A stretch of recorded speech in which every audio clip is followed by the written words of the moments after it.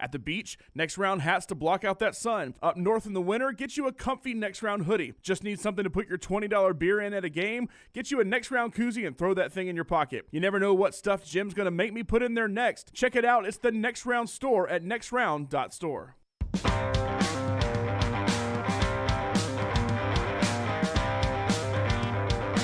Bobby, over in the Vulcan Tire and Automotive chat room, did you guys ever discuss the phantom foul at the end of the Auburn-Vandy game? We talked a lot earlier about the fouls in that game, not the phantom one at the end of the game.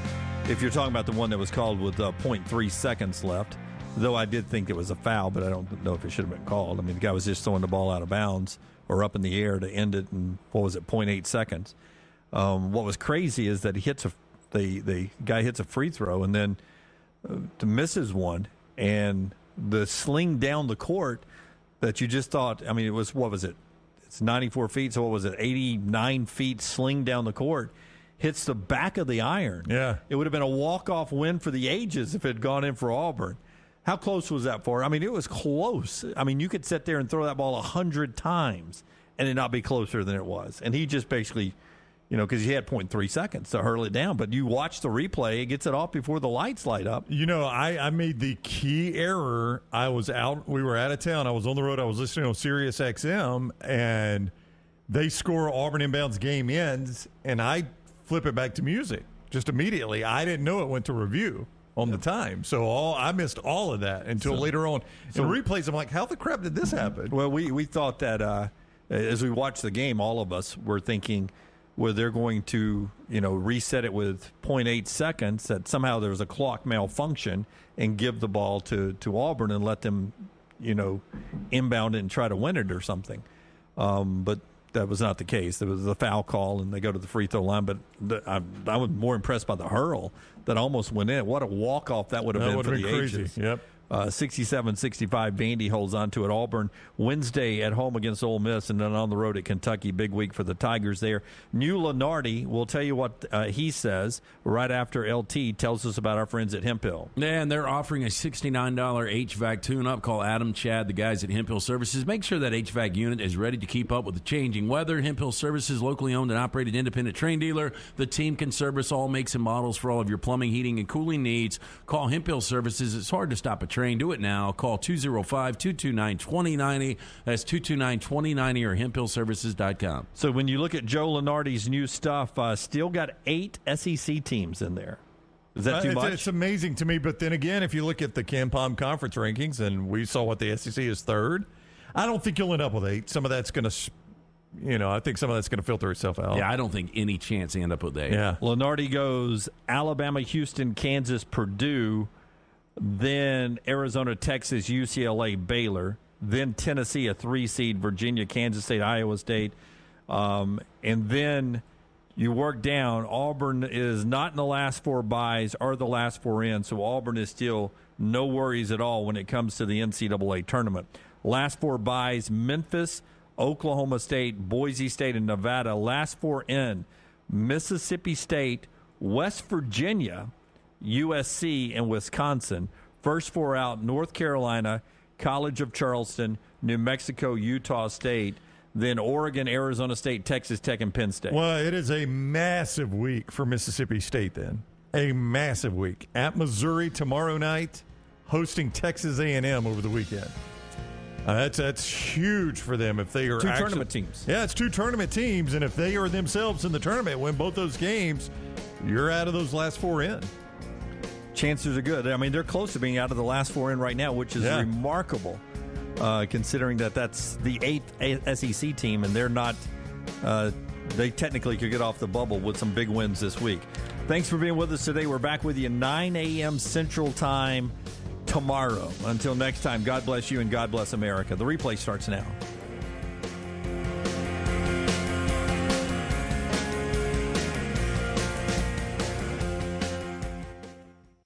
The Double Down Media podcast family is live and full of content for all ages. The Mystery Fifth Hour gives the Next Round host a chance to talk about everything but sports. Pour a glass of Bama and Bourbon, our weekly college football conversation, while sipping on some of the most interesting pours in the bourbon world. And in our Not For All Ages podcast, The Last Call, LT takes off the gloves for in-depth conversations with stars like Taylor Hicks, presented by Redmont Vodka. Find these podcasts and more by searching The Next Round on Apple, Spotify, and on our website, nextroundlive.com.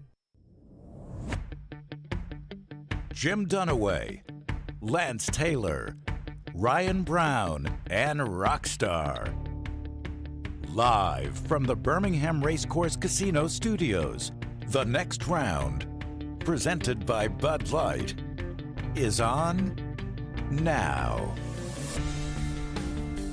One day closer to college football, but basketball's all the talk. That's how we ended the show yesterday. New bracketology out this morning. We'll talk about Auburn in just a second. But we saw impressive basketball last evening. Kansas wins again. Let me just poll the audience here. Kansas wins again. It's almost March. Where do you think Kansas is in the Big 12 standings? I'm going to guess they're right there at the top, Jimmy D. I think technically they're tied with Texas. Texas hasn't played yet, right? Yeah, they may have slipped a half game They're ahead a half of them. game ahead, Yeah. but you know, a game ahead in the win column. Yeah, what's crazy is that Kansas is always on top of the Big 12 standings. We talk about parity, we talk about chaos, how good the Big 12 is this year. But there's Kansas. Kansas is it's like sun rising in the east, setting in the west, or backwards if you're Jared Goff and his time with the Rams. The Big 12 has not been around forever, and they're going for their 21st Big 12 regular season title. And I mean, to show you how good the Big 12 is this year, after Kansas wins last night and beats TCU, they have got a Big 12 longest active winning streak of 5 in a row this year. Yeah. That says a lot. 5 in a row. Because think about it. Alabama just lost their first last week after they started, 12-0? Was that right? They were 12-0 in conference play. That's right. So it's a 5-game win streak for Kansas. They went on the road at TCU last night, who I reminded I didn't like their court. It's got the little frog scales all over it. What a bad luck. But I sent that out last night and quickly got clapped back, even by Taylor Corn, who runs our social media, that remind me how bad you think Oregon is. And I'm like, okay, yeah. Do you think Oregon's worse than FAU? FIU or FAU? No, FAU. FAU's the one. Oregon's the worst. FAU's the one that's got the Oregon theme, but they did it tropical. So it's palm trees and all that. Yeah. FIU has beach where the top half of the court is the ocean, right? And you can't tell when you're inbounds or out of bounds. Oh, you're always in the ocean. You're just in the ocean. You get caught up with the riptide, you dribble out of bounds. That's right. Yes. You do the weekly podcast with former Alabama basketball player Riley Norris. That's right. And he has played in Eugene before, and he said the court, when you're on it, is not nearly as bad as it is when you watch I would imagine that one. In this one, from that view right there, the high 22s, as we say in football, you can't really tell how bad that court is in TCU, but you're watching here on screen 3, the live highlights. It just was like, it just I don't know why we do that to our basketball courts. But for that TCU team, they're back whole again. I thought they had that game won last night, and especially Grady Dick had 19 points, but he didn't score the last 18 minutes. Yeah, I don't know how you said you thought they had them won. They never took the lead in the second half. Now, they were right there on it, and they had an opportunity. I mean, they missed their last 6 shots. That's what and they were point blank. And the really frustrating thing was in the final minute, they missed 2 layups. 2 chippies. Yep. By the way, would have given me the cover. I was the real story, yes. You know what that line went off at? No. TCU 3.5. TCU 3.5, and I gave you TCU plus 1.5. No, I felt great about it, seeing that line move, because there was no reason for that movement at all. Yeah. So if you believe those things we shot down over Alaska and Yukon is people from another galaxy that are coming to take over Earth, there could be some validity to that. The fact that I'm 10 stakes up now, which is a record. That would be a very Dunaway moment. As the world ends and I don't get 1 stake. Dunaway's up 10 stakes. Yeah, you know what I've noticed during this stake run is you're the guy that instigates the stakes. So and that's amazing, because I've always told you I'm never going to say no. But for you to be able to call your shot on some of these doesn't make any sense. Well, it was just a power play yesterday with Kansas. I was like, Kansas is so hot. They're at TCU. I know TCU's whole, but it was one of those. Now, I've lost a lot of stakes, specifically LeBron James in Miami. At Indianapolis. At Indianapolis. Yeah, it was weird. Every time the Heat went to Indianapolis and caught points, Tony was like, how can I lose this one? I mean, it was like clockwork. Every time the Heat was in Indiana to play the Pacers, LeBron and the Heat were getting points. And every time I was like, well, surely they'll win this game. That's right. Yeah. That's what it felt like last night with Kansas. The only thing that scared me is you go back to Kansas when they had their 3-game losing streak and they lost by 23 at home to TCU. Right. That was the only thing that scared me. What were the chances TCU was going to sweep the regular season? But then when I saw the number go from TCU 1.5 to 3.5, I felt really good about it. And then I watched, the beginning of that game. They didn't hit a shot for the first 5.5 minutes. And they ended the game not hitting a shot the final 5 minutes. Yeah, neither team, I think, scored a field goal for a long, long time at the end of the game because in true Jim fashion, that's when I started watching from the 12 media timeout in the second half to the end. I'm not a big first-half basketball guy, I've learned.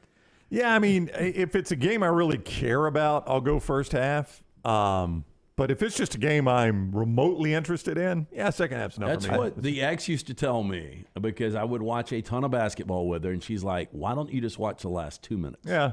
That's all you need to watch. Yeah. Well, I mean, she had a point. She did. I said this a long time ago, and I can't remember if I was on the air with you early in the AM days of us being together, but they sort of do this now in baseball and in broadcast. But I always thought, like the NBA, which really doesn't matter in the first half to me, I always thought they should start their national broadcast window at, say, 7 o'clock Central, 8 o'clock Eastern, with just the second half of a big game.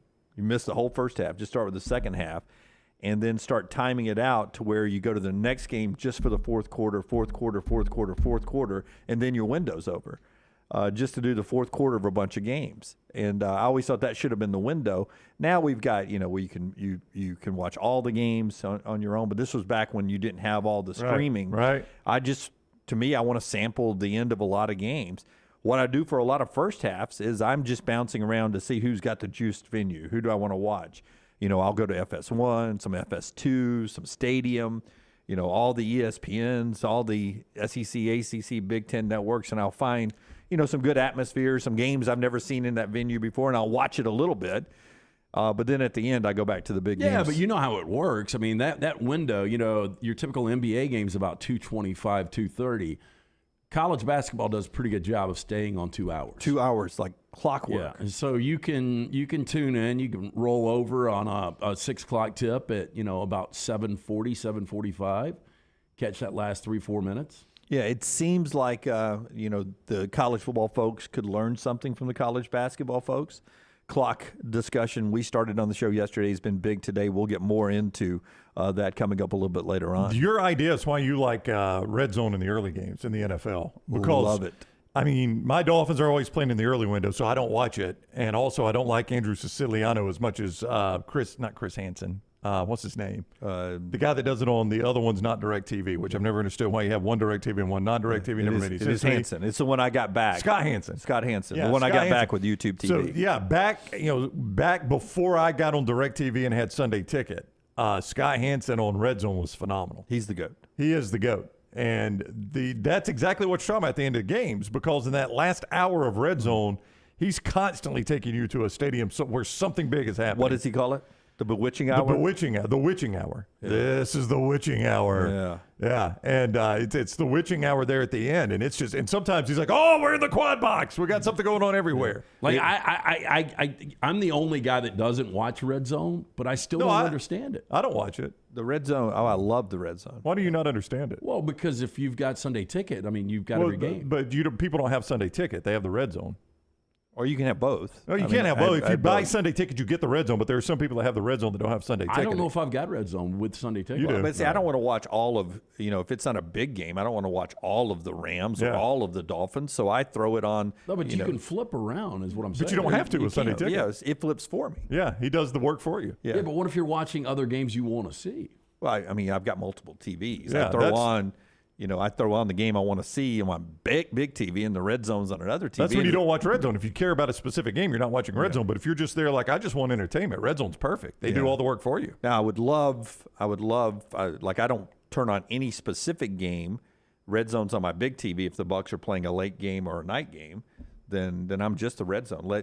You entertain me. I'm not here to work. I'll just let you flip the channels for me. Daniel's right. It's the witching hour where wins become losses and losses become wins. That's what he always says. Yeah. I miss that guy. He does it on the clock. It's like it's 3 o'clock Eastern. Yep. 2 o'clock Central, and that means it's the witching They got hour. graphics and everything. I like to leave it on one of my screens.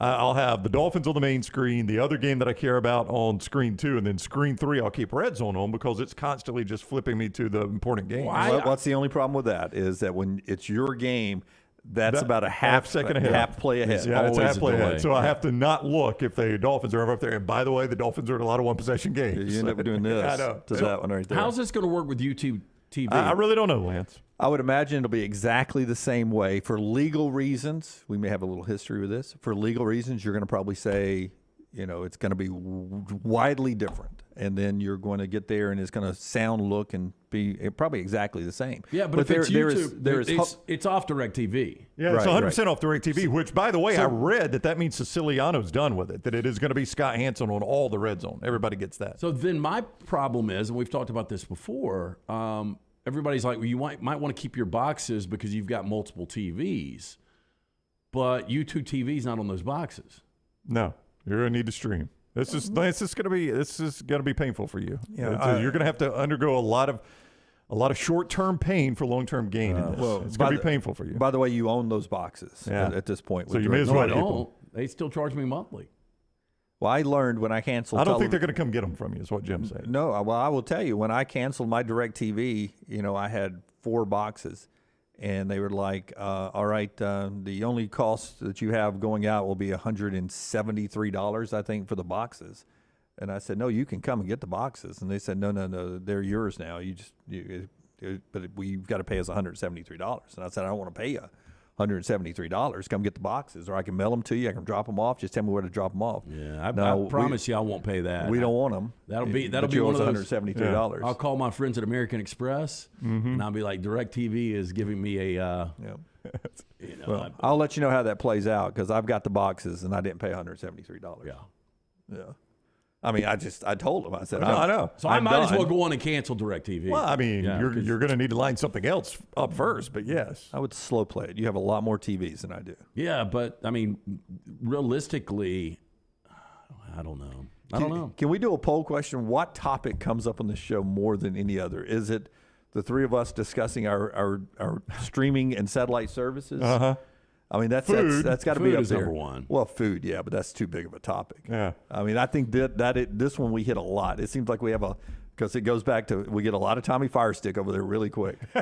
A lot of Tommy Firestick. Tommy Firestick came by. Was He it did. last He week got or some, 2 weeks he ago? came by and said hello. Yeah, he did. He came by. He came by and got some gear. I think I'm just going to bring Tommy Firestick over and just let him. God bless the man, but I think you're probably going to need to do that. Yeah. I mean, you're going to have to buy new TVs. That's going to be your short-term pain. Is you're going to have to buy new TVs. Yeah, I don't think it's going to be that big of a problem. My youngest brother got an 85-inch 2 weeks ago. Oh no, Dirt TVs cheap. are cheap now. Dirt Yeah. cheap. I'm just For saying. like $1,200. Yeah, I'm just saying you're going to have to go buy them. Yeah. No, it's not going to be a problem. Well, I'll It's tell you going to be what, an expenditure. The expenditure is going to be getting them hung. No, that's true. Yeah. Yeah. Well, it should be universal. I mean, you've already got the Brackets up on Yeah, the all you got to do is take one bracket off the back of one and put it on the other, or in your case, have someone else do it.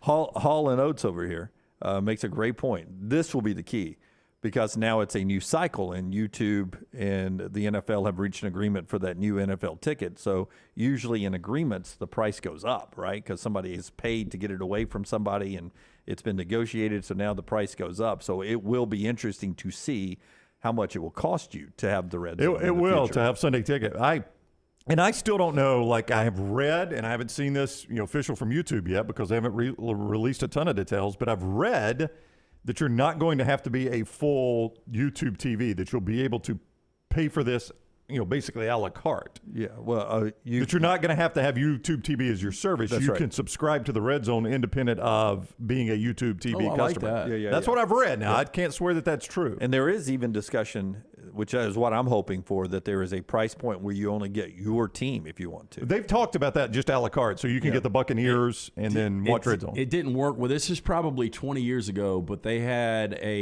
so the NBA is League Pass. They had Team Pass. Right. And so you could just get, in my case, the Lakers. I never did it, but it only lasted a year. So apparently there wasn't much of a market for it. Yeah, we'll see if that all happens. All that off of Kansas basketball. They had a big win last night. Kansas now more quad one wins, and this is the stat I want to get out before LT tells us about our friends at Slice. They've got 14 quad one wins now, and they still have another opportunity in regular season play to get another one. The closest, and I don't know who that is, Brown, but the closest is with 9 wins. That's Purdue, 9-4. 9 quad one and wins. Texas, 9-6. And Baylor, 9. You're going to see a lot of Big 12 teams here. Yeah. And Baylor, 9-7. They get a lot of opportunities, Yep. but 5 more quad one wins for Kansas. So after you tell us about Slice, I'll ask this question. At some point, does it become a discussion that Kansas should be the number 1 overall seed and not Alabama? Is that a discussion? Give me Slice, and we'll talk a little bit about that. Our friends at Slice, we're going to be out there Thursday night. So they've got a new location, the original in Lakeview. It seems like yesterday when they opened that up, but it's been, almost 15 years, I think. So the original in Lakeview, one right down the road here in Vestavia, one in Montevallo, and now the newest location in Crestline Park.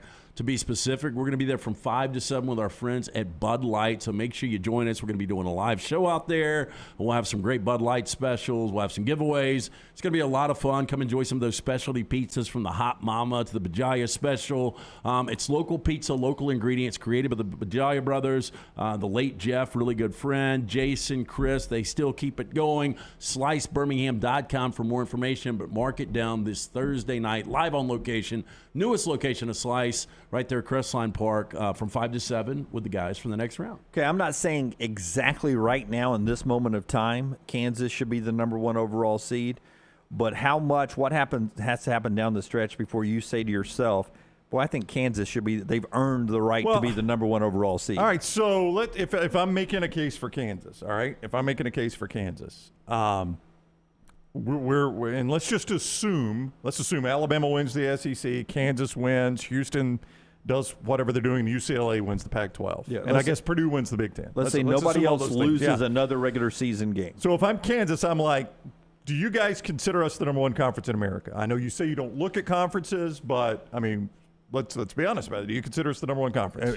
And by a long stretch, by the way, if you look at the analytics, If you look at KenPom, there's a gap between 1 and 2. yeah. So you would say yes to that, right? Yes. Okay. Well, we just won that conference, and last time I checked, and we're going to do this argument right now. I'm not going to be able to add the games up on the fly, but we're 23-5. Alabama's 23-5. Alabama's 23-4. We're 23-5. Alabama's 23-4. All right. Well, you guys like the quad wins. Well, we got 14 of them in quad 1, and we're 4-0 in quad 2. So we've got 18 quad 1 and 2 wins. Alabama's got 14, so we got 4 more. That's pretty close. It is closer than you thought, right? Yeah, that it's is close, yeah. Quad 2 helps Alabama because they're 7-0 in quad 2. No, it's not what I thought. I just like the discussion. Oh, okay, I got you. And here's the other way you Jimmy argue it. Alabama's always like, no, see, here we go. So feed me more. If you're Bill Self, you've got more opportunities for quad ones. If they win out and win their conference tournament, which they will be favored to do, that means they will close the season winning 14 of 15 games. Yeah. And I think they only there's- got one more quad 1 opportunity in that's the at regular Texas. season. Yeah. Yeah, because they've got West Virginia, they've got Texas Tech at Texas, but then they'll get a couple of opportunities in the Big 12 tournament. So if they do win out 14 of 15, you're defending champion. They play in the toughest league. They will be your number 1 overall. So seed. who I do don't they think have? they will be, LT. Oh, I think they will. Who do they have? But I don't think they're going to win out. Yeah. I'll go stake bet right now that Alabama ends up the number 1 overall seed. Well, no. How about this? If Kansas wins out, that would be my bet. So it's not a bet if Kansas doesn't win out. Yeah, but do you think Alabama's going to win out? I doubt it, but I mean, if they do and Kansas wins out, I still think Kansas is your number 1 seed. Oh, I don't think there's any way. If Alabama wins out, how many opportunity Q1 wins do we have? For Alabama, Yeah. you're gonna have to read me their schedule real quick just to remind me. And Well, I'll tell off you if the it's top- Again, off the Kansas top- has got 14 right now. They're going to end up with 17. Yeah, but Brown told you there were 18 and 14 on Q1, Q2. They do a lot of that. They combine Q1 and Q2. Yeah. They do a lot of that. Yeah. And as when you watch them I think Texas Tech and West Virginia are Q2s. Pritchard Law points out somewhere over in the Vulcan Tire and Automotive chat room, when did Alabama lose by 19 at home?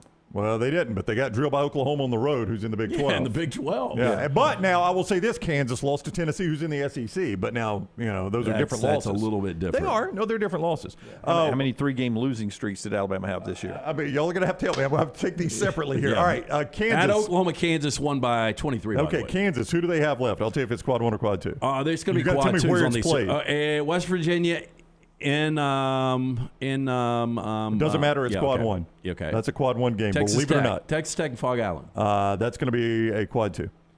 At Texas, we know that's quad 1. That's quad 1. That's all they got left. Yep. They just have 3 games left? We're that far into the season? 2 of those are quad. Jim, it's almost March. Those are all quad 1. Now, West Virginia is borderline. You got to be top 30 at home to be a quad 1. They're 26 right now, but it currently is a quad 1.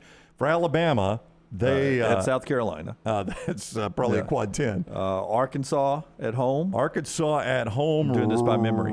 I know you are. Right now, Arkansas at home is going to be a quad 2 for the Crimson Tide, I think. No, hang on. It should be a quad 2. No. It's quad 1. Arkansas is 19th. Yeah, my bad. Go ahead. One more, and then Auburn. So they got Auburn And at Texas A&M, those were midweek, quad and at 1. Texas A&M. Auburn right now is quad 1, but Auburn's 30th.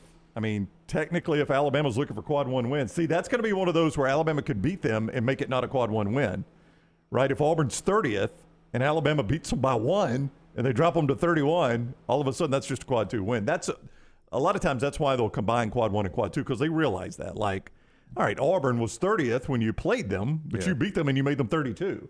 Yeah, honestly, I think Alabama's got a better chance of winning out than Kansas. Oh, they do. All I'm saying is if Kansas wins out with their reputation, I think they will be By the way, number one overall. Texas A&M's quad 1. So, I mean, Bama's got some quad 1 opportunities left. Arkansas, Texas A&M, and Auburn are all quad 1 games. Yeah, this will not – I mean, this bet would never happen if we just betted on if and when Kansas wins out, they'll be number 1. So do you want to do it just on that? Well, I mean, I need to see what Alabama does. Can we go Alabama wins out too? If Kansas and Alabama wins out, Alabama's the number 1 overall seed. It's not going to change. No, I'm with Jim on that. Kansas can't rise up that Okay, much. but and mine overtake both Alabama. went out. Right now, the committee tells us Alabama's number 1 overall. If they don't lose another game, it's not going to change. Alabama's got a tougher schedule down the stretch.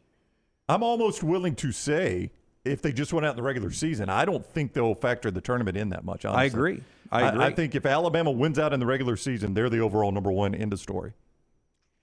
I just don't think they factor the tournament in that much. So you think if Alabama beats South Carolina on the road, Ooh, tough. beats Arkansas at home, Tough. Well, that's beats it. So they're number 19. beats Auburn at home, and beats Texas A&M on the road. Those no are matter- all quad 1. They're going to be favored in every one of those But it games. doesn't. I know. Kansas is too. Kansas will not be favored to Texas. Well, I mean, but favored.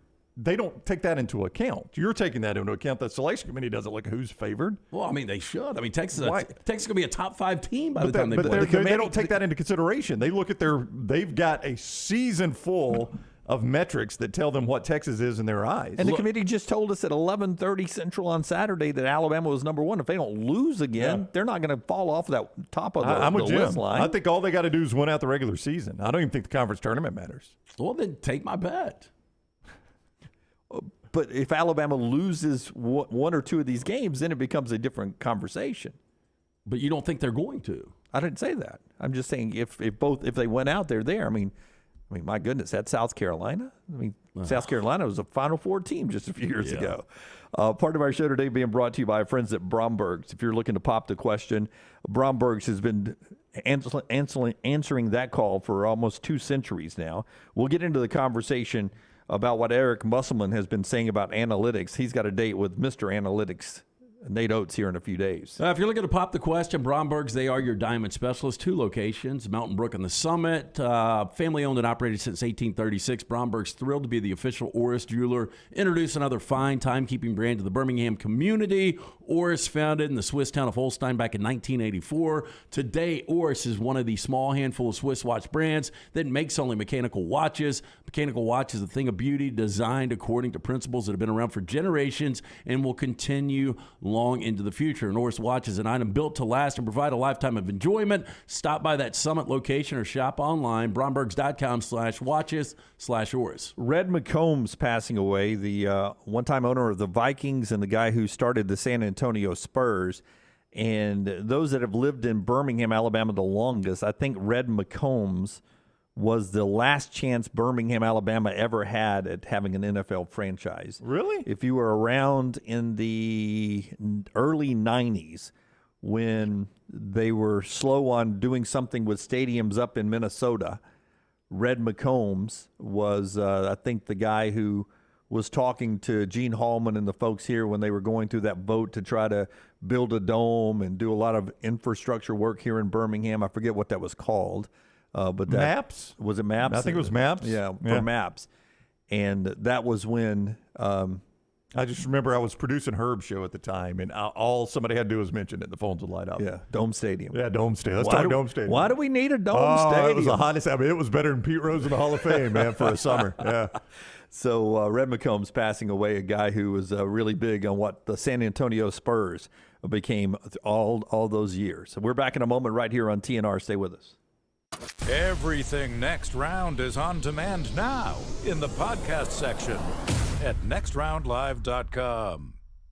It is the season of speed event at Alfa Romeo of Birmingham, and there is no better time to buy or lease a 2022 Alfa Romeo Giulia TI or Veloce model. Now through the end of the year, get 0% financing for 48 months or 1.9% financing for 72 months. Go by and see the great selection and take advantage of the low interest rates while you still can. It's the season of speed event. 48 months, 0% financing. Get into the best car I've ever driven at Alfa Romeo of Birmingham.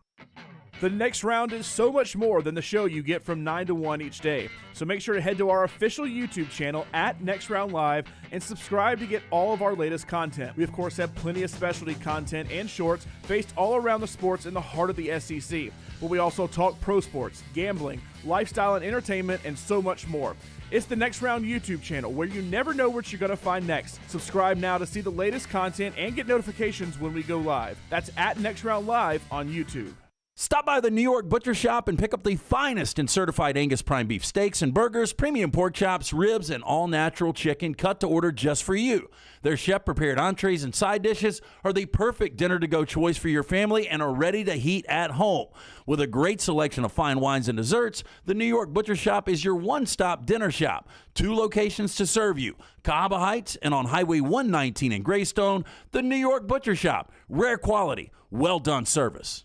Hey, Ryan Brown here from the Next Round. Do you want to help pay for my kids' college and look great while you're doing it? You need to go to the Next Round store. Everything from hats to short sleeve and long sleeve t-shirts, sweatshirts, hoodies, zip-up hoodies, and much more. And we're adding new things all the time. Why would you not want to see my kids get a great college education and look great out in the public while you're doing it? Get the gear we wear all the time on the show, and there's only one place to get it. nextround.store. That's nextround.store. Hey, Lance Taylor from the Next Round to tell you about my friends at Michelson Laser Vision, located conveniently UAB Highlands. Almost 20 years ago, I went in for the procedure. Only took 12 minutes for both eyes. When I went in, I had 20/200 vision. I was legally blind. Now I have 20/15 vision, still 19 years later. Make the call today. Schedule a hassle-free consultation. 969-8100. Dr. Mark Michelson, Dr. Jen Michelson, Michelson Laser Vision. Make sure you tell them the Next Round sent you. 969-8100 or MichelsonLaserVision.com.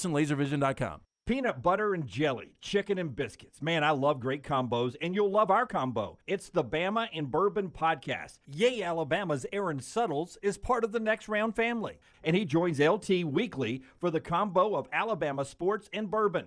Find a new bourbon to add to your collection and get all the inside information on Alabama football and Alabama basketball on the field or off the field, on the court or off the court. It's Bama and Bourbon with Aaron Suttles, only on the Next Round video and audio platforms.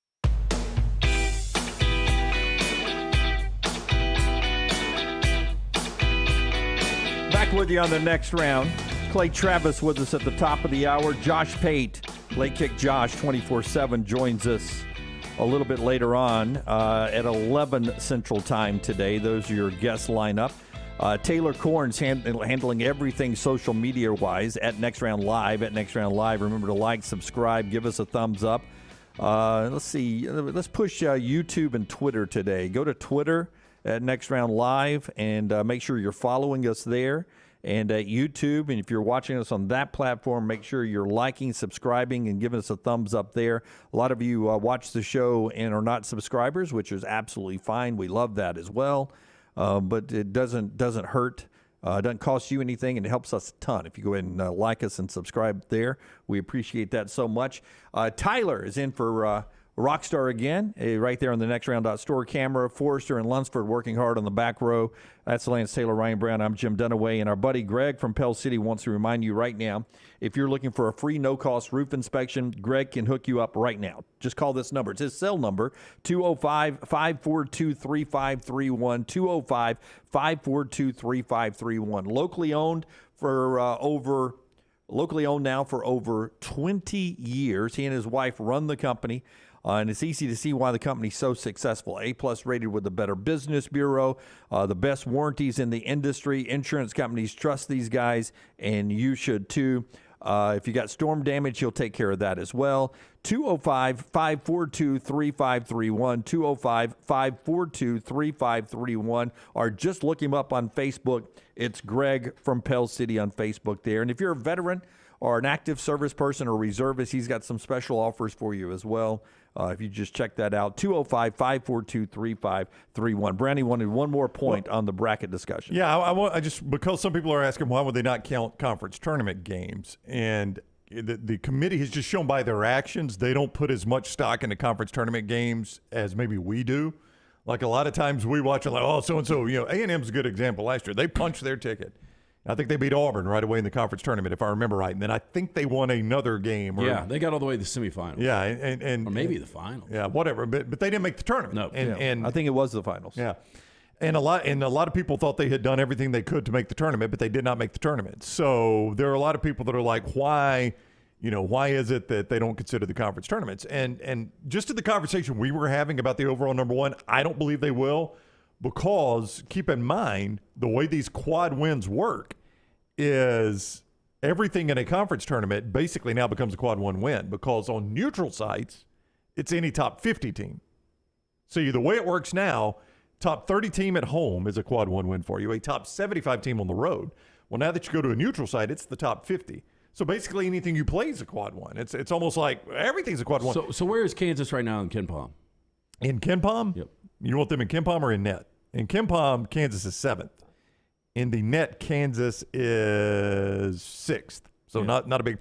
By the way, and I think we end up talking about this, KenPom and the net end up looking a lot alike at the end of the year, by the way. Yeah, much like the College Football Playoff Committee's rankings and the old BCS formula. That's right, yeah. So why do you ask where they are? I was just asking. Okay, I think Kansas gets the benefit of the doubt a lot. Not only are they the defending champion, but this is an iconic brand. Oh, it is, absolutely. Bill Self, one of the best X's and O coaches.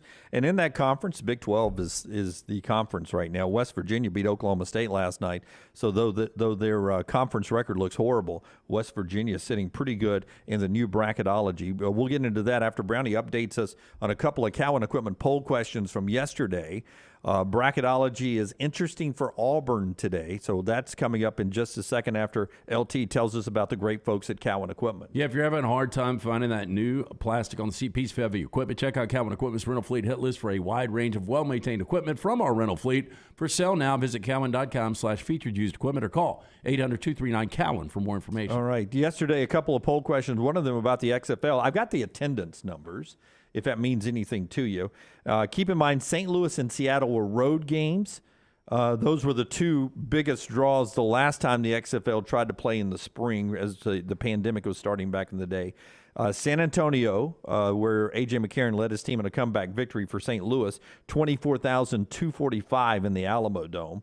At Houston, 12,784. In D.C., 12,438. And in Arlington, 12,047. So a little over 12,000 for three venues, double that for the Alamo Dome St. Louis San Antonio game. But keep in mind, the two best attendance franchises, St. Louis and Seattle, both had road games in week one. That from the XFL. How did our folks Do they watch the XFL or Yeah, not? I still don't have TV numbers, Jim. They can't be good. No, the holiday's going to affect it. Don't forget, yesterday was a holiday, so that will probably slow it down. I may get them today. But in our Cowan Equipment poll question, those people, they voted not to watch that. I think we rolled at about 63% that said they did not watch any of the XFL in the opening weekend. There were some people that said any football is better than any basketball. I know you guys don't agree with that. 64% did not turn it on. 31% watched part of the game. 5% watched the whole game. Yeah.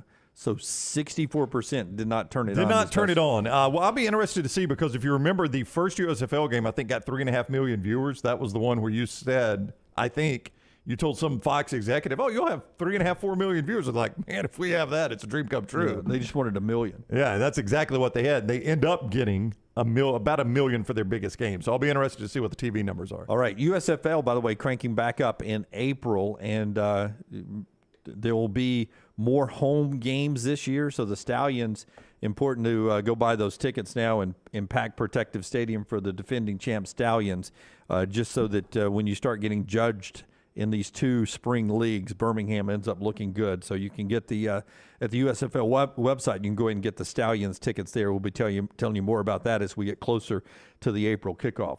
Let's get back into basketball here and what bracketology is saying about Auburn today. My friends at Field of 68, I read that every morning, they also do a bracket.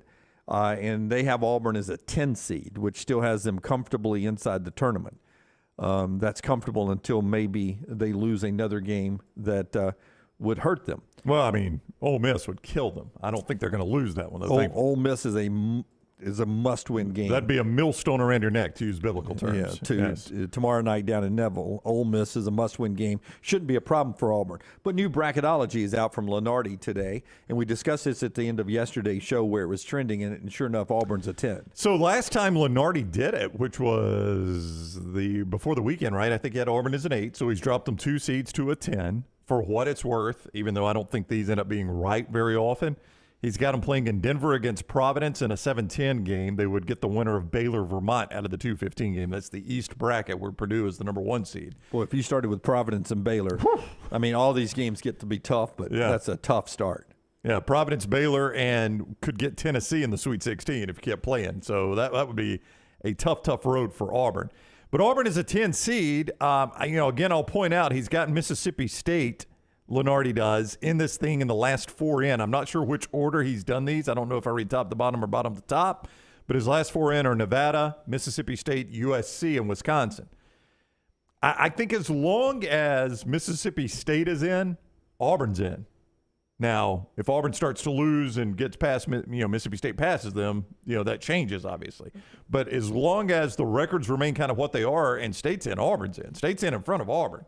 Auburn's in front of State. It should be. I think Auburn's got better wins. They beat Mississippi State straight up in their one meeting this year. Yeah, State's got TCU and Marquette. That helps them. No, it does. But, those are their only quality wins. But, this is an Auburn team that's lost 6 of 8. So even if they get this Ole Miss game, they lose the final 3 games, they're out. There is no chance they get it. Yeah, it's going to be tough. Well, they are a team that the Field of 68 guys called it a bubble mess if they were to lose to Ole Miss coming up. In fact, it would be one they would need a lot of wins in those 3 Q1 games down the stretch. So an interesting place to find Auburn. Yeah, first 4 out, North Carolina. Is right there in that situation for Lenardi, which I don't know how they're in. They're out on the Field of 68. Well, they are too here, first 4 out. Yeah. Now they're knocking on the door. But this is a team that there may be the first team ever to go from number 1 to not in the tournament. It is very, very hard to do that, obviously. Never happened since the tournament expanded. And North Carolina could be the first team to do that. Preseason number 1, 2 out of the tournament. The last 4 byes are Memphis, Boise State, Oklahoma State, West Virginia. So those are the teams. But Mississippi State, he's got them right now playing in Dayton to get in this thing. I remember in the middle of the season, some North Carolina fans talking about, this was last year, Hubert Davis is not going to work out. And then they got hot. And they obviously, they go to a Final Four. But this is a team, and actually they played for the national championship. But now where they are right now, if they're not to make the tournament, do you guys think there's a little bit of a hot seat next year? It's so weird with Hubert Davis because in 2 years you would have to say his Final Four run is the outlier of his coaching career. Now, his coaching career is very short. It's 2 years. But I guess my point, Lance, is Hubert Davis basically the 500 coach that we have seen outside of the Final Four run, or is he the Final Four run coach? Which one do you think he is? I would say this is more Hubert Davis. I mean, I don't think you fire him right away, but I mean, I do think he's probably got to be on the hot seat. Don't you, Dunaway? I mean, if I just look at it, and say, the guy ended Coach K's career twice, Ed Cameron, and then last year in the Final Four. So I think he has a little bit of he a does. runway I'm just here. saying next year, how interesting does it get? I think it gets very interesting. Again, when you're the number one team to start the season, the expectation was a national championship this year. Yeah, he's now. I called him a 500 coach. That was a bit of an overstatement, obviously. He's 45 and 21, 23 and 13 in conference. So that's a little better than 500. But, the Final Four run changes a lot of that. One more thing on Lenardi. I don't know if you guys would like or dislike this for Birmingham, but his projection for Birmingham is Alabama, obviously, against a play-in winner. In that same bracket, NC State and Memphis. I think you'd get a decent crowd for those two teams. And then the other games would be Houston as a 1 seed against Texas A&M Corpus Christi, and then A&M and Rutgers. That's not terrible. I mean, 2 1-16 games suck. Yeah, what kind of crowds do you get for those 116? Well, with Alabama, you get a big one. I think Probably so, still to yeah. join out with Alabama. Houston, I don't know. I guess a pretty good crowd. Keep in mind, it's session tickets too, so you get everybody's fans in there. But the Alabama session would be sold out because, you'd have Alabama, NC State, and Memphis fans in there. Evan says over in the Vulcan Tire and Automotive chat room, 4 great locations, tire service, bumper-to-bumper service, including our friends in Pell City, the newest Vulcan Tire and Automotive store. Evan says North Carolina hoops this year reminds me of Alabama football in 2000. Started ranked high, number 3, finished 3-9. A lot of comparisons to North Carolina and the 2010 team coming off a run to the 2009, won the national championship in football. 2010 had a lot of people back and was underachieving. This North Carolina team was a national runner-up, and they got 4 of their 5 starters back. So a lot of comparisons there with North Carolina basketball this year. A lot of people in the Vulcan Tire and Automotive chat room says the number 1 overall discussion is pointless, that Kansas is going to end up in Kansas City regardless. Alabama's going to end up in Birmingham regardless. So it really isn't that important whether you're the number 1 overall seed or on the one line. Those two are going to have pretty sweet first-round destinations there. Well, real quick, though, I think the fact that you can choose your next round is the big part. Alabama's probably going to be in Birmingham whether they're the overall number 1 or not. Right. They're right. Yeah, but there's no way Kansas City would choose Louisville, right? No, that's what I'm saying. So Alabama could choose Louisville. That way you're not playing Kansas in Kansas City if they were a 2. Now, if they're both 1s, that doesn't really matter. And we'll get to more basketball talk later on. Clay Travis at the top of the hour. Let's get interesting when we come back, a little away from all the metrics of basketball and everything. Katie Couric sends out a sort of a newsletter every morning of some big stories, and there have been some fact-checking on one of the more iconic entertainment figures of all time, what is true and not true about a couple of Elvis Presley stories that have always been out there, including did he really die on the toilet? And did he once take a private jet just to pick up a sandwich in another city? Okay. Those are 2. I'm going to say, I don't know for a fact. He died on the shitter, but he did not take a private jet to get a sandwich. Teasing ahead, we'll get into all of those when we come back. The show being brought to you in part by our friends right there at Gutter Cap. C. Stu, a guy who is a big fan of helping you protect your biggest investment. Most people's biggest investment is what? Their home. Gutters can save those homes. Yeah, man, you need those gutters clean and free-flowing. The answer is Gutter Cap. It's a patent aluminum cover system. It fits over the existing gutter. It will keep debris out, eliminate gutter cleaning forever. It's back with a lifetime warranty. Cap it, don't snap it. Call today, 205-823-2212. Ask Chris Stewart for the 2023 special for the next round viewer and listener. Never get that dangerous ladder out. Again, 823-2212 or guttercapbirmingham.com. Follow Rockstar on Twitter @RockstarBHM.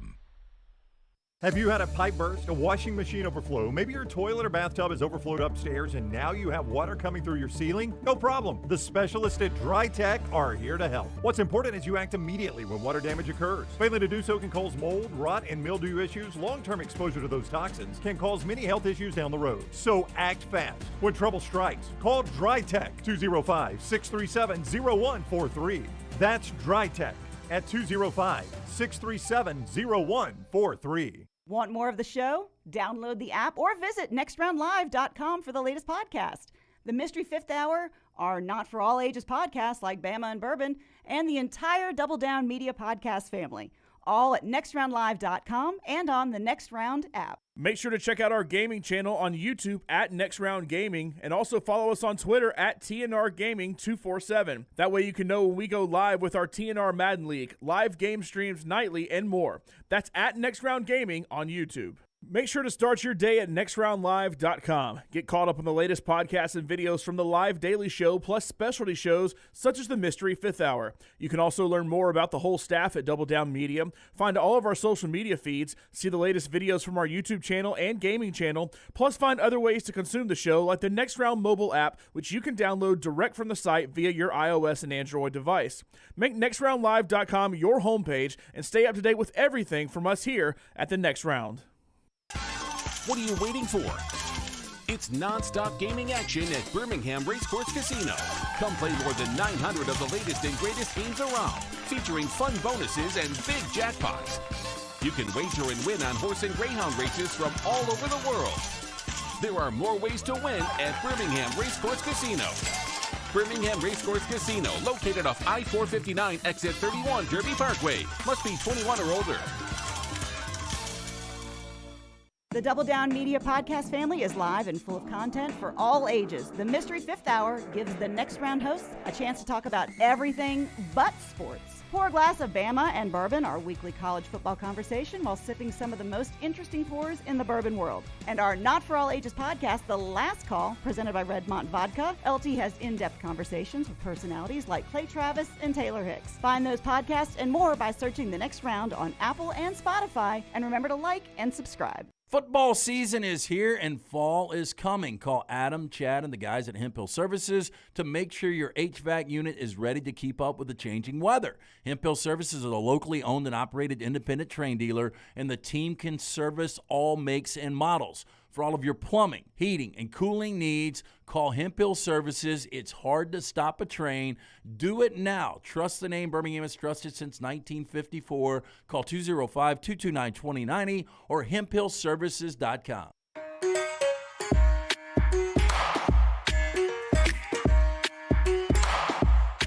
Senior Bowl tweeting out today, congratulations to John Mitchell, longtime coach, a Williamson High School graduate down in Mobile, played at Alabama, and then in the 1973 Senior Bowl. He has coached for 50 years, most of it in the NFL, the last 29 seasons with the Pittsburgh Steelers. I mean, are they loyal to coaches or what? And it's not just head coaches, man. Those assistants go for a long – now, Johnny Mitchell is a very well-respected coach. So right. I'm not suggesting they stuck with him when they shouldn't have. They certainly should have. But it's just crazy how long they keep coaches there.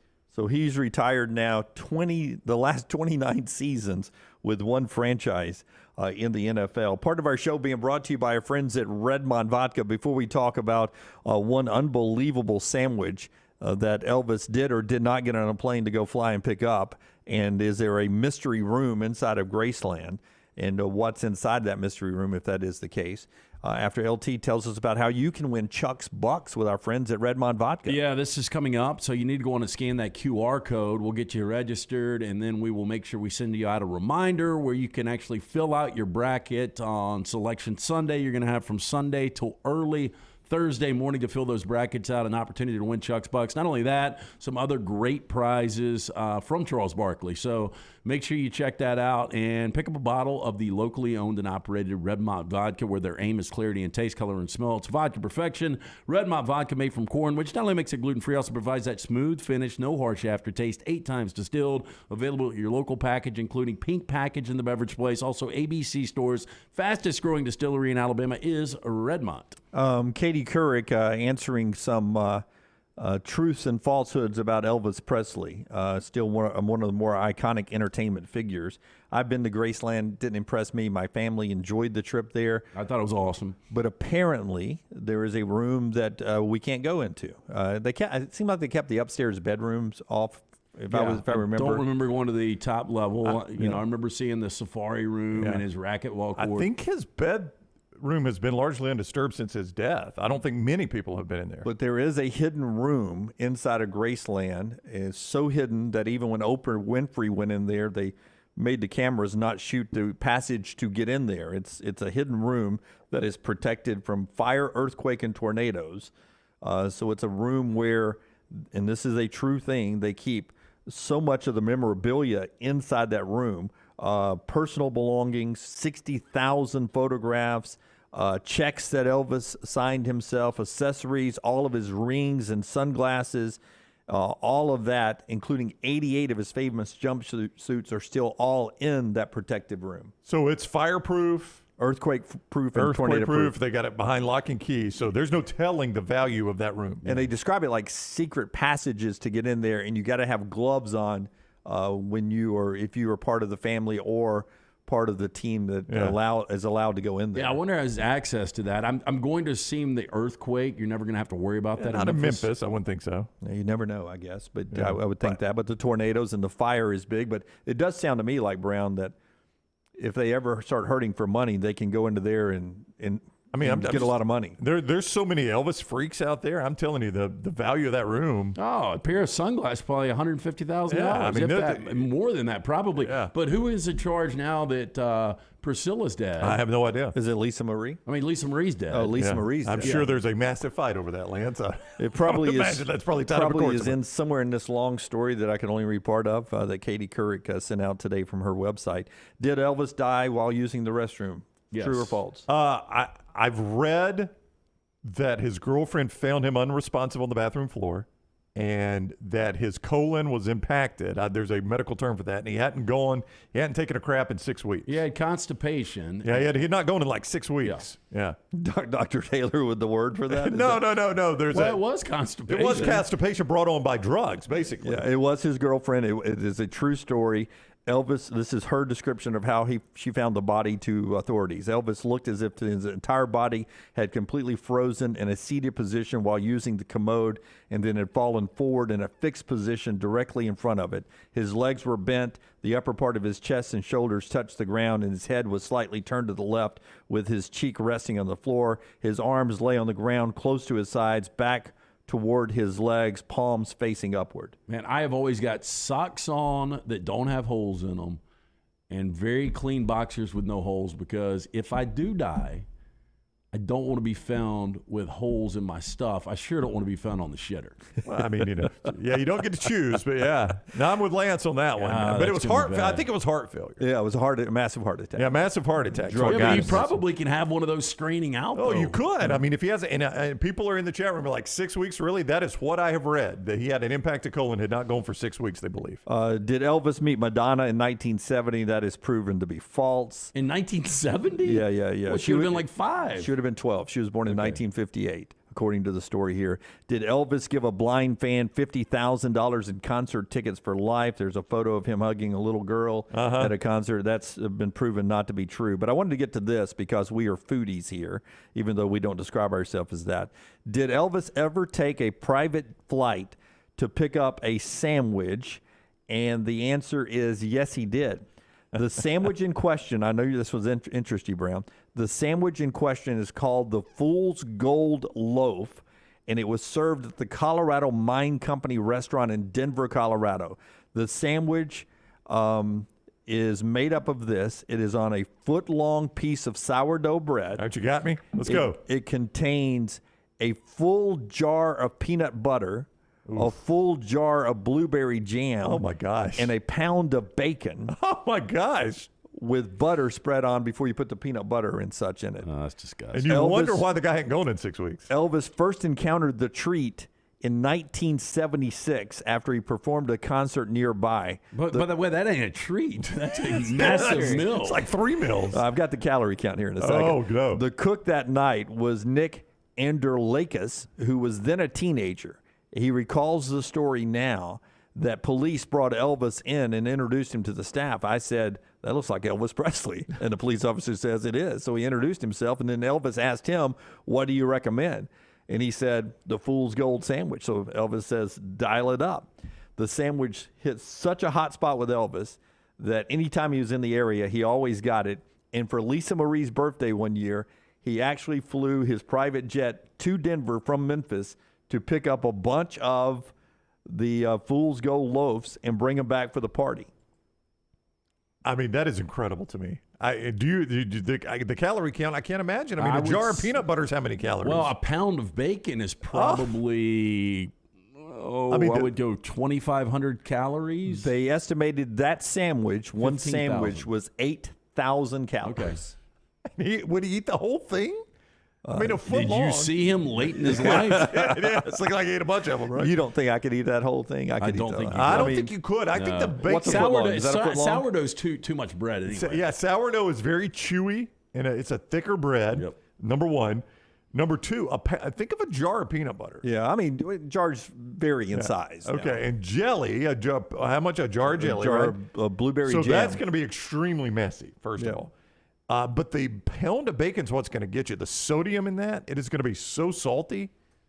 I don't think you could. I love a good peanut butter and jelly sandwich, though. I know you do. I mean, a week but does not with go damn by. bacon on it.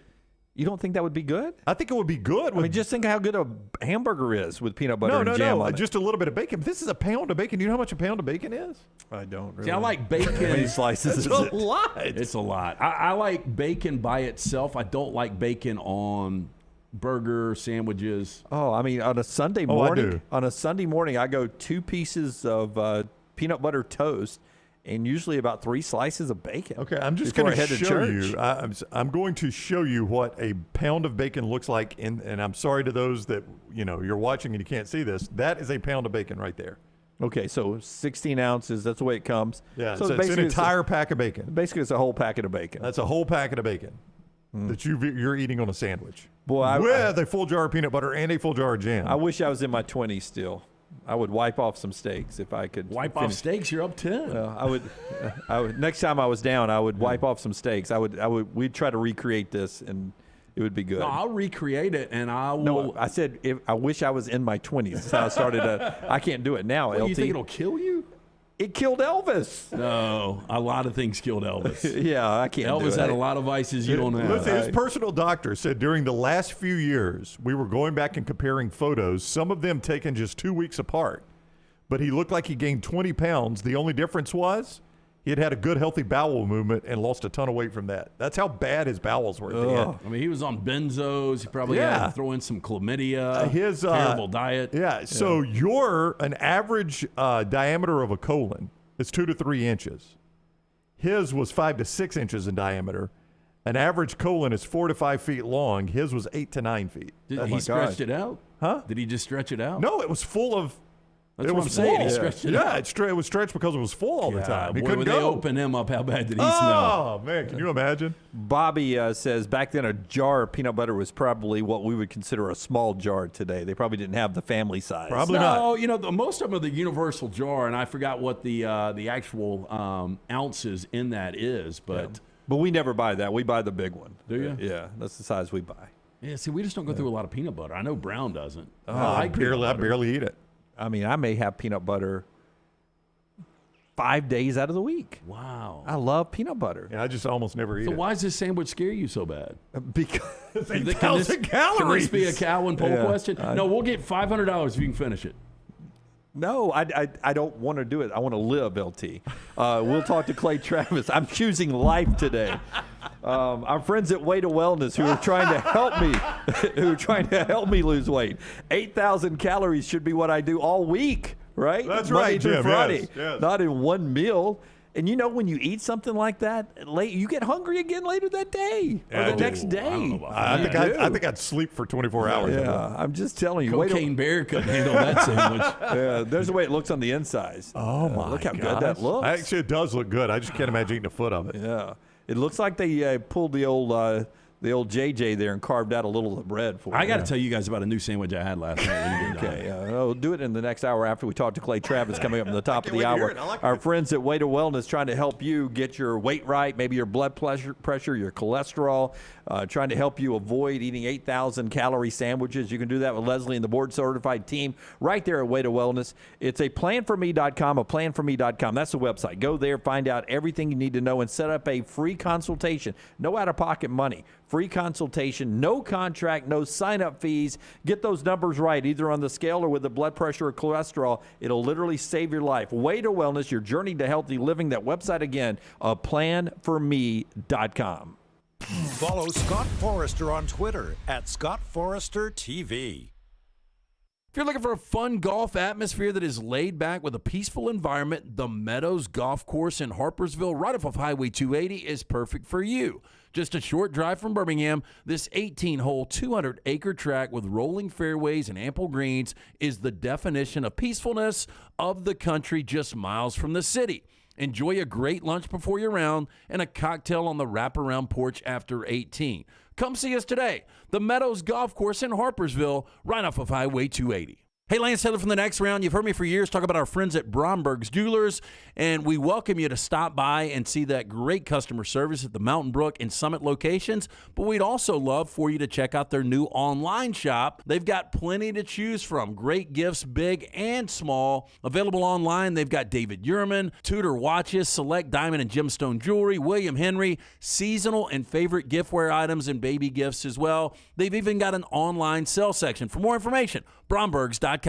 The Double Down Media podcast family is live and full of content for all ages. The Mystery Fifth Hour gives the Next Round host a chance to talk about everything but sports. Pour a glass of Bama and bourbon, our weekly college football conversation while sipping some of the most interesting pours in the bourbon world. And our Not For All Ages podcast, The Last Call. LT takes off the gloves for an in-depth conversation with stars like Taylor Hicks, presented by Redmond Vodka. Find those podcasts and more by searching The Next Round on Apple, Spotify, and on our website, nextroundlive.com. You want to look great while supporting your favorite show? You know the place to go is the official Next Round store at nextround.store. Yes, there are .store domains, and we have one. From shirts to hoodies to hats and all kinds of fun stuff, you can rep the Next Round anywhere you go. At the beach, Next Round hats to block out that sun. Up north in the winter, get you a comfy Next Round hoodie. Just need something to put your $20 beer in at a game? Get you a Next Round koozie and throw that thing in your pocket. You never know what stuff Jim's going to make me put in there next. Check it out. It's the Next Round store at nextround.store. Hey, Lance Taylor from the Next Round to tell you about my friends at Michelson Laser Vision, located conveniently UAB Highlands. Almost 20 years ago, I went in for the procedure. Only took 12 minutes for both eyes. When I went in, I had 2200 vision. I was legally blind. Now I have 20/15 vision, still 19 years later. Make the call today. Schedule a hassle-free consultation. 969-8100. Dr. Mark Michelson, Dr. Jen Michelson, Michelson Laser Vision. Make sure you tell them the Next Round sent you. 969-8100 or MichelsonLaserVision.com. Hey, Lance Taylor from the Next Round to tell you about our friends at Gutter Cap. Gutter Cap's that patented aluminum cover system that fits over most existing gutters to keep out debris and eliminate that gutter cleaning. It's backed with a lifetime warranty, almost 20-year service record right here in Birmingham. Stay off that dangerous ladder forever. 45% off the retail price now if you call GutterCapBirmingham.com. Call my good friend Chris Stewart now, 205-823-2212. Cap it, don't snap it. It's Gutter Cap. Jim Dunaway, Lance Taylor, Ryan Brown, and Rockstar. Live from the Birmingham Racecourse Casino Studios, The Next Round, presented by Bud Light, is on now. Clay Travis right here. A reminder, Friday, we're up in Coleman, JohnsonRVCenter.com, JohnsonRVCenter.com. More on that and why we'll be up there coming up in a moment. But let's talk to Clay about everything going on in the sports world, Brown. We'll do that right now. Clay with us on that hotline, JohnstonRVCenter.com hotline. He is the founder of Outkick, at Clay Travis on Twitter, and he joins us now. What is up, Clay? How are you? Doing well. How are y'all? Doing amazing. We just spent a segment talking about Katie Couric, apparently, for some reason, is blowing up some Elvis falsehoods. Yeah, some Elvis falsehoods, like what he did or didn't do in his life. He's a fascinating character. And I don't know why we spend so much time talking about it, Clay, but the guy couldn't go to the bathroom at the end of his life, and that's just got to be a terrible way to live. Well, I think it leads to death. I didn't know that specific aspect. But you know what's crazy? One is that Katie Couric has decided to spend her time talking about Elvis today. But two, that we're following the lead. Wasn't Elvis only like 42 when he died? I mean, he was not a very old guy. That is a true statement. 42 years old. I mean, think about how much career and money he had left. I mean, that's what I'm saying. I mean, I'm older than Elvis. I'm 43, and I don't feel, particularly that old. So yeah, I mean, when you consider the length of many of these star post, prime retirements, I don't want to say retirement because they continue to work, but I mean, he could have easily gone for another 4 decades if they could have managed to keep him somewhat healthy. Yeah, I mean, he'd be in his late 80s right now. I mean, I mean, Tony Bennett is older than Elvis, right? And he has still been touring for decades post Elvis. Because I always like to think about what would Elvis be doing right now if he were still alive? Now he's in his late 80s, but for the last 20 years he would have been doing a residency in Vegas and selling it out all the think he's not much older than Joe Biden. Is the way to kind of absolutely. Yeah, and I I think of Kurt Cobain. Like if Kurt Cobain had not killed himself, what would he be doing right now? I mean, what would his music career look like? It's just I don't know. It's a weird thing to think about. Yeah, there's no doubt. And obviously the downside of that is one of the things that makes them burn so white hot is sometimes the same thing that leads them to early demise. So Dunaway was not impressed when he went to Graceland. I actually was. It was the only thing I like about Memphis. I mean, they've got some pretty good rib joints there, the original Gus's Chicken. But outside of that, I'm not a big fan of the city of Memphis. But Dunaway was underwhelmed. Have you ever been to Graceland? Yeah, Laura wanted to go when we first started dating, my wife, and I had never been. So it's probably been 20 some odd years since I went to Graceland. But you mentioned Memphis, and it's kind of I enjoy it. I thought it was pretty cool. But you mentioned Memphis. When I was a kid growing up, Nashville and Memphis had big rivalry, right? As many as two cities that are in the same state sometimes do. And I don't remember the last time. I mean, it's probably been 20 years since anybody mentioned any kind of rivalry between Memphis and Nashville. It's like if you have the ability to leave Memphis and can work anywhere remotely, it's like everybody has decided to leave. I mean, that city, I feel so bad for the people there. But in the last 20 years, it's just been one disaster after another for there. And we have, in my neighborhood, tons of people from Memphis who were just like, I can't live there anymore. I don't feel safe with my family. And Memphis is rapidly becoming one of the, for big cities, least safe places in the entire country. And if I just think about it from, the 1980s, for instance, when I was growing up, I mean, that was a major rivalry point into the early 90s. And then Nashville just basically, hit the full gas throttle, and nobody even mentions the idea that there might have even been a rivalry between two cities now. Clay Travis is with us as we get ready to flip the calendar to March. A lot of basketball love going on in our state with Bruce down at Auburn, Andy at UAB, and, of course, Alabama, the number 1 overall seed right now. Clay, the discussion to maybe the NCAA to expand to 90 teams for March Madness, the one thing I brought up was what does that do to the bracket and what everyone fills out, whether you're working in an office, business office, or when you were in college or high school, everybody seemed to fill out a bracket. And if we go away from the 64, 68, I guess, with the play-in games, which sort of has delayed the bracket phenomenon a little bit, what do you think it does to the bracket? And is that something the NCAA and the powers that be should be worried about, that specific bracket that everyone seems to get involved with in the office place?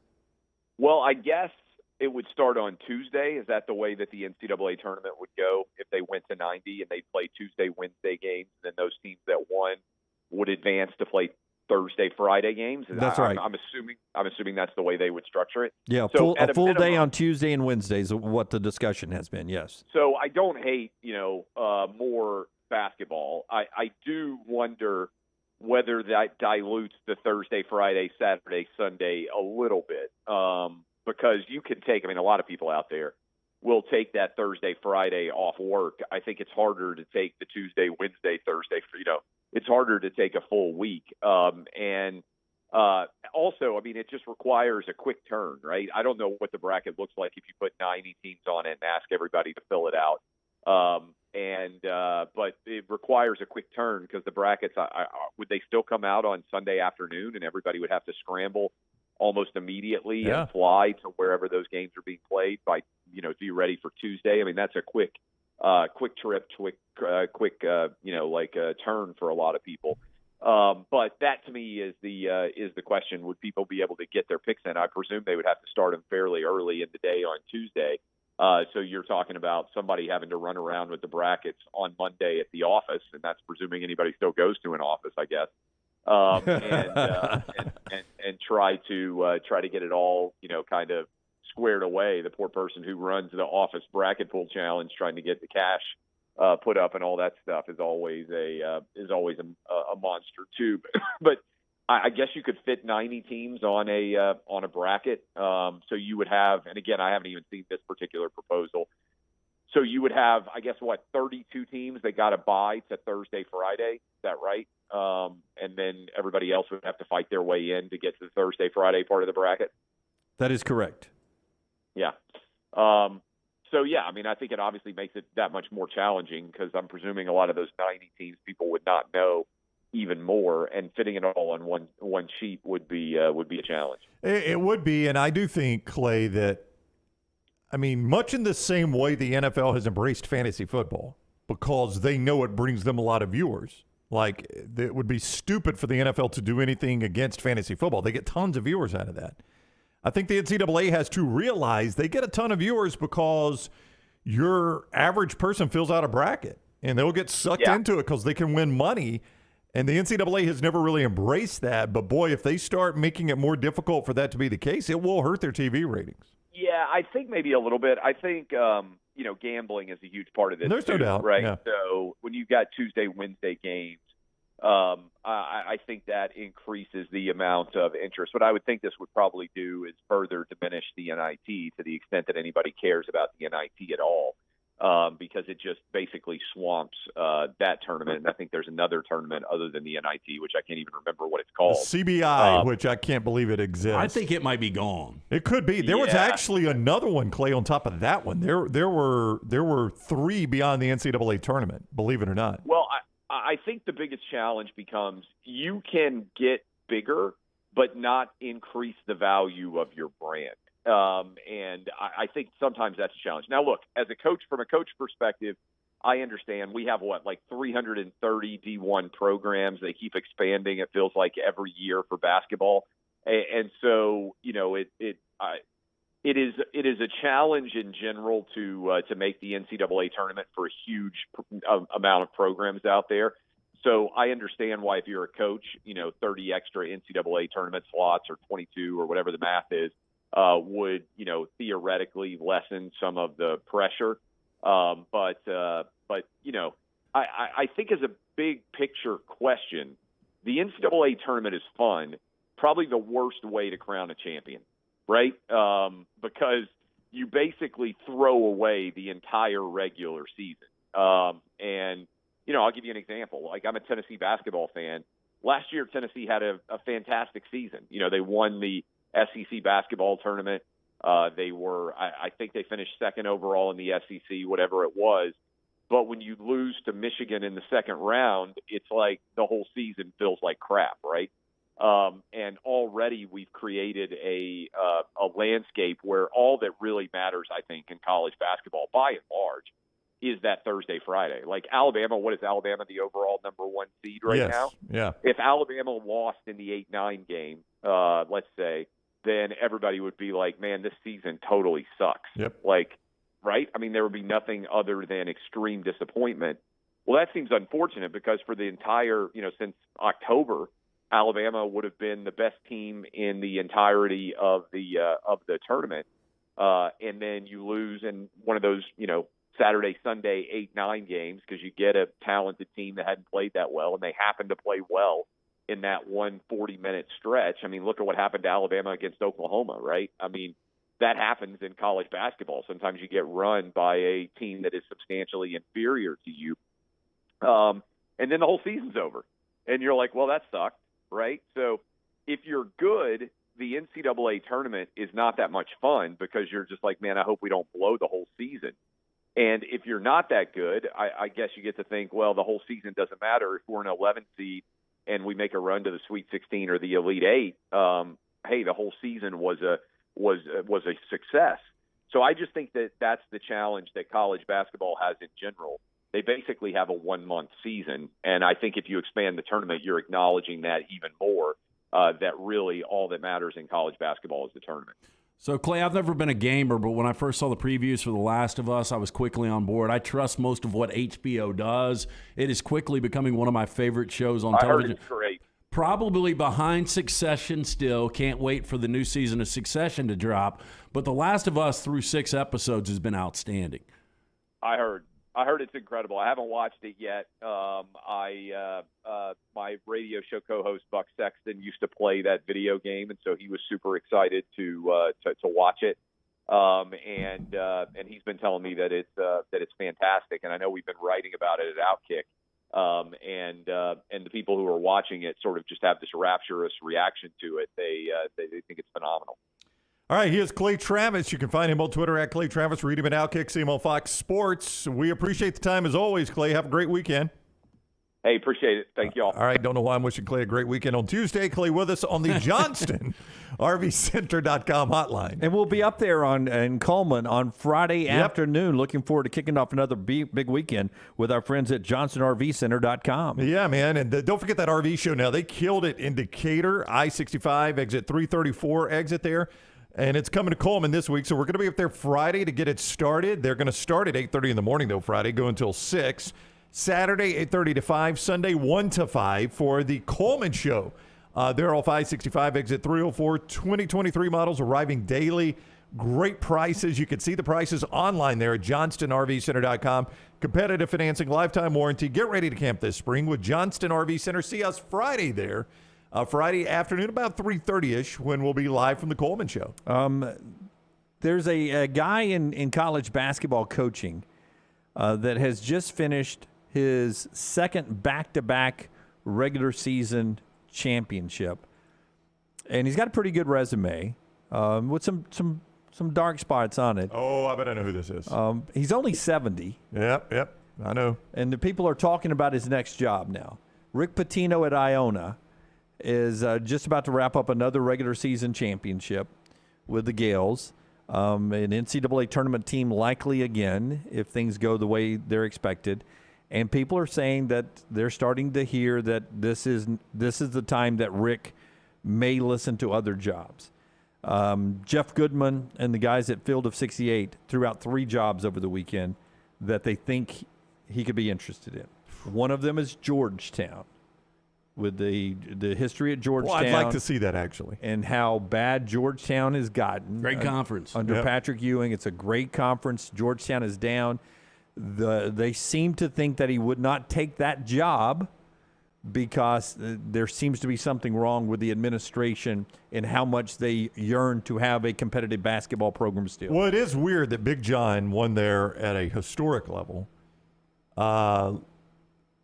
JT3 took them to a Final Four and another Elite Eight or something like that. Maybe he got off to a really good start, but then it fell apart. But you've heard nothing from them since then. I mean, Patrick Ewing has been awful. Really, really bad. St. John's, right there in New York, our buddy Mike Anderson, there's buzz that he could lose his job this year. Yeah, and Mike Jarvis did a pretty good job there. Luke Carnesecca was the bar, though. That's right. We're going back to the old Big East days now. But, a Final Four team with Chris Mullin. I mean, Walter Berry. I mean, they had some really good teams back in the day. I don't know what their infrastructure is like for basketball now, though. But, we've seen Pitino in the Garden over the years. That would look familiar, him coaching in New York.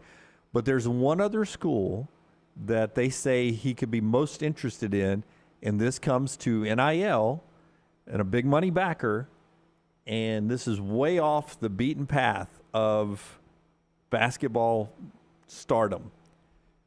USF, South Florida, because the Outback guy, the guy that owns the Outbacks and all those other restaurants, Right. I think the same guy the same company may own Hooters and all of that too.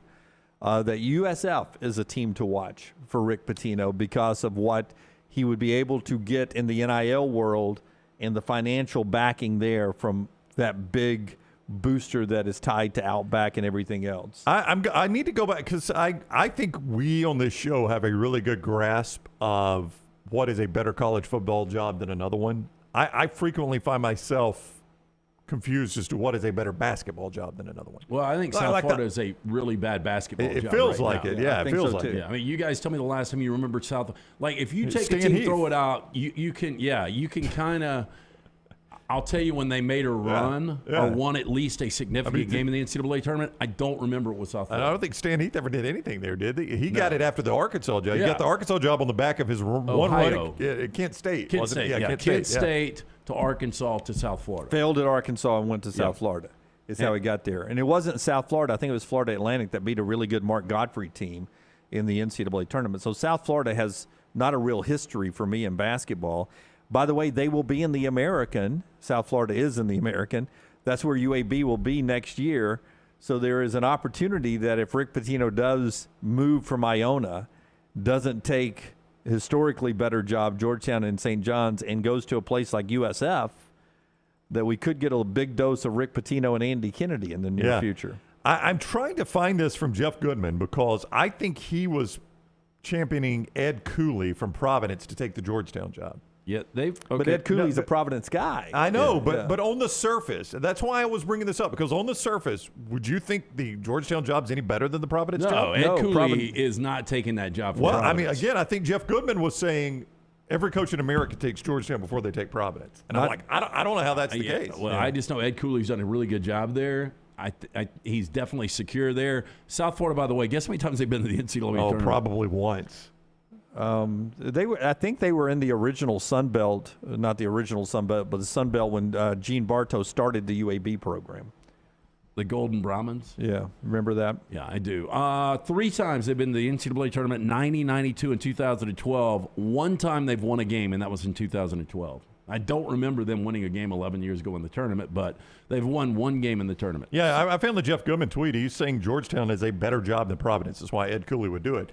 So I look at that from Birmingham, and I'm like, how's that the case? Yeah. I mean, how is Providence? They've actually got a really good history themselves. Yeah, I like their They play in the Dunkin' Donuts arena. I was about to say it used to be the Dunkin' Donuts arena. I don't think it is anymore, but they have a really good home court advantage there. Yeah, and they're right now a 7 seed in bracketology today. Something has got to be broken at Georgetown. Like, I would like to see Rick Pitino take it because I think Pitino will cheat his tail. Well, I mean, really, you don't even have to cheat anymore. Yeah. What with the stuff he's doing, by and large, is legal. Yeah, I mean, I think prostitutes on campus are frowned upon still. They're still going to frown upon that, Lance, but I don't even think you have to go to those lengths anymore. Well, I'm cheering that he goes to USF because, the American is supposed to be an upgrade in basketball from what we've got in Conference USA. But as I look across the board, you do have Memphis, so that'll be exciting to have that rivalry with Memphis. SMU is usually okay. Temple has some history. Tulane, Tulsa. But other than that, it's a lot of the same teams you're used to playing. Charlotte and ECU and FAU and Navy, UNT and Rice and UTSA. So having the Memphis rivalry back for Andy and UAB and then getting a little Rick Pitino at USF would make that a lot more interesting. I saw some chatter, though, that if Memphis misses the tournament, and they are very much on the bubble right now, that if they miss the tournament, that it could be it for Penny. Ooh. I know this is year 4, Lance, and he's made one NCAA tournament, and he was one and done. And he won one game, went to the round of 32. Yeah, and should have actually beaten Gonzaga. Excuse me, it's year 5. Year 5, and he's made one NCAA tournament. I mean, Memphis expects more than that. Well, so does Georgetown, and Georgetown is stuck with Patrick Ewing since 2017. Yeah, but I mean, would you, if you were Memphis, would you hire Pitino? Yeah. I mean, if it came down to Pitino or Penny Hardaway right now, yeah, I would take. I'd like. I mean, if I can get over hiring Rick Pitino, I would take. It surprised me that Pitino was only 70.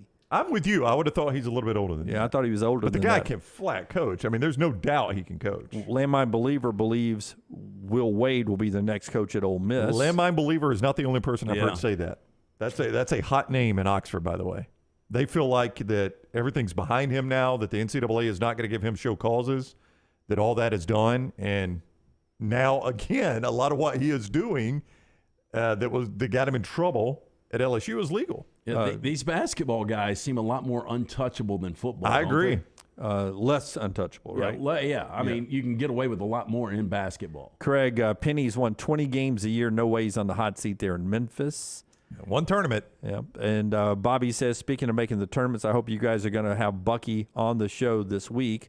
I don't know about this week, but we mentioned yesterday how they were trending towards a 15 seed, and they have won 20 games back-to-back seasons for the first time since 1999 and 2000 when Jimmy Tillett took them the back-to-back NCAA tournaments. Football schedule out for UAB. We'll get to that in this segment right after LT tells us about our friends at Precision Sports.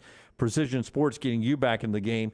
It's lined up for all the Conference USA teams. We already knew who was going to be on there, but seeing it stacked in the order is going to be in a couple of interesting sequence of games for the UAB Blazers in Trent Dilfer's first year after LT tells us about Precision. Yeah, 2023, new year. There are new ways to contact your favorite Precision Sports Medicine and orthopedic provider. Remember the number 205-512-3885. The website, precisionsportsortho.com/2023. Maybe you tweaked that shoulder putting up the Christmas decorations. You injured the elbow shooting hoop in the driveway. Let 2023 be the year Precision Sports Medicine and Orthopedics gets your life back on track. Orthopedic care, better together. Find your provider today. Again, call 205-512-3885 or visit precisionsportsortho.com/2023. There's two-game pockets in this UAB schedule that's fully released now. The whole American Conference, AAC Conference next year's schedule is out. Back-to-back road games with two New Year's Six bowl game winners. They play on the road at Georgia on September 23rd, and then a conference home game September 30th. A conference road game September 30th at Tulane. So at Georgia, at Tulane in back-to-back weeks. Then you get your first conference home game against USF. And then you're on the road at UTSA. We know how good they are. Quarterbacks back at the Alamo Dome. And then a home game with Memphis in back-to-back weeks. That's a nice little 5-game stretch there, specifically the 2 on the front end and the 2 on the back end. That's a tough start to the schedule for Trent Dilfer because after they play North Carolina A&T on a Thursday night, they host Georgia Southern, who they played this year, obviously. They're at Louisiana. Yeah, the Raging Cajuns. Or they host Louisiana. They're at Georgia Southern. They host Louisiana. Correct. Then they're at Georgia, at Tulane, as you said, host South Florida, at UTSA, host Memphis. That's some tough games. I don't know what the win total is for UAB, but I would put it at 3.5 right now. Good news is once you get past the bye weeks, a little more survivable. Yeah, but now you have Tom Herman at Florida Atlantic. Yeah, I think it'll take him a minute, though. New coach at Navy. Yep. Temple and North Texas is always good. I mean, that's a tough schedule. You guys think they win over 4 games? I don't know, man. That's a tough schedule. I think 3-9 is probably the number. I mean, 3-9 looks like a number. Yeah, absolutely. It's definitely a number. Yeah, I mean, the fact it's 2 of them. I don't want to paint the UAB into that corner right off the bat, but that is a tough schedule. You see the whole schedule. We'll send that out from at Next Round. Go follow us there. When we come back, we'll continue some football talk. The folks out in Texas were talking last night. They had a town hall meeting, Chris Del Conte did. A couple of things that were said there. Part of the show being brought to you by our friends at the University of Montevallo. If you're looking for the perfect place for your son or daughter to go to school, say you're a high school junior or senior. Got a couple of high school students up here shadowing the show today. If you're thinking about a great place for college, think about the University of Montevallo. 21 NCAA Division II fully funded scholarship sports there. A great place if you want to continue your athletic career. Maybe you want to be a broadcaster. Great broadcasting school at Montevallo. Theater department with a new multi-million-dollar theater building there. Southern Living raves about the beautiful campus there and the great campus life. Check out everything you need to know at Montevallo. Montevallo.edu. Montevallo.edu. Take the next round anywhere you go with official Next Round gear. Buy yours today at nextround.store. Don't let a roof problem disrupt your football Saturday or Sunday. Call Greg from Pell City and Storm Restoration Roofing. Locally owned at 205-542-3531. Greg wants to give you a free no-cost inspection. Free, no cost, no obligation, 205-542-3531. He can also pressure wash your metal roofing. It's easy to see why his company's so successful. A-plus rated with the Better Business Bureau, and insurance companies trust him. You should too. 205-542-3531, or just look him up on Facebook, Greg from Pell City. Start your day online with our website, nextroundlive.com, the latest videos, podcasts, and college football stories. It's also a great way to stream the show or shop in the Next Round store. Stay connected by visiting nextroundlive.com. That's nextroundlive.com. Did you tweak your shoulder putting up Christmas decorations? Injure your elbow shooting hoops in the backyard? Or hurt your knees getting up from the couch at halftime? Let 2023 be the year precision sports medicine and orthopedics gets your life back on track. Orthopedic care is better together. Find your provider today. Call 205-512-3885. That's 205-512-3885. Or visit precisionsportsortho.com/2023. Want more of the show? Download the app or visit nextroundlive.com for the latest podcast, The Mystery Fifth Hour, our Not For All Ages podcast, The Last Call, and the entire Double Down Media podcast family. All at nextroundlive.com and on the Next Round app. The Next Round is so much more than the show you get from 9 to 1 each day. So make sure to head to our official YouTube channel at Next Round Live and subscribe to get all of our latest content. We, of course, have plenty of specialty content and shorts based all around the sports in the heart of the SEC. But we also talk pro sports, gambling, lifestyle and entertainment, and so much more. It's the Next Round YouTube channel where you never know what you're going to find next. Subscribe now to see the latest content and get notifications when we go live. That's at Next Round Live on YouTube. Things fall apart. There's even a book about it, but that doesn't mean you have to break the bank to fix them. Ryan Brown here for the Next Round. Our friends at Mortgage Right have a new renovation option that will make repairs and other home improvements easy. If you've recently purchased a home and find yourself short on cash, or you're looking to buy a fixer-upper, Mortgage Right's renovation loan program can help you spruce up your space. Repairs can be made to your roof, plumbing, flooring, and more with the help of top-notch mortgage professionals. So get your fix by visiting mortgageright.com/TNR. And MLS 2239, Equal Housing Lender. Man, I love a good meal. I'm Jim Dunaway. A good meal is what you get with my friend Sterling at Champy's Chicken on Highway 119 in Alabaster. We're talking great southern fried chicken, wonderful sides, hand-cut chicken fingers, po' boys, and those Mississippi Delta recipe tamales. You got a perfect menu for everybody. Champy's Chicken is perfect for watching the big game, or taking a meal to the lake house, down to the coast, or stay in the restaurant and dine in a great atmosphere. It's all made fresh to order right there on 119 in Alabaster, Champy's Chicken.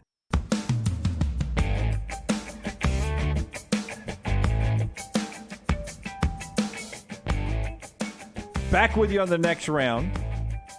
Preston makes a great point. Battle of the Bones, unfortunately, on the third Saturday in October. Well, I mean, it's going to get overshadowed in this state, obviously. That's a huge Alabama-Tennessee game. Yeah, it really is. Based on what happened last year. Both of them in the state of Alabama, though, Birmingham and Tuscaloosa for those games this year. Our friends at MyBookie get you into the game's big night in college basketball, including Marquette in Omaha to play Creighton tonight, 7:30 on FS1. Texas A&M in action tonight. We'll get into those games and more coming up. MyBookie gets you into the game tonight. Well, you know, the NFL season has come to an end. That slapped us in the face this weekend when there was no NFL or college football for the first time in quite a while. The opportunities to win, though, never stop at mybookie.ag. Whether you bet to earn or just make the games more exciting, mybookie.ag gives you the most for your money, and getting started is super easy. So here's what you do.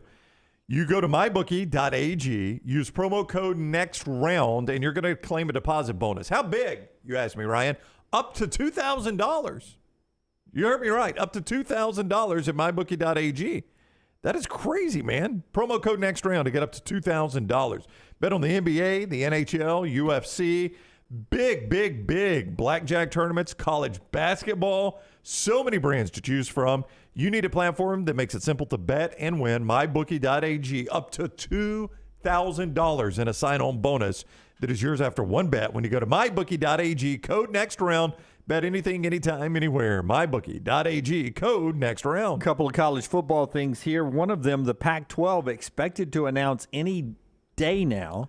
San Diego State will be joining the Pac-12. Their athletics director was apparently at a swimming and diving banquet, and is telling people they're going to announce very soon. Expected to be maybe Thursday. Yeah, and I think SMU too. Yeah, SMU is going to come too. Yeah, I did not hear the other partner I is. saw that yesterday. There was discussion of should the Pac-12 add Gonzaga for all other sports other than football. It just feels weird when you do that. I mean, I guess It would help their basketball profile. It would definitely, now that you've lost UCLA and USC in basketball. The reason people are talking about Hey, SMU. by the way, if I'm Gonzaga and Mark Few, I want that. Oh, yeah, I'd take it in a heartbeat because it doesn't impact me. I'm not playing football either way, right? And by the way, you're the best basketball program in that conference. And it gives you more of a profile, and people quit bitching about regular season. Yeah, that's right. The reason people talk about SMU is George Klavikov, the Pac-12 president, or Pac-12 commissioner, made a visit to Dallas, visited the campus, was at a basketball game. So a lot of people are thinking SMU is the next one. Sat with the athletic director and president at a basketball game to where you could be seen on television. It wasn't like it was under cloak and dagger that he was visiting the campus. They wanted to be seen. What would be interesting is that would be the Pac-12's entry into the Central Time Zone. I don't know how that matters really, but they've never really been in this part of the country. And Dallas is a big market, but SMU is probably 10th in that market. Yeah, probably. I mean, definitely behind the Cowboys. Texas A&M are bigger. Baylor's TCU. probably bigger. TCU's bigger. So I mean, you're getting a small cut of the Dallas market. Bobby says Gonzaga not a better basketball program than Arizona. You agree with that?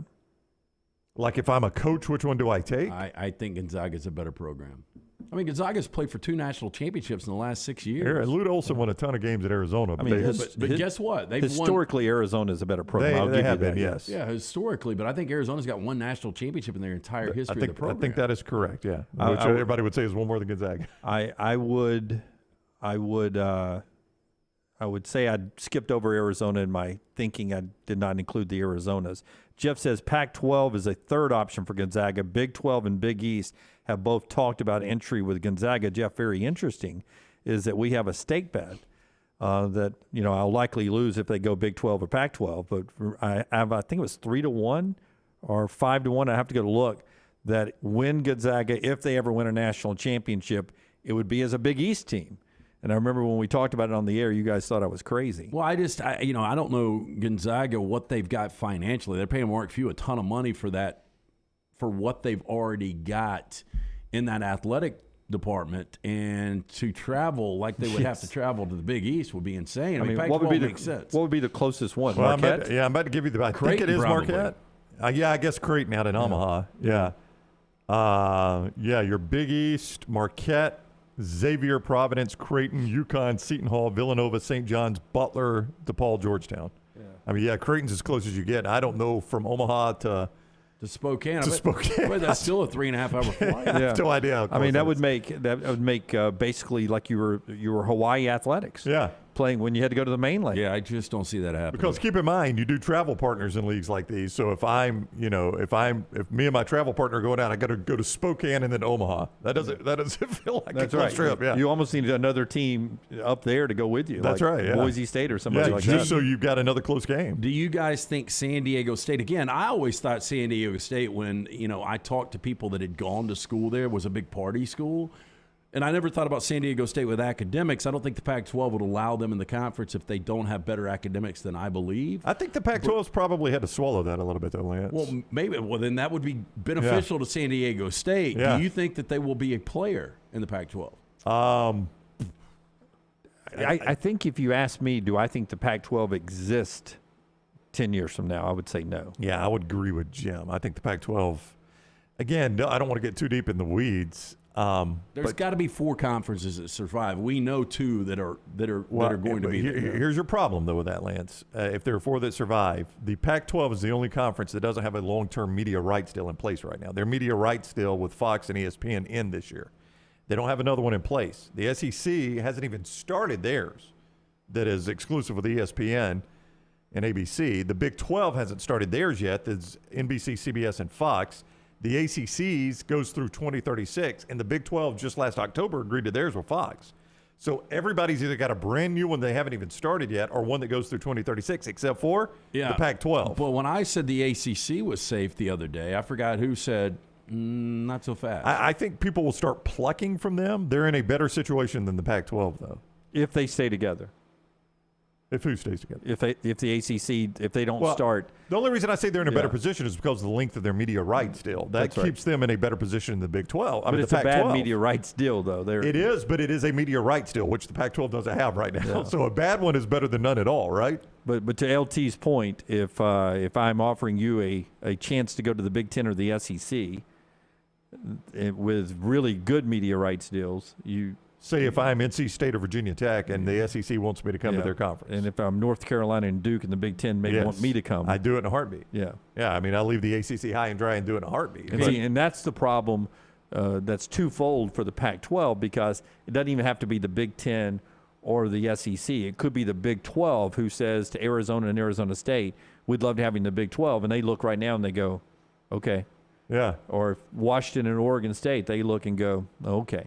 Yeah. Instead of, holding on to what the Pac-12 is, I mean, you lose two more. It's going to be hard to hold them together if you lose two more. Yeah, well, they were the Pac-8 at one time. They were. Hey, but so USC and UCLA are both going to be flying to Piscataway. I would assume flying to the SEC map is closer than Piscataway. I would assume. My point there is, do you think the SEC would ever pluck from the Pac-12? Not that there's a lot of appeal left now that USC and UCLA are gone, especially if you're looking at the football side of it. No, I mean, I don't think there's any benefit to bringing in Washington and Oregon, which are the two best parts left, as opposed to if I want to expand two more, I'm picking from the ACC. And you'd rather have a Florida State and Clemson. Yeah, or North even an Carolina NC State and a Virginia Tech. I can tell you from talking to SEC people, whether this is a good strategy or not, they like their map to connect. Like the Big Ten said, we don't really give a crap about that. We're getting the LA market and two tradition-rich programs. We'll take that. I don't care that I got a bunch of schools right here and then two in California. I don't care about that. Big 12 never has with West Virginia. No, they have not. Tyler, pull up an old, it's a game called Risk. Give me a picture of the Risk board and somebody actually playing the game of Risk. Because when I would play Risk, I took a very SEC approach. Which would be what? You wanted your map to connect? I like my map to connect, and right. I tried to defend at all points that you could cross into my map. So I was really big at trying to get. I bet you were always the top left on that you had board. to fight to go USA right away, right? That was the big fight. U.S., you had a couple of entry points. I really enjoyed South America and Africa. I felt like you could defend South America and Africa really big in that game. I mean, give up on Europe and Asia. I mean, that was hard as heck. You could defend a little bit of the U.S. too, but I usually started South America, Africa. If anybody else ever played Risk, I'd love to know what I've never played. You never played? My brother used to play it. Yeah, my brother used to play it because I remember being a kid. I'd wake up and like the board was still set up on the table with the pieces on it because they had to go to bed. Could be a long game. I never played Risk, so you're saying the more you were surrounded by water, the easier you were to defend? Yeah, like I think the only way you could get into South America was. Why would you not want Australia? Australia was good, but just because it's smaller too. You could defend that for a while, but eventually you have to conquer the world, so it was also hard to get out of those places. You had to have boats. At some point, you just have to man up and start trying to take over the world. Yeah. If you're watching us in places like Moscow right now or Beijing, it's only a game. You don't have to really do that in real life. Real life simulation for you guys. Yeah. I mean, that board looks old. It does. It's a very old looking game. I will say, though, I don't know if you guys agree with that philosophy or not, but in talking to people at the SEC, that matters to them. They like the map to connect. Yeah. So I think you're more likely to see expansion from the ACC to the SEC. I think that'd be your most likely place. So I always wondered, at one point we wanted it to be a driving conference. I think that's part of it. And I'm not sure we're that anymore. Well, I mean, it's expanded, but it's still more drivable than the Big Ten. Yeah. I think it is important, or the ACC for that matter. I've driven to Austin. I've driven to Norman. I didn't drive to Norman. I flew to Norman. I've driven to Austin. It's not an easy drive. No, I don't think it is. I think it's 12 hours, right? Yeah, it's not even enjoyable to go to College Station, but, man, Austin's a haul. Is a haul. I think one day, if I had to guess, the SEC adding more teams, you're most likely to see Virginia Tech and NC State, from what I've heard. I think those are the two they would target out of the ACC. That's gross. Yeah, which I always wondered, why are we not targeting North Carolina and Virginia or North Carolina and Duke? And I know there are reasons why. Yeah. And those are the two I'd always heard too. I love giving Lunsford math problems or things because he is a brilliant mind. To what LT's talking about, I'd love to see flight miles from USC to Jersey to Rutgers, and then try to fly to how many schools could you fly from Auburn, Alabama in the SEC to equal those miles? Like if I just took the private jet down at Auburn and just started flying to SEC campuses, how many SEC campuses could I get to? And the same amount of miles it takes me to fly from LAX to USC to Piscataway. So L.A., you would go to Newark, actually. Yeah. Let's let him work on it off the air. We'll talk about it when we come back, when he comes up with a problem, and a lot more as the show's being brought to you in part by our friends at Michelson. Still to come, Josh Pate at the top of the hour. Tell us about our great friends at Michelson. 969-8100. That's the number you need to write down. Find out if LASIK is right for you in 2023. Again, I had the 2200 vision. I was legally blind without the aid of contacts. Now I have 20/15 vision, better than 20/20. Dr. Mark Michelson truly changed my life. He's a pioneer in the business, first to perform the laser procedure back in 1995. Also, Dr. Jen Michelson there. For more information, 969-8100. Ask for Amy. Tell her the next round sent you. They're going to hook you up with a hassle-free consultation. You've got zero to lose. To find out if LASIK is right for you. For more information, michelsonlaservision.com. Follow The Next Round on Twitter, Instagram, and Facebook at Next Round Live. February is the month of love. And if you're in the market to buy or sell a home, you are going to love Holly Mack Wilson. What's there to love? Holly Mack Wilson will help you prepare your current home for sale and get you top dollar for it. She'll help you find your dream home and negotiate the best deal for it. And Holly Mack Wilson will find you a home anywhere in Alabama. There's a lot to love about Holly Mack Wilson. Call her today, 205-901-9446, or check her out online, hollymackhomes.com. Holly Mack Wilson, a lovely anywhere in Alabama Keller Williams agent. Hi, this is Wes McClooney, owner of the New Balance Birmingham store. At the New Balance Birmingham store, we go beyond taking your measurements. For us, comfort fit means a lot more than just checking for enough room in the toe box. You see, a simple fit may look and feel okay inside the store, but high-quality custom fit shoes from the New Balance Birmingham store will continue to look and feel great while performing the task you need them to do. Come see us at the New Balance Birmingham store and experience the difference a custom fit makes for you. Support the show and grab some great t-shirts and hoodies right now in the Next Round store. Buy the Alabama State Map shirts in your team's favorite colors, the popular Y'all Can Have the Rest, or Next Round flag shirts are also online now. Just go to nextround.store. That's nextround.store. The traditional Next Round logo shirts are there too. Buy them for yourself, or they make a great gift for someone else. And let us know what you'd like to see in the store coming up. Nextround.store. That's nextround.store. Hey, Lance Taylor from The Next Round. You've heard me for years talk about our friends at Bromberg's Jewelers, and we welcome you to stop by and see that great customer service at the Mountain Brook and Summit locations. But we'd also love for you to check out their new online shop. They've got plenty to choose from. Great gifts, big and small. Available online, they've got David Yurman, Tudor watches, select diamond and gemstone jewelry, William Henry, seasonal and favorite giftware items, and baby gifts as well. They've even got an online sale section. For more information, brombergs.com. Follow Next Round Live on Twitter, Instagram, Facebook, and YouTube. The social media team at Next Round Live will share the latest interviews and videos from UAB, Alabama, Auburn, and campuses all over the college landscape. You'll also get the latest highlights and news from the Next Round Live Daily Show. Jim, Lance, and Ryan will share their thoughts, and remember, you can always see the old shows on the Next Round Live YouTube channel. Subscribe, like, and don't forget to comment. Turn on the notifications so you don't miss a thing. It's Next Round Live on Twitter, Instagram, Facebook, and YouTube. Hey, big news from our friends at Wayne's. 2023 is their 50th year in business and is their way of saying thank you to loyal customers in the communities they serve. They're offering $50 off pest, termite, lawn, or mosquito service. This offer is good to existing customers as they add services or new customers. This offer good through February 28th. Hey, look, Wayne's keeps all of us here on The Next Round pest, termite, mosquito free. They also keep our lawns looking fantastic. Call Waynes.com or 866-WAYNES1.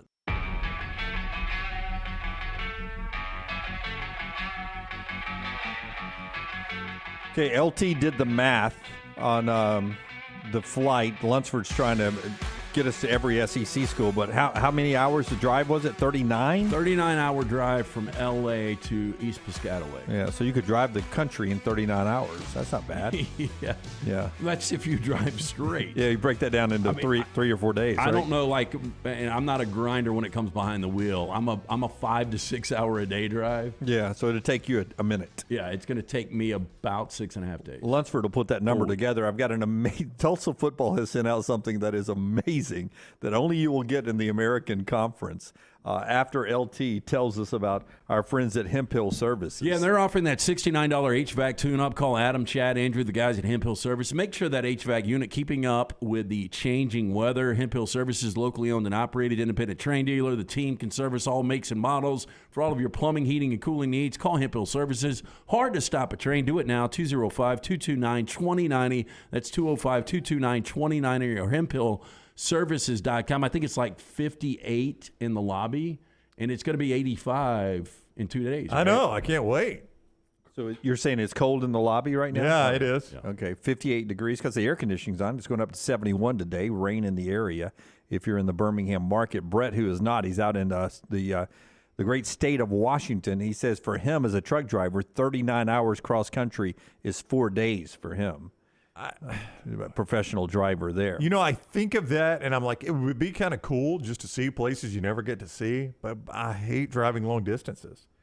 Like, I mean, I just drove to Mobile and back over the weekend, and that wore me out. And that's, what, a 4-hour drive? Matthew has just booked his free rooms in New Orleans for UAB at Tulane this season, thanks to Harris, he says. Quote-unquote free. That means our friend Matthew has lost a lot of money. That's why I mean free is in air quotes. Not really free then, is it, Matthew? Hit him over the head when you go down there this time.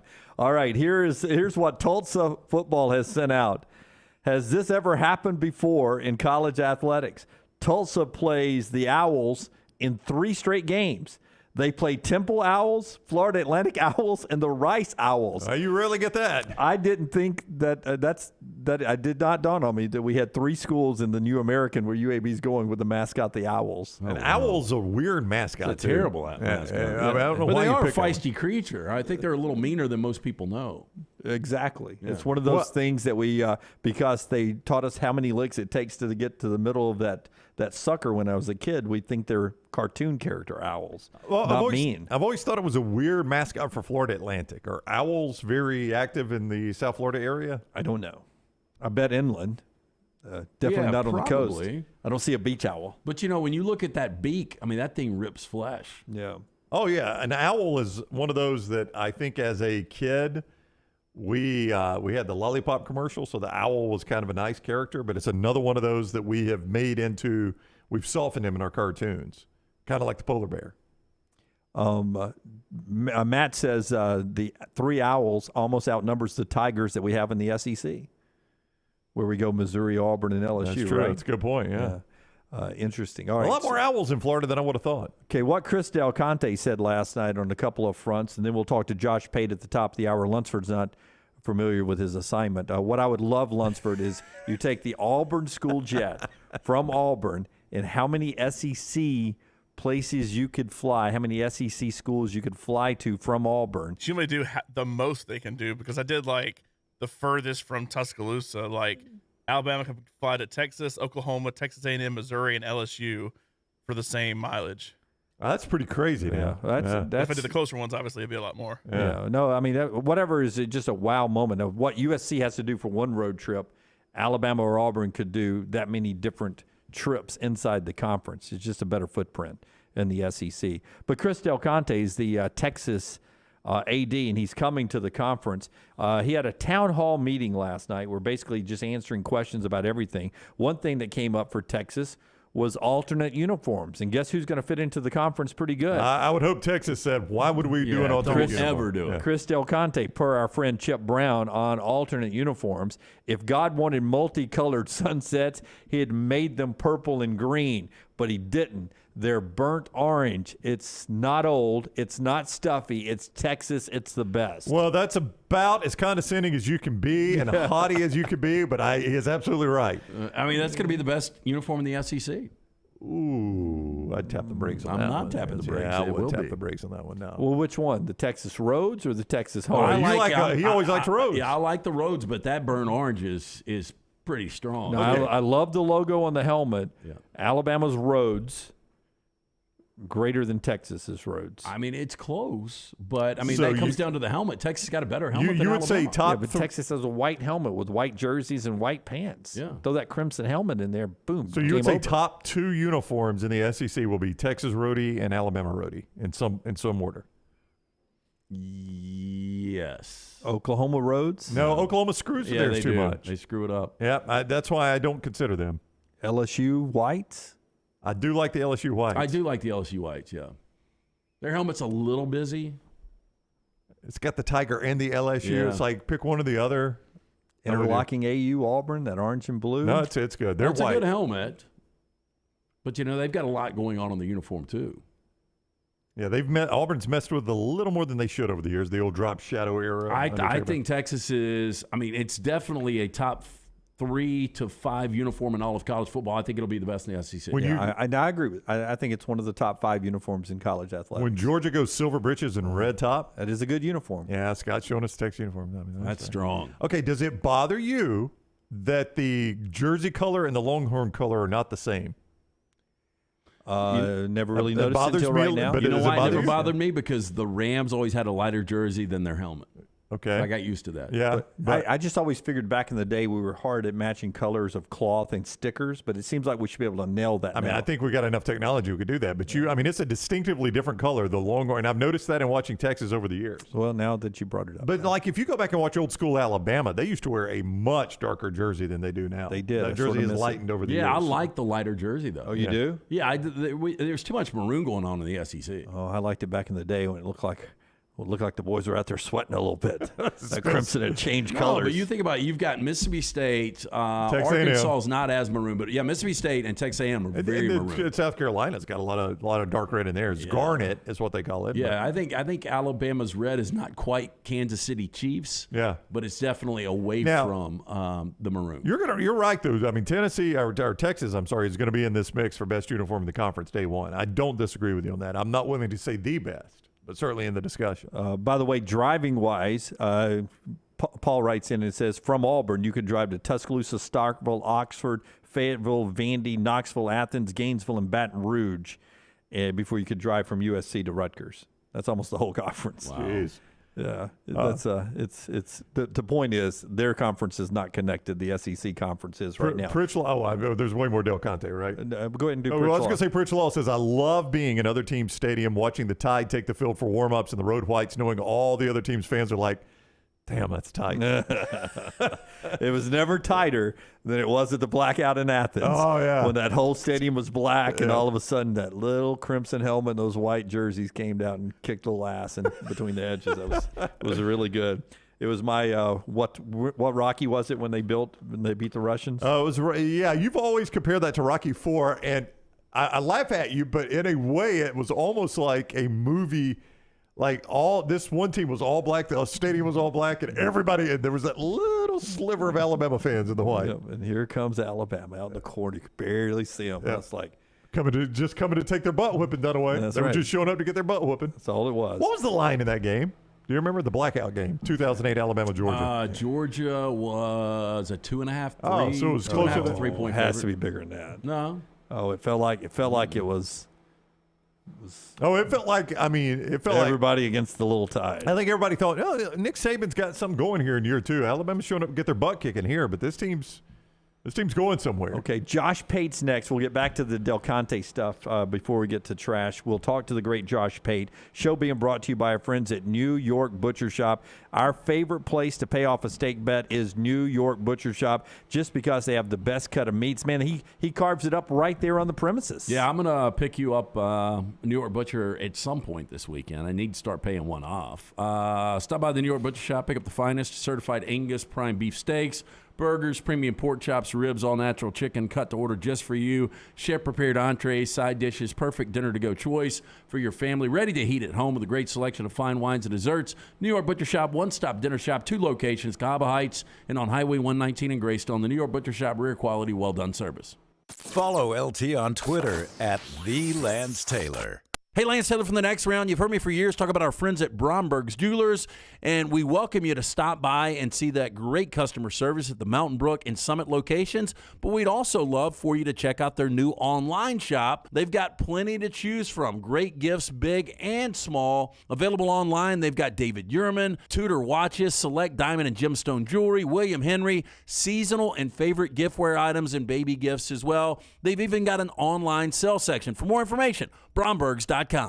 Make sure to start your day at nextroundlive.com. Get caught up on the latest podcasts and videos from the live daily show, plus specialty shows such as the Mystery Fifth Hour. You can also learn more about the whole staff at Double Down Media, find all of our social media feeds, see the latest videos from our YouTube channel and gaming channel, plus find other ways to consume the show like the Next Round mobile app, which you can download direct from the site via your iOS and Android device.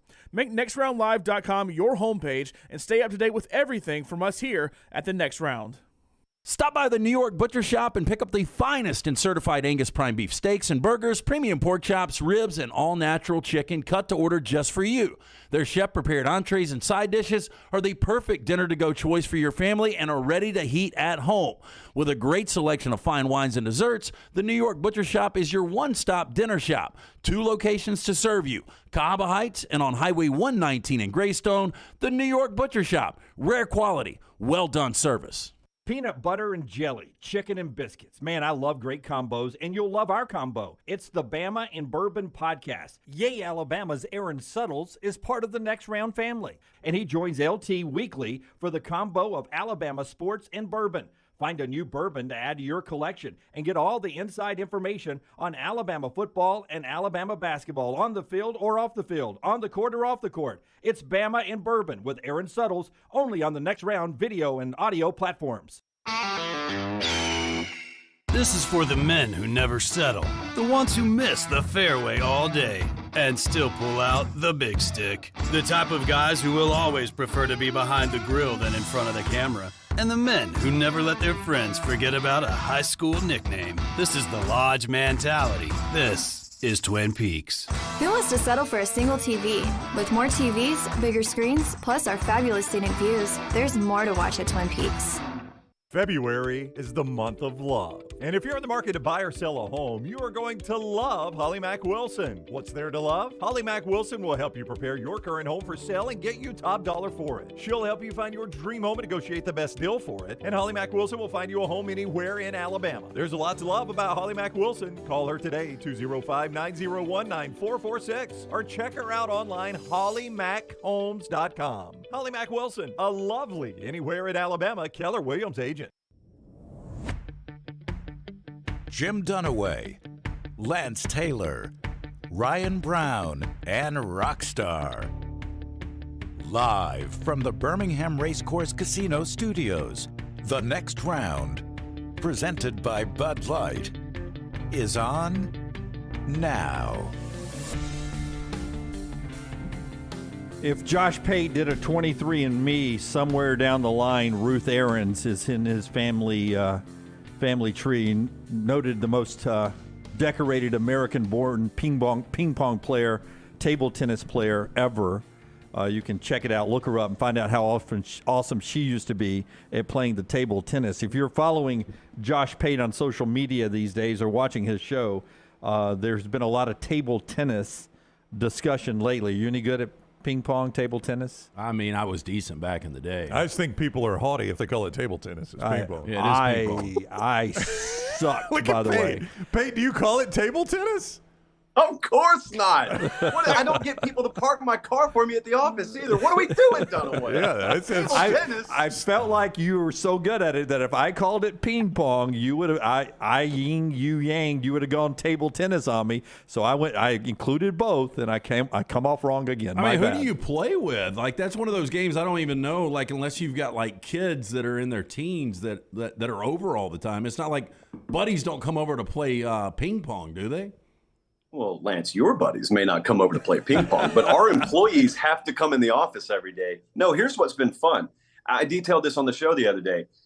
99% of people listening to Next Round Live right now, 99% of people who listen to or watch my show, they go to what we would call a pretty typical job. and you cannot compete against your boss. In any kind of physical competition, you can. But at our office, we can do it. You just have the freedom to call out management at any time. And it's like a no-holds-barred environment. It's understood within the office. Insubordination is not only tolerated but accepted on the table tennis court, as Dunaway would say. And it's been fun. It's been cathartic, I think, for several of the employees there, too. I think we do that the same here at Double Down Media. Well, yeah, it's just Madden. We've been doing it with Madden. Yeah. Brown, who's very calm, cool, and collective, has knocked a soda bottle. Not my finest moment. Into the air after a bad play. LT has. I dropped an MF live on the air, but whom's amongst us? Come on, alternate channel for that one. We've had legal people across the hall trying to have in-person or remote court come over and say, can you guys hold it down a little bit? So it's gotten a little chaotic. I understand where you're coming from, but you're pretty good, I'm told, right? Well, for our office, I'm pretty good. Like if we had someone who came in and played the legit, like Forrest Gump style, I would be no match for them. So there's a common man's way. There's a blue collar way to play ping pong, and then there's a white collar way to play table tennis. And if the table tennis crowd ever comes into the ping pong room, that's when I would be in trouble. Let's talk a little bit about Texas coming into the SEC. Speaking of big people coming into the conference, there seems to be a little bit of discussion between the two Texas and Texas A&M ADs on where that first game, when the rivalry's renewed, where it's going to be played. Do you think Ross Bjork's been promised anything by the SEC? Because he keeps assuring everybody that first one will be in College Station. I don't think he's been guaranteed anything. Well, I don't think so. I haven't talked to him about that. I don't think he has. Sometimes you don't have to explicitly be told something to assume something, I guess. And maybe there's this wink and nod understanding. It could very well just be that at previous SEC league meetings, there's been such disdain in the room for how A&M was treated. And that is reverberated around the room that Ross Bjork just assumes, hey, if they feel that way, they're going to fall on my side of this argument. And I hope they do too. I mean, A&M should get credit for coming over here a decade ago and should get credit for forging their own path. What I found funny at the time, I guess, what was it, 2 years ago or last year, whenever they announced that they were coming over, I had a bunch of A&M fans, just like full battered Aggie syndrome style, saying, oh, it's going to be the same way for us now that it was in the Big 12. I think a lot of them are still worried that Texas comes over here and swings the exact same stick over them that they did in the Big 12. That you don't have to worry about anymore. Like if you're losing to them in the SEC, it's just going to be because they're out recruiting you, out coaching you. It won't be because the league office in Birmingham, Alabama is also leaning the way of Austin over College Station. So I think Ross Bjork has like a 65-35 reason to feel confident about that. Texas and Oklahoma, obviously great brands. We did this exercise on the fly. I think it was last week. Over the next 5 years, if you can give me an average 12-game regular season record for both Texas and Oklahoma coming in to the SEC, what do you think those numbers are? And we'll tell you what we said. I don't know, Brown, if you remember what you I do. Yeah. I would go, can I go fractional? Can I go decimals? Sure. We didn't, but you can. Okay, I would go like 8.75 and 3.25 on average for both of them combined, with a couple of like double-digit pop years in there, but also some 6 or 7 win struggle years. Yeah, for us dummies that didn't finish college, you went 8-4 for both, and I said 8-4 Texas, 9-3 Oklahoma. But here's my problem with that, Josh, is I don't know if I can buy Brent Venables. I don't know what I feel like I know what I'm getting in Sark, which is why I'm going 8-4 Texas.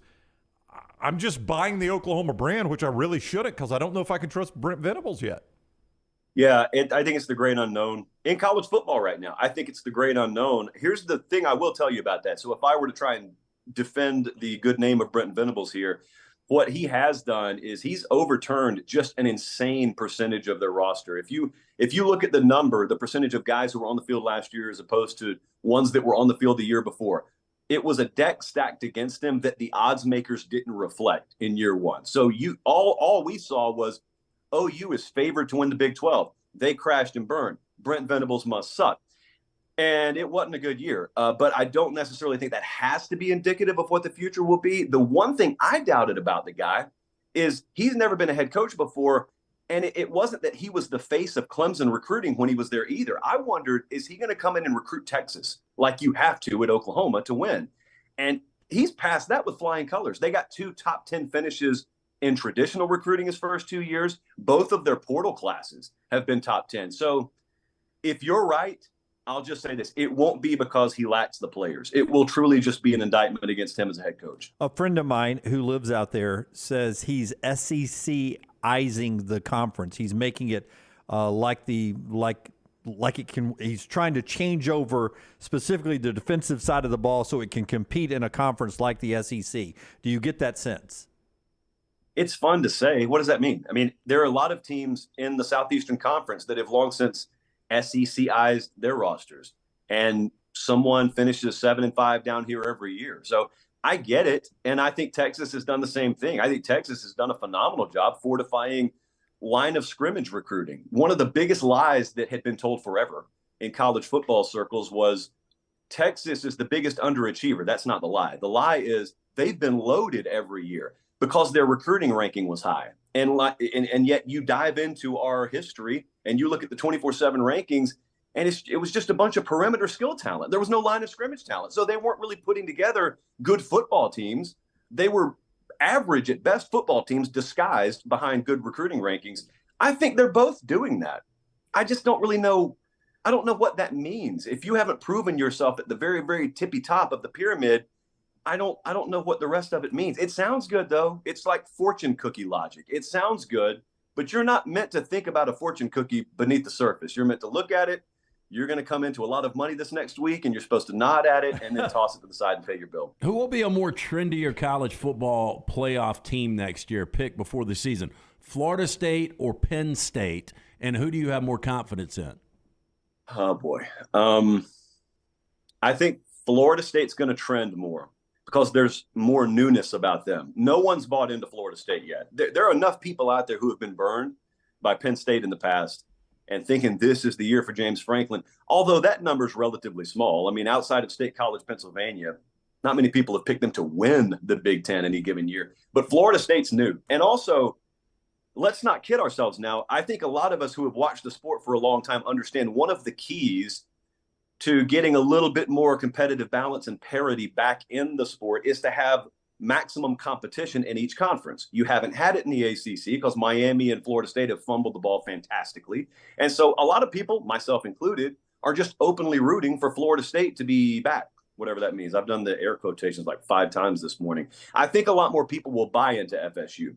Ironically, I think I'd slightly lean FSU. I am very, very on the fence about that, though, because while Penn State will have a freshman quarterback, he's a good one, I think.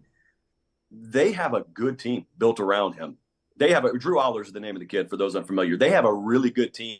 There are not a lot of question marks on that Penn State team. They finished just like Florida State did, really hot, and the detractors say, yeah, but they didn't beat the big boys. That's true. That's why the prediction is about 2023 and beyond. I guess I would slightly lean FSU, but it's not a slam dunk for me. Josh Pate is with us, 24/7 Sports, at Late Kick Josh. You see his show at 24/7 Sports, at Late Kick Josh on Twitter. He's on the JohnstonRVCenter.com hotline. It's like you're cross-examining or you're interrogating him. You're pouring a nice cold drink in front of him right now. So where were you, Mr. Pate, on the night? Well, I'm sweating. Yes. That's what I'm doing. I'm nervous. Yes, on the we've checked your alibi, and there's some holes there. Hey, well, that's the benefit of just living alone up here in Nashville. No one ever knows where you are. There's never an alibi. Yeah. Hey, so a little humble brag there that he lives alone. If you're in the Nashville area watching and know a nice young female, it is Josh Pate available. Anybody out there? Hello. Hey, so I feel like college football coaches are slowly taking plays away from college football games, and one day we're going to wake up and there's going to be no football. And we're like, I didn't know this was happening. I mean, what? When they were taking 7 plays away, I didn't pay attention. I do believe that, like, if they quit stopping the clock on first downs, you really wouldn't notice it that much. But some of these other suggestions, like the one about cranking the clock back after an incomplete pass, I mean, they estimate that may take away like 14, 15, 20 plays a game, Josh. What are we doing here? What is that thing, like the Overton window, where you suggest something radical so you can settle where you actually wanted to? That's I think a good the point, fourth proposal was, okay, we got this thing that's going to be fairly controversial. Let's throw out something ridiculous. Then we'll drop it at the 11th hour, and everyone will say, okay, run the clock after first downs, and we'll get what we wanted to, or at least they will. I just asked this yesterday, and I'll ask it again today. And you guys have probably talked about this as well. There are actual crises facing our sport, at least within the context of what the sport is. I have done our show for a while, and I open up our mailbag all the time, and I get common complaints from college football fans by the thousands and thousands all the time. I have not had a single person, I kid you not, email me or DM me and say, the length of games is too much for me. Nope. I've never heard it. I'm not saying it's not out there. I'm saying I've never heard it. And yet every time you hear one of the more high-level mustache college football leader types talk, they speak like this is the existential threat facing the sport. And it's really just kind of a threat that's facing the expanding of their wallet. And these are the same people who look you in the eye, like the Texas president did, or the AD did once upon a time, and said, we're not going to the Pac-12 because we don't want our student athletes to have to travel that far. Also, we're going to make $300 million with the Longhorn Network, but we really care about the kids. Yeah. This is the same group now. It's the same kind of person telling you, we have to shorten these games. We have to look out for player safety. However, we are going to ask some of them to play 17 games if they want to win a national championship in our future format, but we are looking out for the kids. Trust us. That's all it's about. I don't really buy that. On that, though, real quickly, is it about shortening the game for the media partners, or is it shortening the number of plays? This is controversial, but if we're shortening the actual length of the game for TV windows, halftime is too long. And I know that may mean that we can't walk a homecoming queen at a slow pace. We may have to put her in a Corvette to get her out to midfield to get her roses. We may have to cut one of the band songs out or something, but halftimes are too long compared to the NFL. We could cut off about 9 minutes of time, and that would help us instead of cutting plays. But if we're trying to cut plays for safety, that's what they're saying. That doesn't help. Yeah. But if we're worried about a TV window, halftime's too long. It's like watching a kid walk down the road, and he throws a rock through the window, and then he yells, "This window's broken. We have to fix it." And he broke the window the whole time. You've got, let's just say conservatively, 10 ad breaks per game. There's more than that. Let's just say 10. Let's say you've added 1 30-second spot per. That's 5 minutes. Let's say your review process aggregates into 5 minutes of raw time per game. And then let's say you shave halftime by 5 minutes. I just bought you 15 minutes there. But that involves you taking a profit cut, and that's not something they're interested in. So instead, we have to alter what the problem isn't, and that is the game itself, to fix what the problem actually is, which is the formatting of the game. More improved this season, Clemson's offense or USC's defense? Clemson's offense. I don't have a lot of faith in USC's defense. Lincoln Riley says all the right things, and they marginally improved at Oklahoma. And I mentioned Oklahoma because Alex Grinch was the guy there. He's the guy at USC. I believe in Garrett Riley, and I also believe in, if Cade Klubnik is given the right platform, which I think he'll have, I believe in the prospect of him shining. I still don't know. Here's why I hesitate a little bit. I still don't know if they've got the receiver room that they need to have, but that's like a first world problem. They've still got a talent roster that's the envy of like 92% of the sport. So I would lean Clemson. And then if USC's defense does start improving, and it doesn't need to be a top 15 unit, it just needs to be, I don't know, like top 50, they win the conference. They're in the college football playoff. Kevin in the chat room says, I don't think Pate needs help getting a date. Stating you play table tennis has to be a great opening line. I mean, I would agree. It's ironically the opener sometimes and the end at other times. So, yeah. Any bar at Broadway, you just tell a girl, I play table tennis. I mean, seriously, you can sling a cat. You're in Nashville.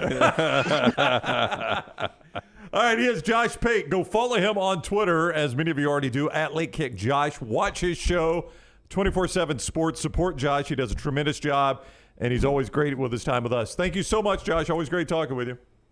I'll see you guys up here for some round ball in a month or so. You will. Coming up. We're coming up. Thank you, Josh. Take care. Josh Pate with us on the JohnstonRVCenter.com hotline. And our show being brought to you in part by our friends at Champy's World Famous Fried Chicken. They bring you this hour every day. Sterling and his crew open for lunch right now. Highway 119 in Alabaster. Great Southern fried chicken. You'll love it. It's seasoned to perfection. He brines it. It's the juiciest Southern fried chicken you'll ever taste. Hand-cut chicken fingers, the po' boys, all the wonderful sides. Would you call them the best baked beans you've ever had? They're phenomenal. They're right there with it. You're right there grilled with it. beef in them. I like it. Yeah. It's unbelievable baked beans there. The slaw is fantastic. All the other sides you get there. Brown always saves room for the caramel cake, specially made for Sterling and the crew there at Champy's World Famous Fried Chicken. And don't forget the Mississippi Delta recipe tamales. It's champyschicken.com. Open for lunch and dinner today.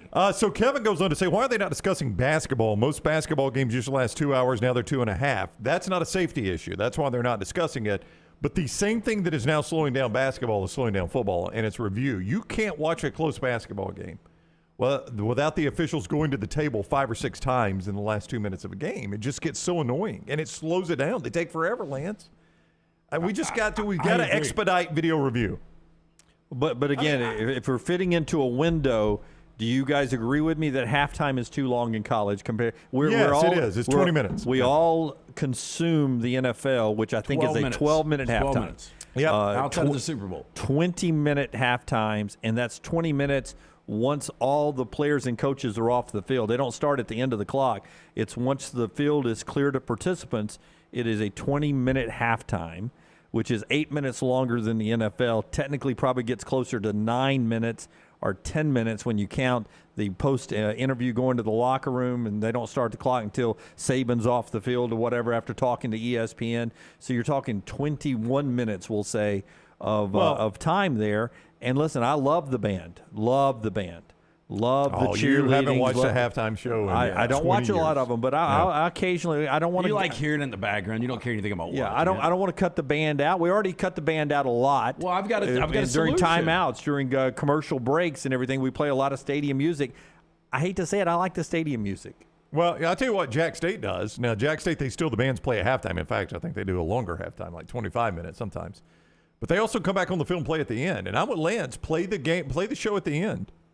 They used to do that. That's an old-time thing. They used to do the that. halftime. Instead of halftime show, do end of the game show. Everybody shakes their hands. They get off the field. Bands take the field, and they play. And if you want to stay and watch the band, then there's no limit on how long they can play. They can play 15, 20 minutes if they want to. That NFL halftime flies by. I mean, it goes boom. You get up, you pee, you make a sandwich, get some more chips and salsa, refill your soda, and boom, you're right back down, and it's kickoff. Wait, look, if Coachella can do a hologram of Tupac, we can do a hologram of the band. That seems excessive. You just roll it out there, you turn it right on. You don't have to have everybody lining up and all that kind of stuff. Yeah. The Manning brothers were talking about that on one of the Manning casts. They're like, the biggest misconception in all of football is halftime adjustments. They're like, we don't do halftime adjustments in the NFL. There's no such thing.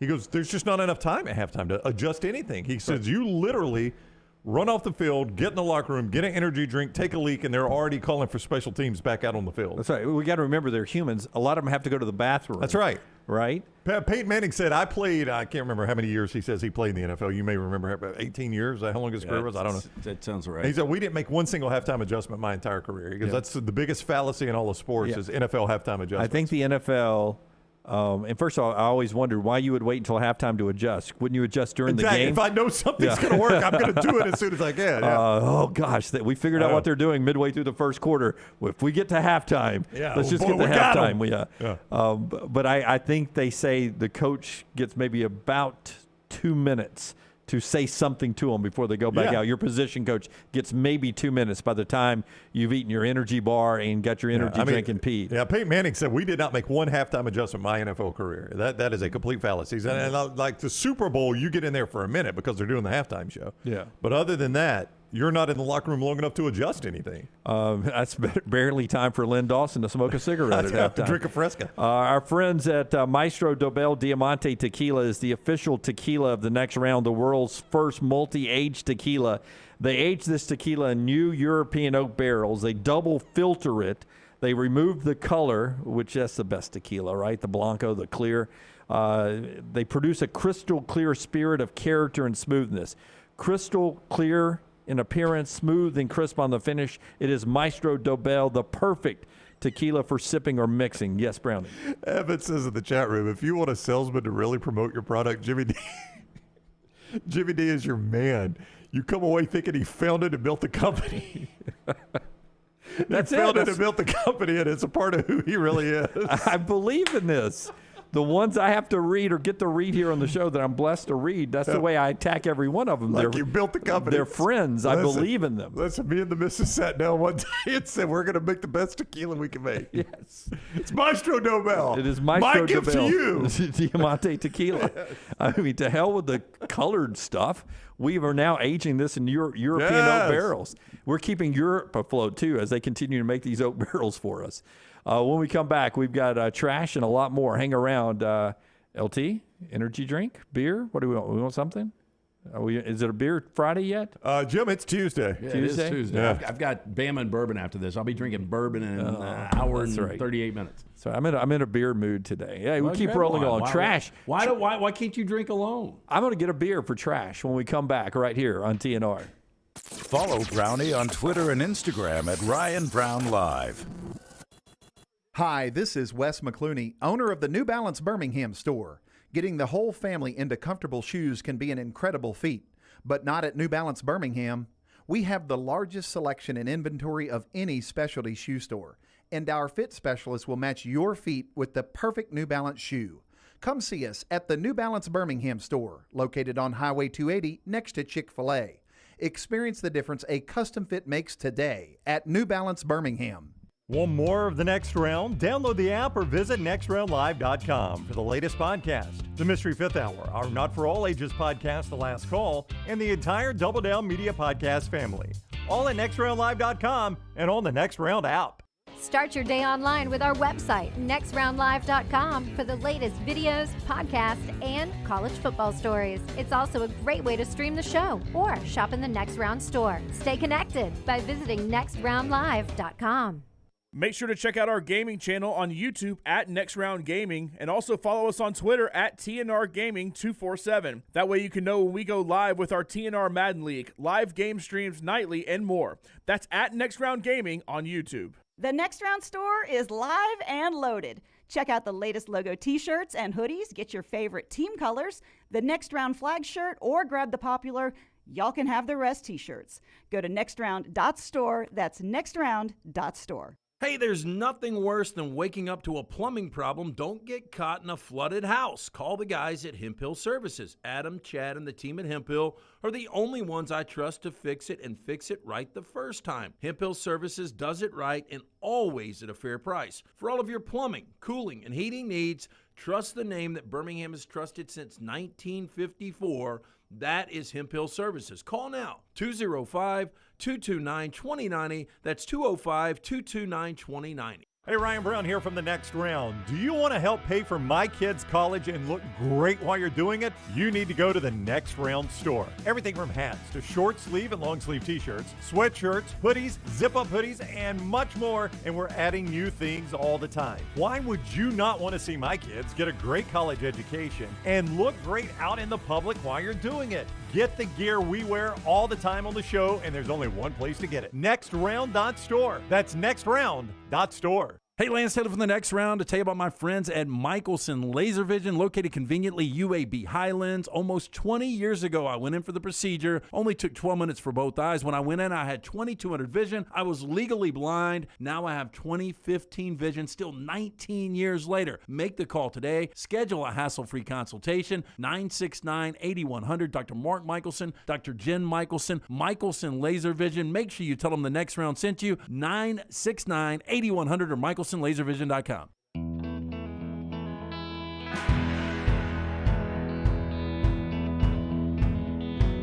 Back with you on The Next Round.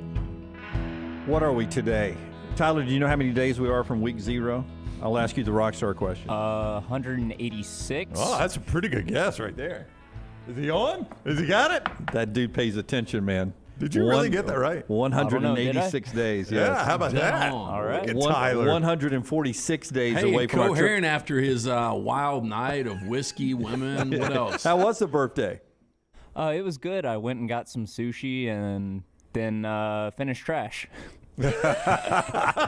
Welcome to adulthood. That's Your right. birthday's this long, What a and then you're birthday. back working, How's man. that trash, Lance? Pretty good trash? Yeah, it's great. Okay.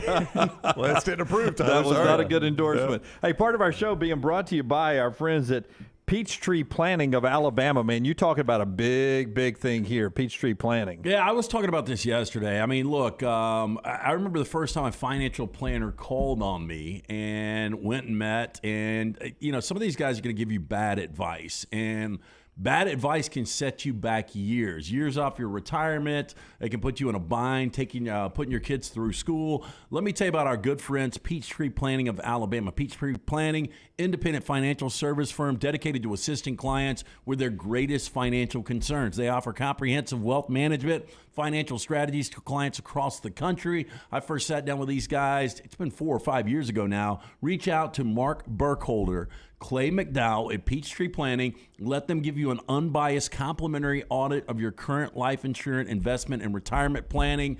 I know when it comes to the financials, people get really weird about it. These are guys you can trust. They're going to give you the best advice. That's Mark Burkholder and Clay McDowell at Peachtree Planning of Alabama. Give them a call today.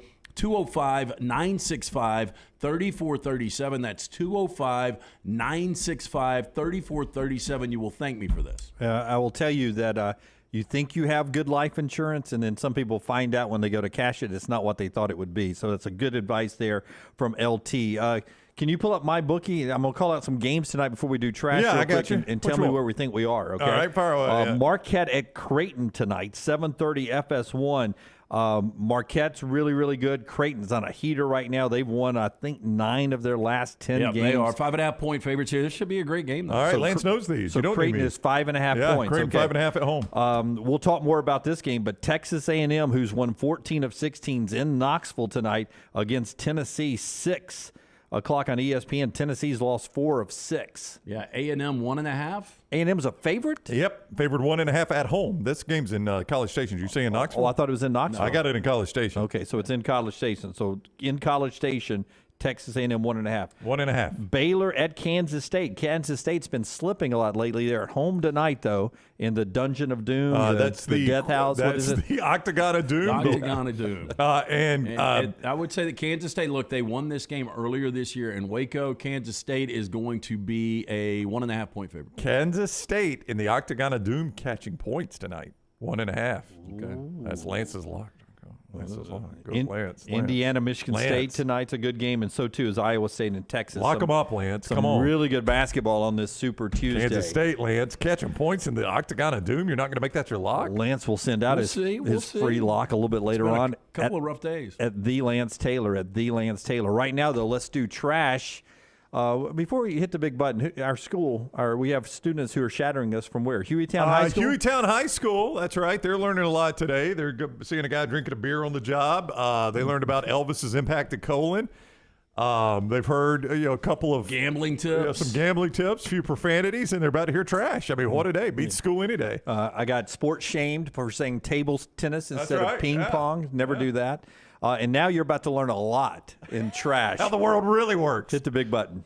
Congratulations, The Cure Rock and Roll Hall of Fame inductees 2019. Are you as excited as I am? By the sounds of it, no. LT's Trash is presented by Mortgage Right. Mortgages done the right way. That will never not be funny to me. Yeah, well, hey, why are you so excited today on a Tuesday? You never drink beer on a Tuesday. I never dreamed that, like last night, I thought I was giving a steak away. I mean, just right now, it has just been a heater. And I don't know how long it's going to last, so it's going to end at some point. So I figured I'd have a beer while I was up 10 steaks. It just doesn't happen. So that's why you're excited. I don't win a lot, Lance. Wow. In my life, I do not win a lot. we know the that. lovable loser. I know don't that. win a lot. I am the Chicago Cubs of life. Yes. Yeah, I've won 4 times in my life. Maggie, Harper Carter, and Alabama football. 5 if you count this job, and now these steak bets. What night would you like me to drop off New York Butcher?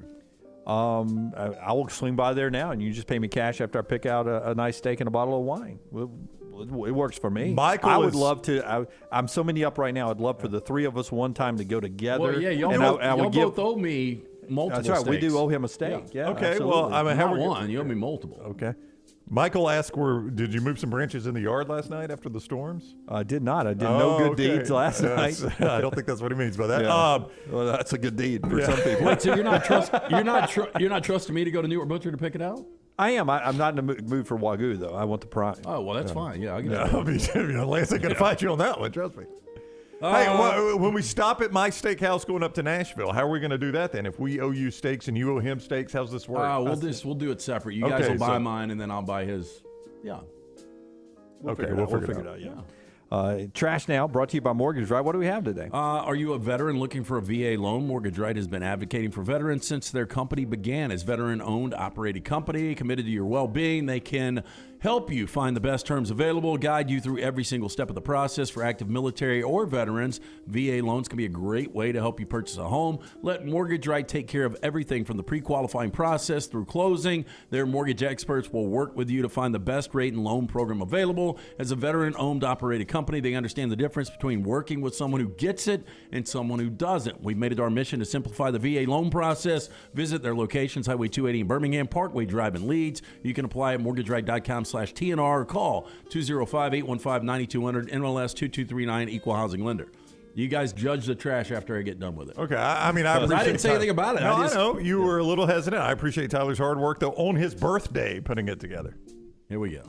Inside a Midlands gas station, Molly Paget was forced to flee to safety as a badger darted at her. Ooh, a badger. Yeah. She dropped her curry in the process. Tyler's got photos. Is that the actual badger or just a stock photo of a badger? That is the actual badger in the gas station. Hey, how about the Wisconsin mascot does a pretty good job of recreating the badger. That head looks spot on. I agree, Jim. I don't think it's difficult.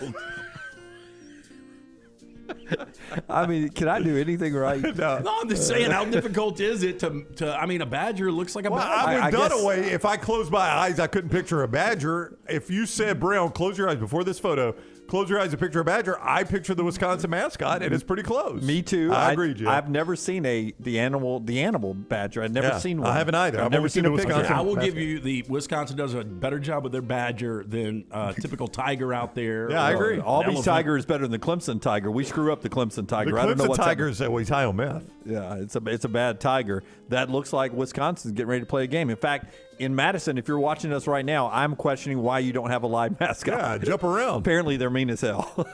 They are. Staff members screamed in the store as the badger ran around the Shell station at Stafford. Molly, originally from North Wales, had stopped off on her way home from work when the incident took place, saying, quote, police officer walked in, saw it, but then just turned around and walked back out. I'm done. Despite appearances, the badger wasn't actually shopping. I'm just reading here. More so a case of nature quite literally calling. They went on to say he didn't take anything, just ran into the loo. I was scared that when he chased after me, I dropped my curry trying to get away down two different aisles. He was always close behind me until he went into the bathroom. It's the first badger I've ever seen alive. Another patron of the gas station was then able to shoo the badger out of the store with a broom. Scott showing us Bucky the Badger, I think it is. I'm sure. I'd go Bucky the Badger. I'm going to look that up. I mean, not bad. A little bit more white under the eyes and the cheeks in Madison than the one that was running around the store there. Yeah, and the nose a little more pointed on the actual badger. Oh, his actual name is Buckingham U. Badger. And they shortened it to Bucky the Badger? Buckingham. That's what why an they've uppity never won a name. championship. Buckingham? Can't be uppity there. I mean, you gotta worry about Wisconsin football moving forward with USC and UCLA coming. I don't disagree with you. They're not as good at basketball as they used to be either. Work cut out. Last Tuesday night, there was a police chase that lasted around 2 hours, which was being covered live on local television. A few minutes before the chase ended, however, one pedestrian decided to drop his pants and moon the driver of the vehicle. That's pretty Welcome good. to Tiger Stadium. You know his buddy's back at the apartment like, okay, camera's almost there. Drop it now. Local Fox anchor was not pleased, to say the least, saying, quote, look at this guy. Okay, he just decided to moon everybody, so that's his moment. I hope his mom was watching and she's feeling proud now. Oh, so serious news, man. Come on, serious There news. it is. I'm serious news, Hey, that man. was one of the great things about living in L.A. for the brief time is, like, you would just be watching TV and they would just break into a live chase. How often did it happen? at least once a week. Oh, at yeah. least I saw a guy get shot dead on TV. Yeah, wow. It was even here in Birmingham and in my local TV days, both at CBS 42 and even way back in the day, CBS 13, NBC 13. They would make an announcement over the big network satellite feed comm. They make a sound for different warnings of breaking news, and there was one low one every time they had a satellite feed of a news chase, and inevitably everyone stops what they're doing here in Birmingham, and we'd go and watch. We weren't carrying it live or anything, but we'd all go to the satellite center as it would come down, and we'd all sit and watch it until it comes. Like, they would get out and start running through yards and stuff, and it would just be fascinating. Would they have to watch. a sponsor on it, Lance? Or they'd go on sponsor? No sponsor? Boy, I'd like. I mean, like, if you're injury attorney, that's a good spot for you right there. I think. If you get hit in a car chase, that's right. They do have the sponsors for bad wrecks. Injury attorney there. Yep. Yeah. They still do that. Like, if you listen to any of the Sirius XM, like Kiss FM out of LA, when they're doing their traffic report, it will be brought to you by a plaintiff's attorney. I like how Serious Newsman, though, gets upset about a guy mooning on the I mean, come on. Speaking of bad traffic accidents, we had friends in town this past week. When did we see Rockstar? Was that Friday or was that That's Fridays? 2 weeks ago, I Okay, think. 2 weeks ago. I don't know. And so we obviously driving downtown, we drove past the Vulcan. They were amazed by the Vulcan, and I got to tell them the story that in the 70s and into the early 80s, we used to change the color of the torch. They've taken down the neon light. I remember it. And it used to be green until there was a fatality on the highways. See, I was and told it as a changed to kid, the red. I was told a kid it was just any accident changed to red, so it had to be a fatality. I thought it was a fatality. Hell, they might as well just keep it Well, I red. mean, that's kind of what I thought. Yeah. That was your parents softening. They were softening the blow. No, and they were like, they don't light it up anymore. And I said, no, actually, it was starting to fall apart. And they had changed it and made it look really crappy in a very 70s look. Yeah. So they paid millions of dollars, stripped it down to the way it used to be, restored it, and it actually looks really, really good. Yeah, now. he's got like a garden spade now or something like that. So the Santa Cruz Police Department is warning visitors to keep an eye out for a man dressed in a Cookie Monster costume, not engage him. Police say the man has faced criminal charges in other parts of the country, although police couldn't provide any additional details. Now, the man is believed to badger people and aggressively yell, "It's the creepy monster, not the Cookie Monster." Hey, it's the creepy monster. According to Scotty, who is a Santa Cruz Wharf visitor, quote, "We saw him at the beginning of the wharf. At first glance, it just seemed like maybe it would be fun to do a selfie with him, but we were away from him. And then we went back to the back of the wharf by the deadlines, and that's when we saw him coming out, making a commotion, and getting in people's faces." You think the Cookie Monster felt like he got typecast? He never got any good lines in Sesame Street. He was just always, eating and making a mess. I mean, he was kind of incoherent, though. Yeah. Can I ask you, what's the difference other than color and his voice? But in Elmo and Cookie Monster, aren't they a lot alike? A little bit, yeah. Elmo's red and talks more. He's got a nose. Cookie Monster doesn't have a nose, I don't think. I mean, if we just got 23andMe, there's going to be a little Cookie Monster and Elmo in each of their family trees, I would right? agree, yeah. Possibly. Target shoppers in Harris County, Texas were joined recently by some unexpected visitors. 2 goats and a Great Dane were seen walking down the road close by and into the Target parking lot. Witnesses told the constable the goats and dogs separated from each other by the time the goats entered the Target unaccompanied by their fellow friend. The goats were able to get into the Target through the exterior automatic doors. Citizen and an employee teamed up, corralled the goats into the entryway of the Target. Between the exterior entry and the doors into the store, goats cooperated, did not put up a fight, leading to Constable Herman of the Harris County Sheriff's Department to say, quote, "Believe it or not, these goats were well-groomed. Very clear to us they were someone's pet." Kelly Hunter had pet goats. Really? Yeah. Tony recently. Curry had pet goats. He did, yeah. Yep. So do you let them roam in the backyard and they just eat the they'll grass? eat your grass, yeah. Yeah. I will tell you that when, God makes no mistakes, I understand that. But as we're divvying up ears, it looks like the goat got mismatched in the ear department. Yeah, a little doesn't it? bit. Got the horns and the bad ears. He got some Tommy T ears. Yeah. Didn't he? Yeah, those Fine ears bomb. are hanging down there, man. Hey, Tyler, before we get too far away, you got one more story? One more in the shower, though. Okay, real quick. Before we get too far away, Google image Grover. I think Dunaway stumbled into something. I think Grover is the father of both Cookie Monster and Elmo. I think who's when you the see mother? Grover. Huh? Who's the mother? I don't know that yet, Lance. I'm going to have to investigate a little bit longer. But look. So you it's, think it's the combo of Cookie Monster and Elmo is Grover. Oh, so that's Grover. Yeah, because he's got Elmo's nose, Cookie Monster's color. And according to this article, he's being accused of dropping the F-bomb. Grover had a seedy side to him, man. He dropped an F-bomb in a recent Sesame Street episode? He grew up on the tough streets, man. Mean streets. What's his drink of choice? I don't know. He's cussing, banging. What else is he doing? I think he's the father of both Cookie Monster and Elmo, though, if you let me bring it to We're going over to Bert and Ernie's tonight. It's Bert's bachelor party. Following reports that the Oscar Mayer Wienermobile's catalytic converter was stolen, PETA has just come up with a solution that will benefit all involved. PETA has offered to pay for a replacement, one very specific condition: the Wienermobile must become vegan. Animal rights organization sent a letter to Heinz Kraft's president saying, quote, PETA willing to cover the cost for the replacement part and the maintenance of the vehicle for 1 year if you convert it into a not dog mobile or something similar. Yeah, I hope he wrote back, thanks, but no thanks. Our wieners are not vegan. So dumb. It really is.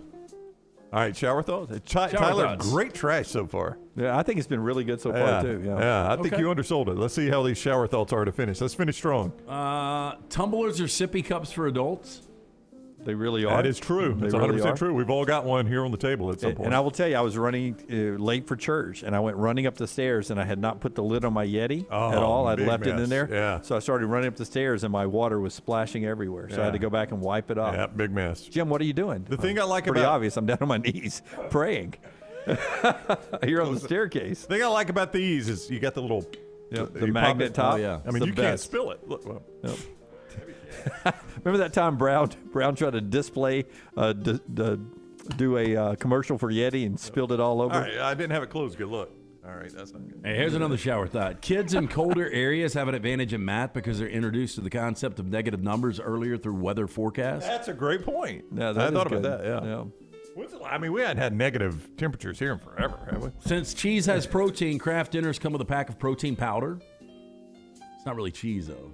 I don't know what the hell it is. Well, I tell you what, my little one, she has moved away from the powdered cheese ones. You know, you got the ones where it shells of cheese and it's that orange substance. She's upgrading her taste in cheese. She in the is. foil packet, and you squeeze out every bit you can get. That's the only one she'll eat. Now, she'll eat the crap out of that, but she will not eat the powdered cheese one. 2 more shower thoughts. Isn't it redundant for the news to start with stories with an armed gunman?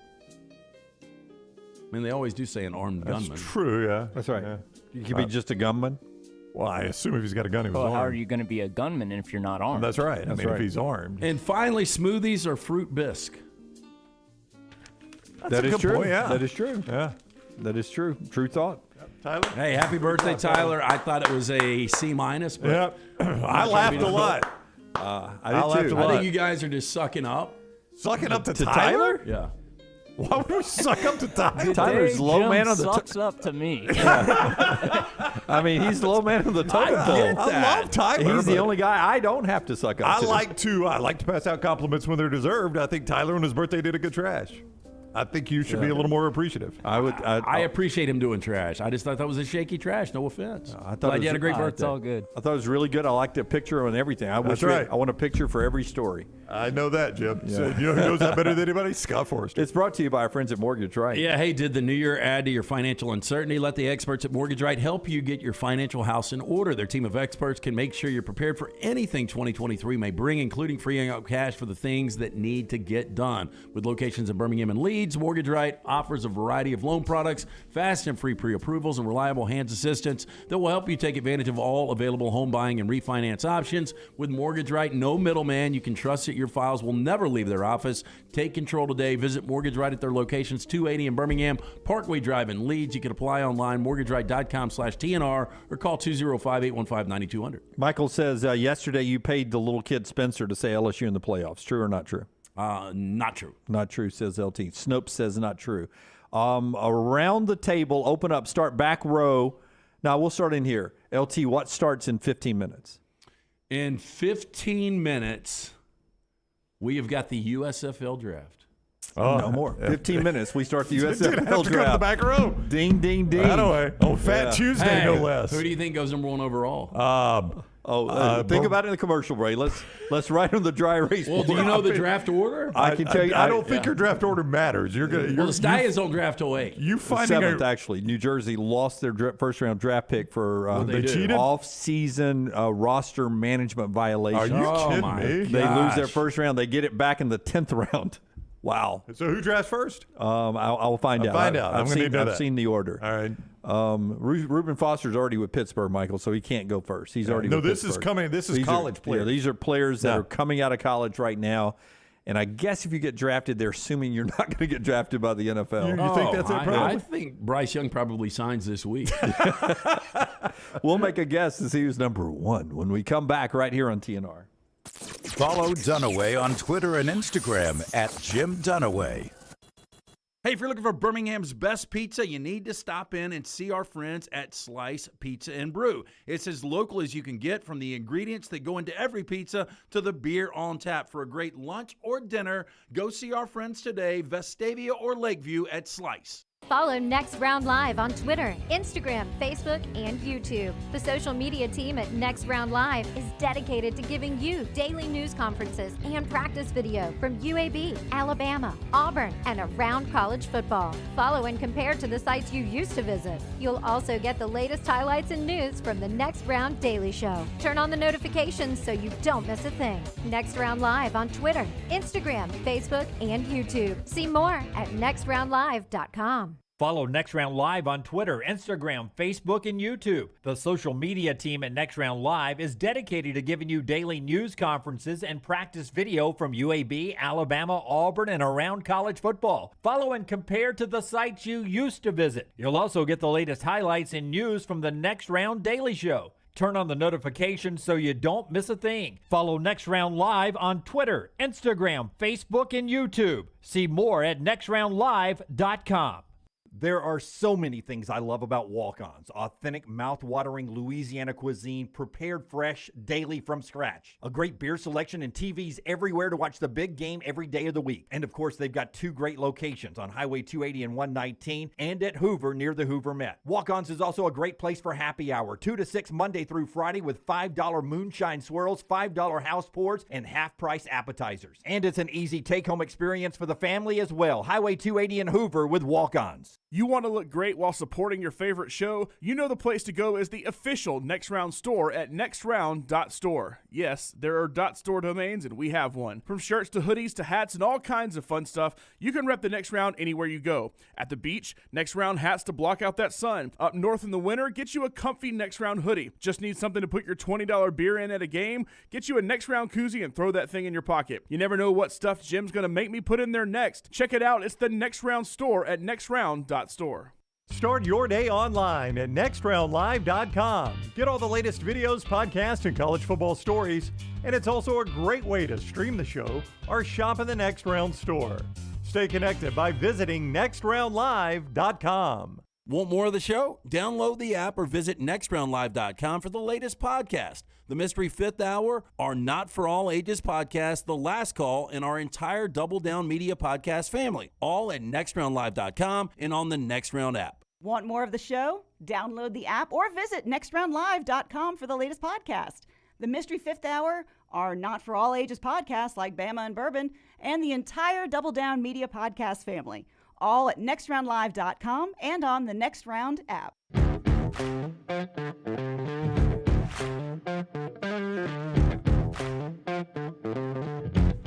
Back with you on the Next Round. Our friends at Bud Light, easy to drink, easy to enjoy. You may remember that phrase.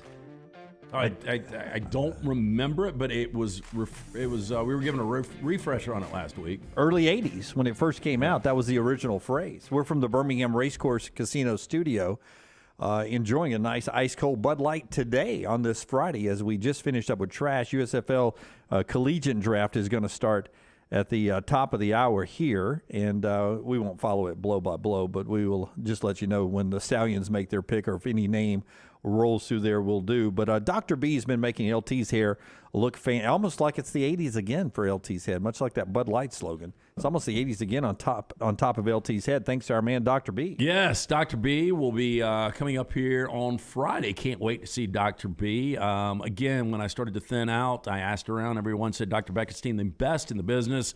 When we went back in, my hair already 14% thicker. About to go in for another update on that. Can't wait to see where it is now. Dr. B pioneered the use of NeoGraft hair restoration right here in Alabama. Remains at the forefront of hair preservation in the Southeast. For more information, t3hair.net. Dr. Beckenstein takes pride in treating each patient personally, applying his expertise to produce those quality results. For more than 20 years, women and men have turned to Dr. B for a range of cosmetic and reconstructive procedures.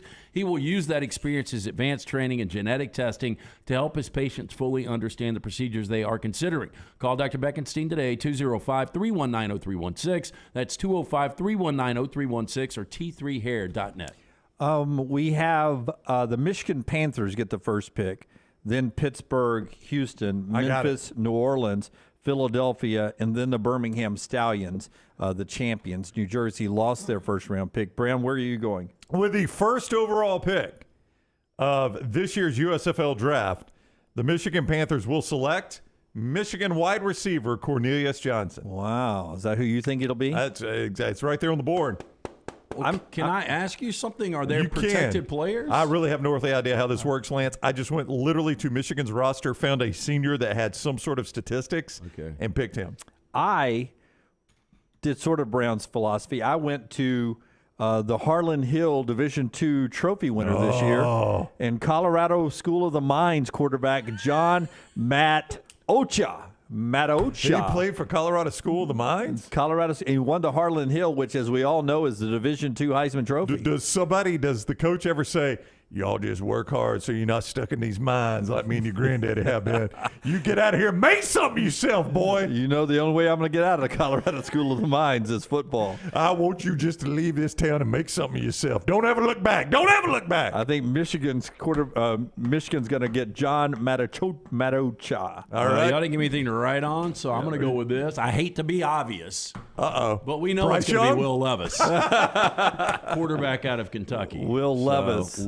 Will Levis. Yes. I really do wonder, can they draft whoever they want? I think you can, but you're just wasting a pick if you don't think you could sign them. Why would you, unless you want to make news. I don't want to be the old guy in the room, but I remember Birmingham Stallions' first ever pick back in the real USFL, the original one, and it was Jerry Rice. Well, but that was back when you could actually draft a guy and he might come to your league. You were going to try to outbid them. That's right, yeah. And, So their legit first pick was the Birmingham Stallions had the rights to Jerry Rice. I do think that Jerry Rice made the right decision. He stayed with the 49ers.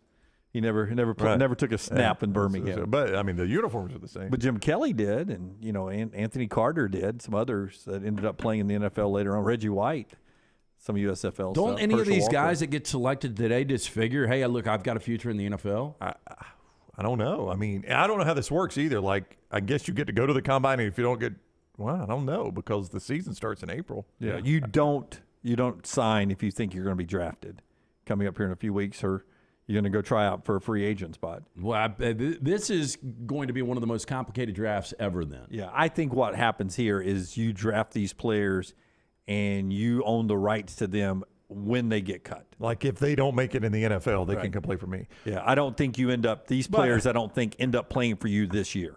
But that's the thing about the USFL is the calendar gets it finished before rookie camps, right? Is it that their goal? The XFL is the one that gets it done. This just gets it finished before actual NFL camps, not rookie camps. In fact, it blends right in almost. Bobby says Jerry Rice was not the first ever pick of the Birmingham Stallions. Stallions first picked in 1993. Jerry was a sophomore. Some wrong I like him calling you out. But maybe not the first pick by the Stallions. Was he not 1 year the draft for the Stallions? Check that. Well, I heard he was a draft pick for somebody in the USFL. I thought it was Jerry. I thought Jerry Rice was the first pick of the Stallions. Maybe not the first pick ever, but I think he was a first-round pick for the Stallions. Eddie says, is Steve Young still getting paid by the LA Express? That would be a good question. No, I think they settled for $1, didn't they? No, that was the whole league. But the LA Express owed Steve Young a lot of money at one point. I don't know if he's still getting paid or not, but he left Tampa Bay, went to the USFL, and then came back. First pick in 85, Bobby said. Yeah. Okay. So that's well, they signed Reggie Collier, which was their big signee, right? I mean, that was the big news. They got Reggie Collier out of Southern Miss, if I remember right, as a little kid. You think JT What are you laughing at? Could JT Daniels be one of those I guys? did look, but no, I looked that part. But it does. Reggie Collier is very familiar. No, I just saw that Reggie Collier was on the roster. Yes. What did you say, LT? JT Daniels possibly. He's played in enough places. I think somebody's saying JT's with Western Kentucky this year, that he's still got one more year of eligibility, which is amazing. Well, when I went to Michigan, I was looking at Cade McNamara, but he's transferred to Iowa. Yeah. I thought maybe Cade McNamara, maybe go quarterback, but Cade McNamara is going to play for Iowa this year, which he'd be better off playing in the USFL than playing in that Iowa offense. That's why I went Division II Harlan Award winner. School of the Mines. John Matucha. I mean, Lance chose to make humor with his, but if ours goes right, that's one of the greatest predictions in show history. That you could just blindly throw a dart and hit the first overall pick. All right. When we come back, we get back to the serious stuff going on. Yeah. Eric Musselman ends up, this guy's, is he as angry as he? Who, Musselman? I don't think anybody likes Eric Musselman. When he's good, is he angry? This guy, he's I don't think anybody likes him. He doesn't like analytics, or at least coaches who are into analytics. NATO. Yeah, technology. NATO. Yeah, so I mean, this is it. This is Eric Musselman taking a shot at NATO's when we come back right here on the show that's being brought to you in part by our friends at Champy's World Famous Fried Chicken. They bring you this hour. Sterling's a great guy down there. If we had a draft pick, we would have taken Sterling #1 overall. But luckily, Sterling was acquired with us by free agency, and we love Sterling. He's still with us in the franchise to this day. Great lunch is open right now, Highway 119 in Alabaster, for all your office parties, any of your family reunions, going to the lake, going to the ocean, going or coming. Stop by Champy's World Famous Fried Chicken, champy'schicken.com. Call the next round now at 205-734-0923. Let's face it, a home is one of the most powerful assets you can have, and our friends at Mortgage Right want to help you build wealth through home ownership. Mortgage Right is all about providing competitive rates, a variety of loan products, and a multitude of resources for a seamless home buying experience. They treat their borrowers like family and are always looking to bring more happy homeowners under their roof. See more by visiting mortgageright.com/TNR today and start living. That's mortgageright.com/TNR. NMLS 2239, Equal Housing Lender. The Double Down Media podcast family is live and full of content for all ages. The Mystery Fifth Hour gives the next round host a chance to talk about everything but sports. Pour a glass of Bama and Bourbon, our weekly college football conversation, while sipping on some of the most interesting pours in the bourbon world. And in our Not For All Ages podcast, The Last Call, LT takes off the gloves for in-depth conversations with stars like Taylor Hicks, presented by Redmont Vodka. Find these podcasts and more by searching The Next Round on Apple, Spotify, and on our website, nextroundlive.com. February is the month of love. And if you're in the market to buy or sell a home, you are going to love Holly Mack Wilson. What's there to love? Holly Mack Wilson will help you prepare your current home for sale and get you top dollar for it. She'll help you find your dream home and negotiate the best deal for it. And Holly Mack Wilson will find you a home anywhere in Alabama. There's a lot to love about Holly Mack Wilson. Call her today, 205-901-9446, or check her out online, hollymachomes.com. Holly Mack Wilson, a lovely anywhere in Alabama Keller Williams agent. Make sure to check out our gaming channel on YouTube at Next Round Gaming, and also follow us on Twitter at TNR Gaming 247. That way you can know when we go live with our TNR Madden League, live game streams nightly, and more. That's at Next Round Gaming on YouTube. Start your day online with our website, nextroundlive.com. The latest videos, podcasts, and college football stories. It's also a great way to stream the show or shop in the Next Round store. Stay connected by visiting nextroundlive.com. That's nextroundlive.com. Want more of the show? Download the app or visit nextroundlive.com for the latest podcast, The Mystery Fifth Hour, our Not For All Ages podcast, The Last Call, and the entire Double Down Media podcast family. All at nextroundlive.com and on the Next Round app. It is the season of speed event at Alfa Romeo of Birmingham, and there is no better time to buy or lease a 2022 Alfa Romeo Giulia TI or Veloce model. Now through the end of the year, get 0% financing for 48 months or 1.9% financing for 72 months. Go by and see the great selection and take advantage of the low interest rates while you still can. It's the season of speed event. 48 months, 0% financing. Get into the best car I've ever driven at Alfa Romeo of Birmingham. Want more of the Next Round? Download the app or visit nextroundlive.com for the latest podcast, The Mystery Fifth Hour, our Not For All Ages podcast, The Last Call, and the entire Double Down Media podcast family. all at nextroundlive.com and on the Next Round app. Jim Dunaway, Lance Taylor, Ryan Brown, and Rockstar. Live from the Birmingham Racecourse Casino Studios, The Next Round, presented by Bud Light, is on now. Back with you on the Next Round. We were just talking a little baseball in the studio here with our friends from the Barons up here. Spring training ongoing. A lot of changes in baseball this year. Looking forward to what we'll have down at Regions Field when we start spending our spring and summer down there. Looking forward to that. It's just always a great time of year around here, spring and summertime. We're not too far away, but it's rainy here today. Don't forget, on Thursday, we're at the new Slice location, Crestline, correct? Yep, we'll be there hanging out 5 to 7. I think we're going to be doing a live show from 5 to 6, 6 to 7. 6, yeah. 7, yeah. Yep. So we'll be down there with our friends at Bud Light. Come by, grab some gear, grab some of those specialty pizzas, hanging out with the Bajaya boys. Looking forward to that. Yeah, so come see us on Thursday, and then on Friday, we're up in Coleman at JohnstonRVCenter.com. That's right. Around 3:30, we're going to do a live show from inside an RV. They're at Johnston RV Center. They got their RV show going on, so we'll hang out up there for about an hour or two. And the Coleman, I-65 exit 304 location. So you got a chance to come out and see us Thursday and Friday. Let's talk a little basketball here starting this hour off. Jim Dunaway, Lance Taylor, Ryan Brown, the whole crew here, including Taylor, on social media. Remember, like, subscribe as you watch us on our 12 platforms, 12 different platforms, or listen to us around the country on iHeartRadio, the TuneIn app, and everywhere else. Thanks for being with us today, especially if you're watching on YouTube. Remember to like, subscribe, and give us a thumbs up. Last night, Kansas wins again. They're making a case to stay on that one line and maybe be a number 1 overall seed. Duke got their 3rd straight win. They beat Louisville last night, who's been a disaster. And then there's Eric Musselman. Tyler, if you will, cut number 3. Still a game to be played in Tuscaloosa, Arkansas and Alabama. This was after the game this weekend. Arkansas had put itself in really good position for the NCAA tournament, and now they've dropped a couple of games, one of them to Mississippi State. And Eric Musselman had this to say about guys who believe in analytics. Now, just to catch you up, I don't know who all is, lives and dies coaching by analytics, but our man Nate Oates is a big analytical guy. He's got a team of assistants, analysts that are running computer numbers back and forth during games. He is deep into the analytics, and Eric Musselman sort of looks down his nose at those guys. Maybe at times we've been a little bit reluctant to take open shots, and that actually hurts your offensive flow. All the analytics guys will tell you that a mid-range shot's the worst shot in basketball. The good thing is they're not on our staff. And when you're, and most of those guys, by the way, have never dribbled a basketball, called a timeout.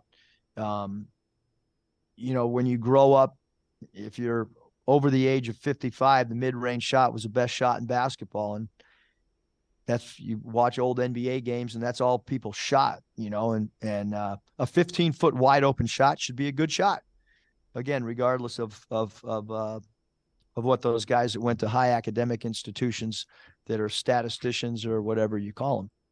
I mean, my gosh, that is right between the eyes of Nate Oates. Yeah. I don't know that he was intending on taking a shot at Nate Oates. I don't know if Nate went to a high academic institution. Yeah, I think Nate's called a timeout. Here's the deal. I mean, look, a 15-foot, if you have a wide open shot, the mid-range jumper is kind of the dying breed. You don't see a lot of guys take that. The worst shot, I think, in basketball is a 19-foot shot. You mean the guy that's 2 steps inside the three-point line? Yeah, I don't get that at all. Man, what bitter comments. Yeah, I don't get that. And because, what he's saying is the way the old guys used to play it. Yeah, exactly. Yeah, basketball's changed a little bit. Yeah, it has changed. And Nate Oates' philosophy, and Nate's not alone in this, there are a lot of people that have this philosophy, is the shot right at the basket is worth 2, and the shot a step inside the three-point line is worth 2. So which one are you going to make more of? Yeah, I would rather shoot the 3. Well, no. My point is if you're just settling for 2, the 3 is off the table here. Am I going to shoot a step inside the arc or at the basket? Which one am I going to make more of? I'd rather be at the basket. Well, yeah, and that's his philosophy there. Why waste your time shooting a 15-footer when you can get a shot at the basket? Craig says Muss is all talk. He has analytic guys on his staff. Kevin says Musselman believes math isn't real. Steve, he really is a prick in real life. Wow. Brett, grumpy old man, get off my lawn guy coaching basketball. It really is what it sounded like, Brett. Good point there. Yeah, very, very bitter. Yeah. I don't get that. I mean, this guy killed it. Look, he's going to 2 Elite Eights at Arkansas. So I think he's a good coach. Oh, I do too. It's just hard to like. It's been, and I understand it. It's not been the year he thought it was going to be. That's fair, right? He had the number 1 overall recruit, who's a lottery pick, who has played very little for him all year long. That's changed the dynamic of his team, which if you told me preseason, give me 4 teams you think will be in the Final Four, I would have picked Arkansas out of the SEC. And I think Musselman believed this was a Final Four roster.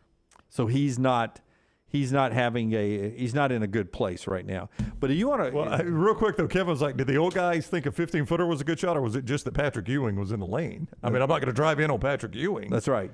The only way I could stay away from Kareem was hit a 15-foot That's jumper. right. And if I could, he was blocking a 10-footer. And if those guys want to come out and defend my 15-foot jumper, all of a sudden I got a guy cutting to the basket wide open. So I mean, I don't know that they thought it was a great shot. They just didn't want to go up against Patrick Ewing and Kareem. Yeah, but and Elijah won. And the game does change when they give you 3 points, right? Yeah. I mean, that does change the game from the old days. But if you want the ultimate in the get off my lawn guy today, I give you Jeff Capel of Pittsburgh, head coach. Cut number 4, please. Listen, the media gets blamed for a lot of stuff in America, and it's gotten to the point where some of it is absolutely real. Some of the stuff that goes on media-wise with our politics and stuff, it totally is not what I don't think it was designed to be. But when you start telling me that the media can change the perception of what the ACC really is in basketball this year, I got to hear this one. Jeff Capel takes a backhanded shot, well, not even backhanded, at the ACC network. Now, they're third, Pitt is, in the ACC. Right. But he thinks the ACC is a great conference this year, that the talk of it being a down year in the ACC is overblown. And, forget Ken Palm. He blames it on our friend Taylor Tannenbaum and everybody at the ACC network. Listen. I don't know if that, Coach Smith, Coach K, Coach Williams, I don't know if it's because they're not here anymore. So the national reputation of that. Coach Pitino, same thing. But I don't really get it. I don't think it helps when we, have our own network. And there I was watching when we were at Virginia Tech the night before, I'm watching our own network. And one of the first questions that comes up is it perception or reality that the ACC is down? And I never see that on the Big Ten network. I watch the Big Ten network a lot because one of my best friends is coaches in that league. And so I'm watching them. And man, they are always pumping the Big Ten, always.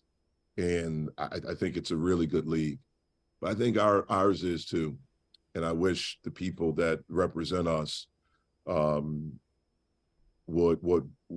have the respect and pump our league and be positive instead of looking at negative things. Yeah, well, this is why I would never want to work for one of these networks. If you can't be objective, that's right, and call it like you see it, what does he really? Does he just want people to bullshit all the time? Well, I don't know. Exactly. I mean, they're Ken Palm. They're 7th in the conferences. It's not a good conference. I mean, Virginia's a good team. Miami's a good team. I think NC State's pretty good. Pitt's not bad. Clemson's not bad. Duke may beat you in the tournament, but they're not great. No, it's a down year in the ACC. The other thing that jumps out at me is Jeff Capel watches a lot of TV too. I mean, he's got a lot of time to watch the Big Ten network and the ACC network. I mean, I work in this industry and barely go to those channels. If there's not a live game on. Jay says it's a down year when Capel and Pitt are above 500. He hasn't done anything as a head coach since 2009. Right. You don't need a television network to tell you it's a down year. Look, that you're 3rd in the standings. It is true. I mean, look, there's a good chance that Duke could miss this tournament. I think North Carolina will miss this tournament. Syracuse misses the tournament. Florida State's usually good. They're no good this year. Notre Dame's no good. They're usually good. Louisville's no good. I mean, it's a bad year in the ACC. Yeah. That's fact. Yeah. I mean, we saw the discussion. I want to say it was Matt Norlander that covers college basketball for CBS Sports was retweeting the Ken Palm rankings that show them as the 7th. Say that again now. 7th best conference in basketball, right? 7th. Big East was in front of them. Americans right behind them. Americans right behind them. Was it the Mountain? Mountain West? Was Is it in that front of over them? there? Maybe. Anyway, 7th best. And he said this is shaping up statistically to be the worst ACC year in basketball history. And he wasn't with the ACC network. No, I see. he's with CBS Sports. He's looking at it objectively, and he says, look, call it what it is. This is the worst year the ACC has had in the history of ACC basketball. I mean, now, honestly, how many – finish your point. Well, I was going to say now, if they go into the tournament and tear it up, a lot of people are going to have to eat some crow. Yeah. I mean, if I look up in my Sweet 16s, Pitt and Virginia and Duke has made it, North Carolina snuck into the tournament, and they've made it in the Sweet 16, I'll look at that and say, hey, we were wrong all year. Yeah, they did say that. Capel said that later in his news conference. They thought we had a down year last year. We look up, we got 2 teams in the Final Four. Yeah. That's not false. And they did, but those 2 teams are way down this year. And I think there's only 2 teams that can make a Final Four run this year. Now, I know this is going to be one of these parity years and anything could happen, but I believe Virginia and Miami are the only 2 teams that can make those runs. Yeah. Miami, a 5 seed right now. Virginia in the field of 16, according to the selection committee so far. We'll jump back into more basketball. Huge one tonight in the SEC, particularly for Alabama fans. We'll explain why, but you already know. But first, let me tell you about our friends at Wayne's. 50 years our friends at Wayne's have been helping you here locally and now all over the Southeast footprint here. And they want to celebrate their 50th anniversary by giving you a chance to save some money. $50 off pests, $50 off termite, $50 off lawn, $50 off all the mosquito services right now. And the best part about this, and you'll find this out when you go to callwaynes.com, it's not just for new customers. This is for the existing customers. Even if you've been there 50 years with them, you can now get $50 off your pests, $50 off termite, off lawn, off mosquito services. So you're already an existing customer. Go ahead and save the money by using the promo code TNR. Promo code TNR at the website there, callwaynes.com, callwaynes.com. Offer ends February 28th, so take advantage of it now as we celebrate 50 years with our friends at Wayne's. Call Waynes.com, the website. $50 off pest, termite, lawn, or mosquito services, and you can stack those. So save $100, $150. Whatever you need to do right there, call Waynes.com. Offer good through February 28th, but you got to use the promo code TNR at callwaynes.com. All right, cut number 5, if you will. And is Lunsford telling us the first pick in the USFL? Oh, please be that guy. Give me the name, Lunsford. Pot it up for me. It is offensive tackle Jarrett Horst from Michigan State. Boy, I was on. We were thinking right, going Michigan to Michigan State. I just went with the receiver. I didn't bother to Is look. that where they just don't have to pay for a flight? Got to get the local fans in there, Lance. That's the first pick. So there's a guy they may have a chance at getting at some point. But I think I'm right, Lunsford, that if you draft a guy, you control his rights. He may go off and try to make the NFL, and then later on you've got the ties to him. Yep. All right. Pretty good there. Let's talk about tonight's games, including Texas A&M hosting Tennessee. Big game here because if Tennessee beats Texas A&M, that gives what? Alabama a little breathing room. That is correct, yes. In the SEC race. If Alabama and Texas A&M wins out, Alabama at Texas A&M, final day of the regular season, would be for the SEC regular season championship. Buzz Williams, though, knows the challenge tonight with the Volunteers coming to town. Their defense is ranked number 1 in the country, and in the numbers that matter, they're ranked number 4 in the country. So, they are as physical and as talented and as good as any team that we've played, regardless of prior results. You're going to lose in this league. You're going to get beat up in this league. They've been playing without some of their players. I know Coach Barnes won't address that, and that's one of the reasons why he's a Hall of Fame coach, but yeah, I would say that what he has done at Tennessee mirrors the consistency of what he did when he was the head coach in Austin. Great respect for him, their style of play. They have multiple players that have played that style, and you can tell the experience and the fluidity that they play with. There's a lot of experience on that team, and numerically, defensively and from a rebounding standpoint, they're in the upper echelon of all teams in the country. Weird seeing a basketball coach in a hat. I agree. But his point is that Tennessee is good coming to town. My gut is Tennessee wins this game tonight on the road in College Station. Boy, it is a tough game to handicap. You know, Tennessee, they've been okay on the road. They're 4-4 on the road. And you look at this Texas A&M squad, 13-1 at home. They haven't lost in the month of February. They've won 7 of 8. They've won 6 consecutive games. They're really good at guard play. Yeah. The Aggies are, but I think Tennessee's really good at the guard position too, and they will defend the heck out of you. I just don't. I believe at times Texas A&M has scores the ball a lot like Auburn does at times, a lot like Tennessee does at times, a lot like Kentucky does at times. Not always smooth offensively for the Aggies, and I think that bites you against the Volunteers. Yeah, you know, Tennessee has been – now we've known that offense is a liability at times for Tennessee, but they're only averaging 62 points per game on the road. That's hard to win that way. Yeah. I mean, again, a lot of times with Tennessee, it comes down to how the game's officiated. If they let them play and bang – you know, I do kind of like Tennessee. If they're going to call ticky-tacky, it's going to be tough for them to win on the road. Yeah, and they've dropped 3 straight on the road. You know the last time these two teams met? Tennessee and Texas A&M in basketball? I mean, no. I mean, they've lost 4 straight to Tennessee, but it was last year in the SEC championship game. How about that? I'd forgotten that was the SEC championship game. So that was the one that they could have punched their ticket. Ultimately, they had to win it to punch their ticket. Can I give you one more side story on this? Yes. It does affect the top of the conference with Alabama and Texas A&M. But if Tennessee loses this game, do you know who is in a tie right now for that number 4 bye all the way until Friday? Vanderbilt. How about that? Can you believe Stack has coached them back to the par? I mean, I think after that game in Tuscaloosa, we were talking about him getting fired. They won 5 straight. With Liam Robbins, they're different. Yeah. Vanderbilt is in a tie, and I don't know how the tiebreakers would shake out. They beat Auburn head-to-head. They've split with Tennessee.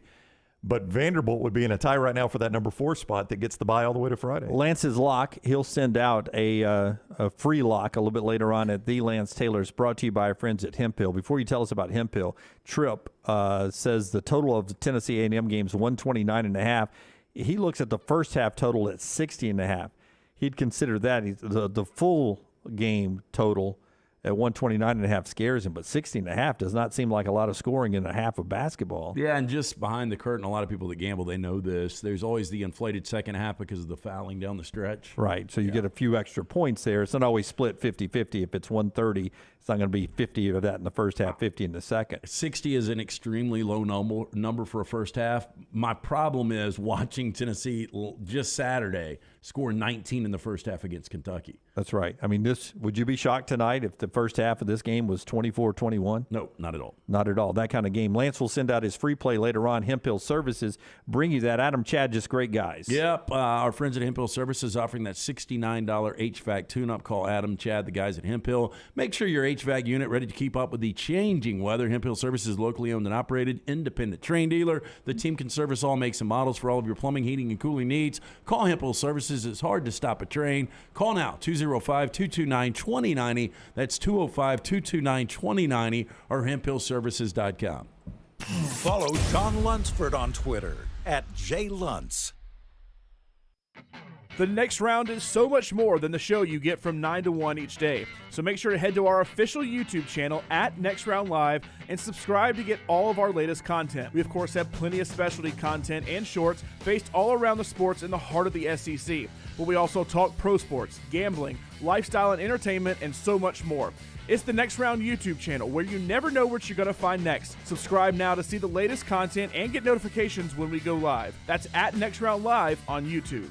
Hey, Ryan Brown here from The Next Round. Do you want to help pay for my kids' college and look great while you're doing it? You need to go to The Next Round store. Everything from hats to short sleeve and long sleeve t-shirts, sweatshirts, hoodies, zip-up hoodies, and much more. And we're adding new things all the time. Why would you not want to see my kids get a great college education and look great out in the public while you're doing it? Get the gear we wear all the time on the show, and there's only one place to get it. NextRound.store. That's NextRound.store. Peanut butter and jelly, chicken and biscuits. Man, I love great combos, and you'll love our combo. It's the Bama and Bourbon Podcast. Yay, Alabama's Aaron Suttles is part of the Next Round family, and he joins LT weekly for the combo of Alabama sports and bourbon.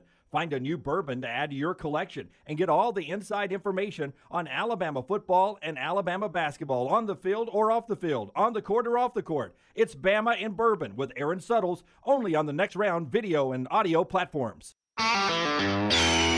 This is for the men who never settle, the ones who believe only quitters end a game in a tie, the type of guys who choose the bar with the biggest TVs to overcompensate for theirs at home. This is the Lodge mentality. This is Twin Peaks. Make sure to start your day at nextroundlive.com. Get caught up on the latest podcasts and videos from the live daily show, plus specialty shows such as the Mystery Fifth Hour. You can also learn more about the whole staff at Double Down Media, find all of our social media feeds, see the latest videos from our YouTube channel and gaming channel, plus find other ways to consume the show like the Next Round mobile app, which you can download direct from the site via your iOS and Android device.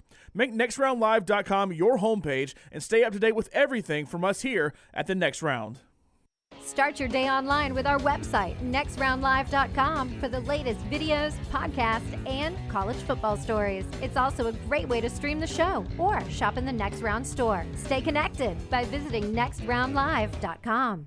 Have you had a pipe burst, a washing machine overflow? Maybe your toilet or bathtub has overflowed upstairs and now you have water coming through your ceiling? No problem. The specialists at Dry Tech are here to help. What's important is you act immediately when water damage occurs. Failing to do so can cause mold, rot, and mildew issues. Long-term exposure to those toxins can cause many health issues down the road. So act fast. When trouble strikes, call Dry Tech 205-637-0143.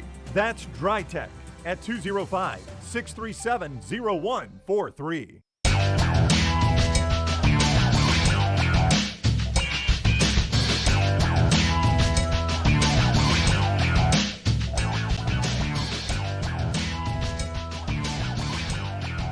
Back with you on the next round. You need a beer? You good? Okay. That was not one of the Hueytown High School kids who just offered a beer, to be abundantly clear. Yeah, they're another visitor. Yes, yeah. yes. Different visitor. I just wanted to be clear about that. What do you think percentage that take the beer here? What, a high school kid? No. Our visitors. Yes. I would think it's say 60, visitors 40. I was going to say 60% take a beer. I was going 65. Not trying to pressure you at all. It's just 60%. Yeah, but you're trending below average, is what Brownie's trying to tell you. I think people get a little hesitant when it's a Tuesday. Yeah, a Tuesday at 12:22 Central. Yeah. Well, we had Josh Pate on, and he was talking about our office place is fun, and we play ping pong. I don't know if he was looking behind me.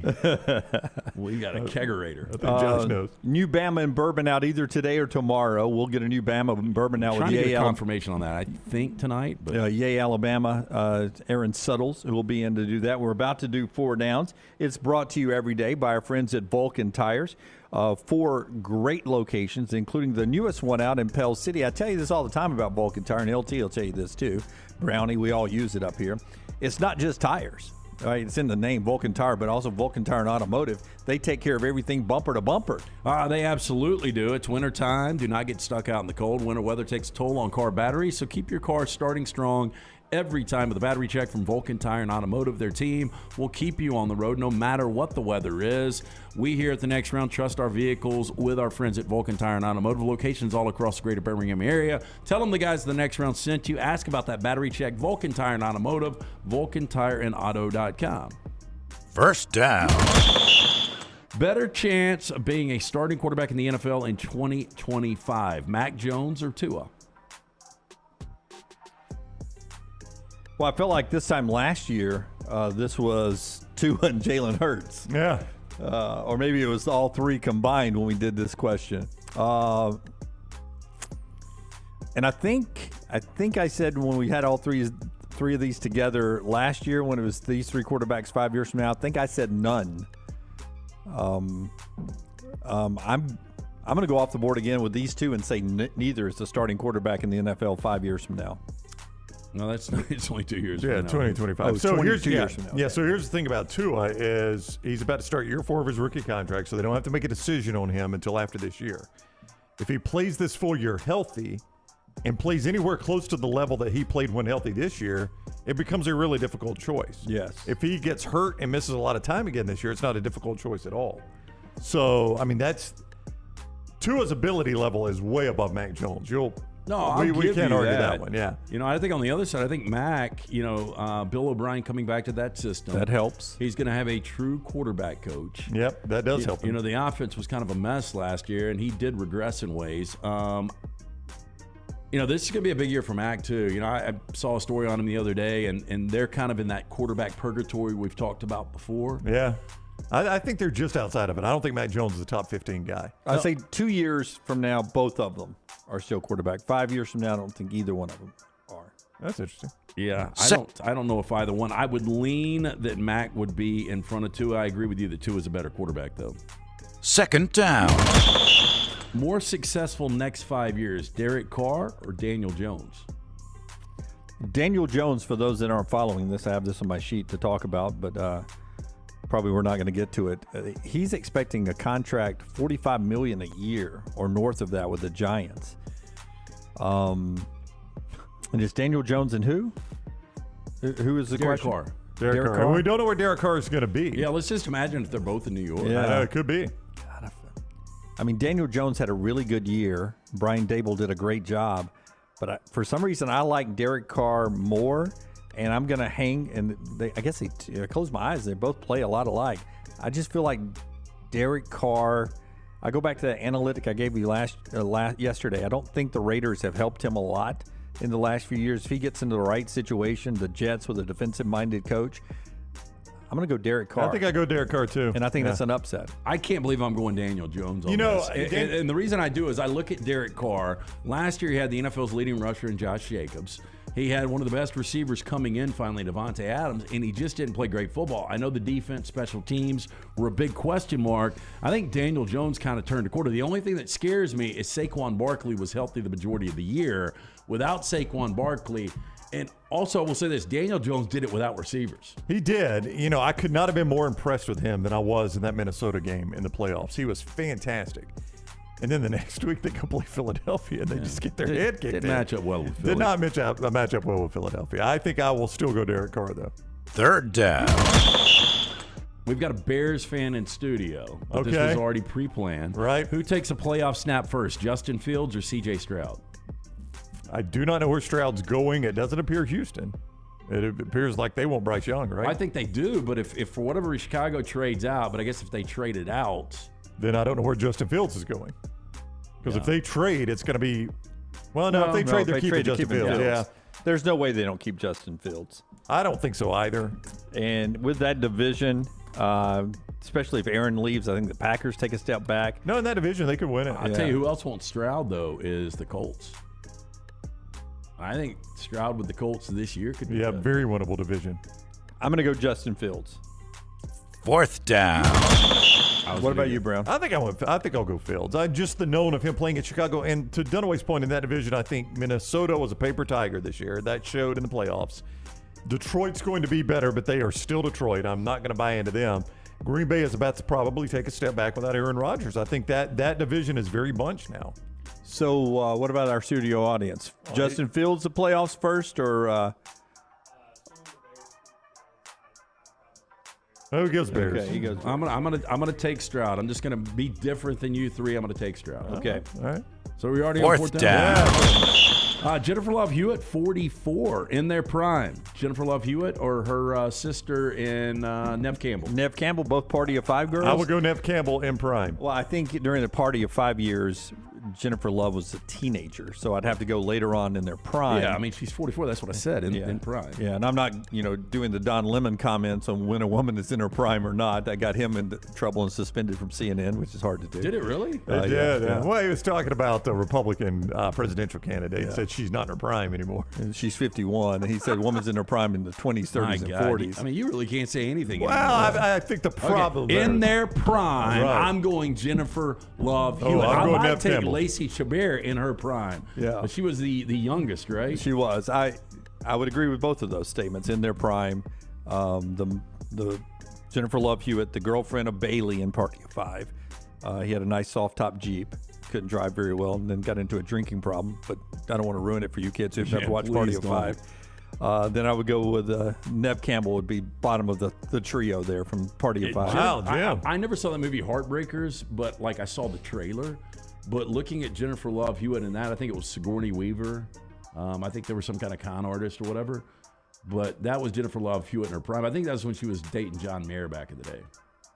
Boy, he Oh, yeah, he went through he it. had a lineup. Him and Derek Jeter, I mean, if you compared them, And Pete Davidson would be right there with them now. If you just took the people that this is no joke, the people that have dated Derek Jeter and John Mayer, you could host a celebrity softball game. Oh, and Pete Davidson, throw him in there. Oh yeah, Pete Davidson. Now you got a bench. Yeah, now you got a full court basketball. Yeah, I'd like to see that game. What would people pay for that? Shirts and skins. Who's skins? John Mayer's song "Your Love's Like a Wonderwall." No. Wonderland. Yeah. Wonderwall is Oasis. Yeah. That was Your Body is a Wonderland is supposedly about Jennifer Love Hewitt. Yeah, I don't think you could. Yeah, but I don't think you can narrow it up. I don't think you can narrow it down. Just lucky. No, I think it really was. Really? Yeah. I don't know. Yeah, Google it real quick. What then? Who is? You're So Vain, Carly Simon? No, the song about. You're So Vain was supposedly about Warren Beatty. Well, you guys sound old there. The back road song, the country song. Who's that song? Sam about? Hunt? Your body's like a back road? Yeah. Oh, I think Know you Your just Body said- Like a Back Road? I think you just saying that about skank in Panama City. Or some UAB undergrad. That's Four Downs, brought to you by our friends at Vulcan Tires. Hey, if you're heading to a college basketball game in Tuscaloosa or Auburn, Debt Battery will not get you there before your next road trip this winter. Take your vehicle down to Vulcan Tire and Automotive for a comprehensive battery check. We here at the Next Round trust our vehicles with the team at Vulcan Tire and Auto. We encourage you to do so as well. Locations all across Birmingham. You can find out more about what we can do for you and your vehicle. VulcanTireandAuto.com. Several people saying Lacey was Meg on Family Guy. Lunsford said so she wins there. What does Kevin say? Kevin says the last field trip to the Next Round just happened today. Shout out to our Hueytown High School students. Hey, thumbs up, thumbs down. Have you guys enjoyed this, Hueytown High School? Yeah. Okay. 2 thumbs up. Yeah, A 2 thumbs reluctant up. second thumbs up. Yeah, second thumb. Had to think about it. Yeah. Yeah. Wanted to see I what the first. guarantee you, it's wanted better to be than unanimous. school. Yes. Yeah, better than high school. Yeah. Gotta be. In fact, if you guys want to leave 30 minutes early and go get lunch, Not a problem with us. We'll sign whatever you need us to sign. All right, we got a lot more to do when we come back. The show being brought to you in part by our friends at Odie's. LT and Brown will be out there with trivia this Wednesday night, tomorrow night at Odie's. Yeah, looking forward to that. Of course, the incredible food. Almost ate there last night. I mean, the delicious burgers, award-winning wings, great sandwiches, including my personal favorite, the Diablo sandwich, ice-cold beer buckets, full of Bud Light. Get in, whether it's outside on that patio, inside, watch college hoops. It's a Birmingham institution. Go see Will Aver and that great staff, Odie's Tavern, Crestline Village. Follow the Next Round on Twitter, Instagram, and Facebook at Next Round Live. For more than 40 years, Red Wing Shoes has been helping the hardworking people of Alabama. This is why Red Wing Shoes has created the 3-step comfort solution. Step 1, a certified fit specialist will use a 3D scan to electronically measure your feet and arches. Step 2, help you get the appropriate footwear for your occupation. Step 3, customize your boot or shoe with a Red Wing orthotic. Whether you have high arches or flat feet, Red Wing has the comfort solution for you. So experience comfort at its best. Visit one of the Red Wing shoe stores located in Pelham or Trussville. Have you had a pipe burst, a washing machine overflow? Maybe your toilet or bathtub has overflowed upstairs and now you have water coming through your ceiling? No problem. The specialists at Dry Tech are here to help. What's important is you act immediately when water damage occurs. Failing to do so can cause mold, rot, and mildew issues. Long-term exposure to those toxins can cause many health issues down the road. So act fast. When trouble strikes, call Dry Tech 205-637-0143.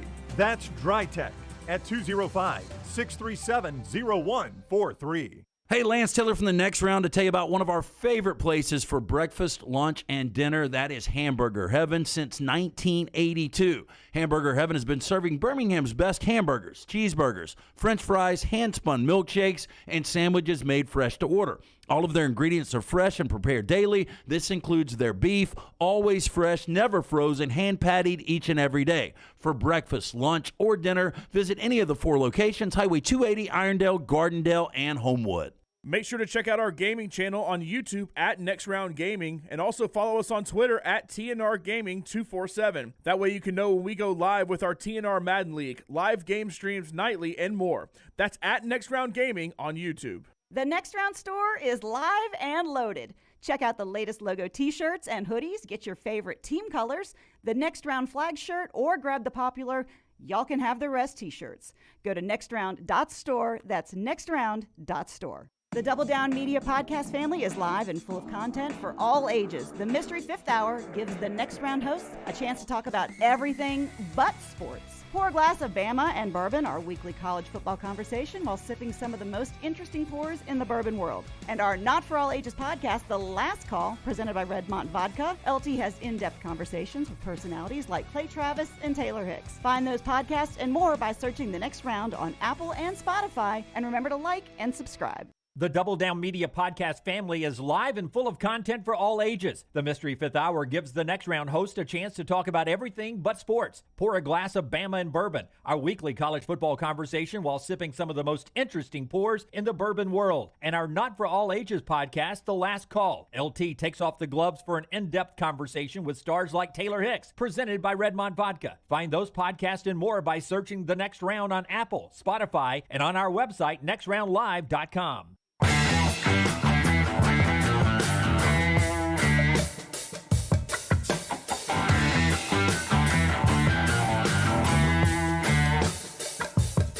Back with you on the next round. Show being brought to you by the wonderful folks at Bud Light. Love that retro can look there, that lighter color. Looking forward to some great dealings with Bud Light coming up here in the near future. They'll be with us at the Slice in Crestline. Our friends at Bud Light join us there. When we're there Thursday, 5 to 7, with a specialty show coming up there. Developing news that we'll tell you about in a second. I want to remind everybody that the show is being brought to you in part by our friends at MyBookie. Big night of basketball. I don't know if anybody's getting knocked out of the tournament tonight. We'll decide possibly a little bit of the SEC race with Tennessee at Texas A&M. Marquette at Creighton's a big game. Baylor at Kansas State's a big game. Indiana, Michigan State. Iowa State, Texas, a lot of big games tonight, and our friends at MyBookie can get you in the game. They can indeed. You know, NFL is over. That means college and NFL has ended. We've got some USFL. Have you found that number on Lunsford and Forrester today? I have not. What is the number on Lunsford? Right now, got it? It's Lunsford 9.5, a total of 61.5. Uh-huh. We going to do a stake on this? Well, can I trust you guys to play it to the best of your ability? Oh, they're both trying to win. I gave Forrester a tip that would help him. I was, sort of old friends, like Nick Saban would call Kirby Smart and help him out a little bit. So I was trying to help Forrester a little bit with a little game planning against Lunsford. I will take either one here. I know you're saying you. Forrester can throw some darts, man. He can get after it, but I'm going to say it goes over, easily over. Yeah, we're not going to play total. Okay, because I agree with you on that. It goes over the 61.5. That's too low. To make it interesting, you'll take either one though. I'll take either. You don't want to take either one. I will. No, it's too easy. I'll take, since I'm up so big, I will take Forrester to play within the 9.5. Lunsford, I need you to play your ass off, okay? Because I need one back. And I was going to play Forrester, but I will take Lunsford. That's fine. No, if you would rather have Forrester, if you don't come back and say, you took the – Lunsford – That's fine. I want you to go with your gut. I think it's very important that you go with your gut. My gut is that Lunsford wins easily. If you want – Well, I don't know. You just took – No, I'm telling you, I was trying to give you one back because I think Lunsford kills him. Even though I gave him a little advice today, I get the feeling he's not going to take it. Well, he's not confident. He's not confident at all because I told him I was going to take him, and he's like, don't do it. Do not do it. You choose. Whichever one you think you can win with, and I'll take the other one. I don't care. I need to know who's starting at quarterback. Oh, I'll tell you. It's going to be – not the real starters. It's going to be Malik Willis for the Titans, and it's going to be Desmond Ritter? No chance. Mariota. Okay. Because he actually started most of That's really, Scott's right. Scott's at least starting his guy. Really, you should go with Cordero Patterson as your quarterback. He hands it to him all the time. Because you don't throw. You know what? I'm going to take can I get it to 10.5? Is that fair? Yeah, I will go 10.5. Okay, I'm taking Forrester plus 10.5. I need you today, Forrester. And I'm going to be on play-by-play, so... I'll be on there with you. That could be animated. Can we kick at 1:30? No, we're kicking at 1. Oh, we're kicking at 1. Because Suttles is coming at 1:30, and Forster's got to get out here because apparently there's going to be a game in this monsoon today. That's a rain out if I've ever seen one. I was going to try to to go get us some sliced pizza to enjoy while we do the game. You know what? Across the hall, I just saw them carrying like 4. Oh, okay. Well, let's go over there. Go swipe some. Okay. We give them beer all the time. You already talked about MyBookie? I have not, but here's an update. What was the number on Tennessee, Texas A&M? I'm about to give you a live MyBookie update right here. Texas A&M 1.5. Aaron Torres, who covers Tennessee for Fox Sports, says Josiah Jordan James not expected to play, ankle. Julian Phillips, still an unknown. He missed the Alabama game. And now Santiago Vescovi is not expected to play tonight. We didn't make a statement on this one. No, I don't think you did, but that's a I thought you gave me A&M. That's a significant. I would take A&M. That number is going to move. Yeah, Vescovi's out especially. They played without those other two guys. Yeah. But They beat Alabama without those other two guys. They've been playing without the other two, but with Vescovi out, this number's probably 3.5 or 4. Yeah, that'd be tough. That'd be tough, man. Hey, the NFL season over, college football over, MyBookie, it's never over right there. College basketball, like we just talked about, the NBA, NHL, UFC, weekly blackjack tournaments. And right now with promo code NEXTROUND, you can get a deposit bonus up to $2,000. You heard me right, a deposit bonus up to $2,000 when you use promo code NEXTROUND at mybookie.ag. That is mybookie.ag. Listen, there's a lot of brands to choose from. You want a platform that makes it simple to bet, simple to win, and fun like MyBookie does. Mybookie.ag. Bet anything, anytime, anywhere with mybookie.ag, code NEXTROUND. We'll react to UAB's full schedule in the final segment and do more college football. But unfortunately, in the middle of a great season in Alabama, there is still one story that continues to pop up. Brown's got some of the latest information on that and how it involves some of the Alabama players. Well, if you go back to the day we carried the Nate Oates press conference, immediately following the arrest of Darius Miles, the Alabama basketball player, after the tragic death over in Tuscaloosa, he was asked one question that stuck out to all of us. We had heard the rumors already. We didn't know if he would answer the question, but he was asked point blank, were there any other players involved in any way, present, involved in any way? And if you remember, we pointed out that Nate Oates very quickly went back to the prepared statement and gave a very prepared answer to that and didn't say no. And we thought then there's a reason he's answering that carefully, right? Yep. And that reason came out today in one of the court proceedings. Alabama freshman basketball standout Brandon Miller, according to Carol Robinson of AL.com, brought the gun used in the Tuscaloosa strip killing of 23-year-old mother to Darius Miles and Michael Davis. Miles texted Brandon Miller to bring his gun to where they were, according to police. When Miller got to the scene, the gun was handed over. Now, Brandon Miller's windshield was struck twice, according to the story at AL.com.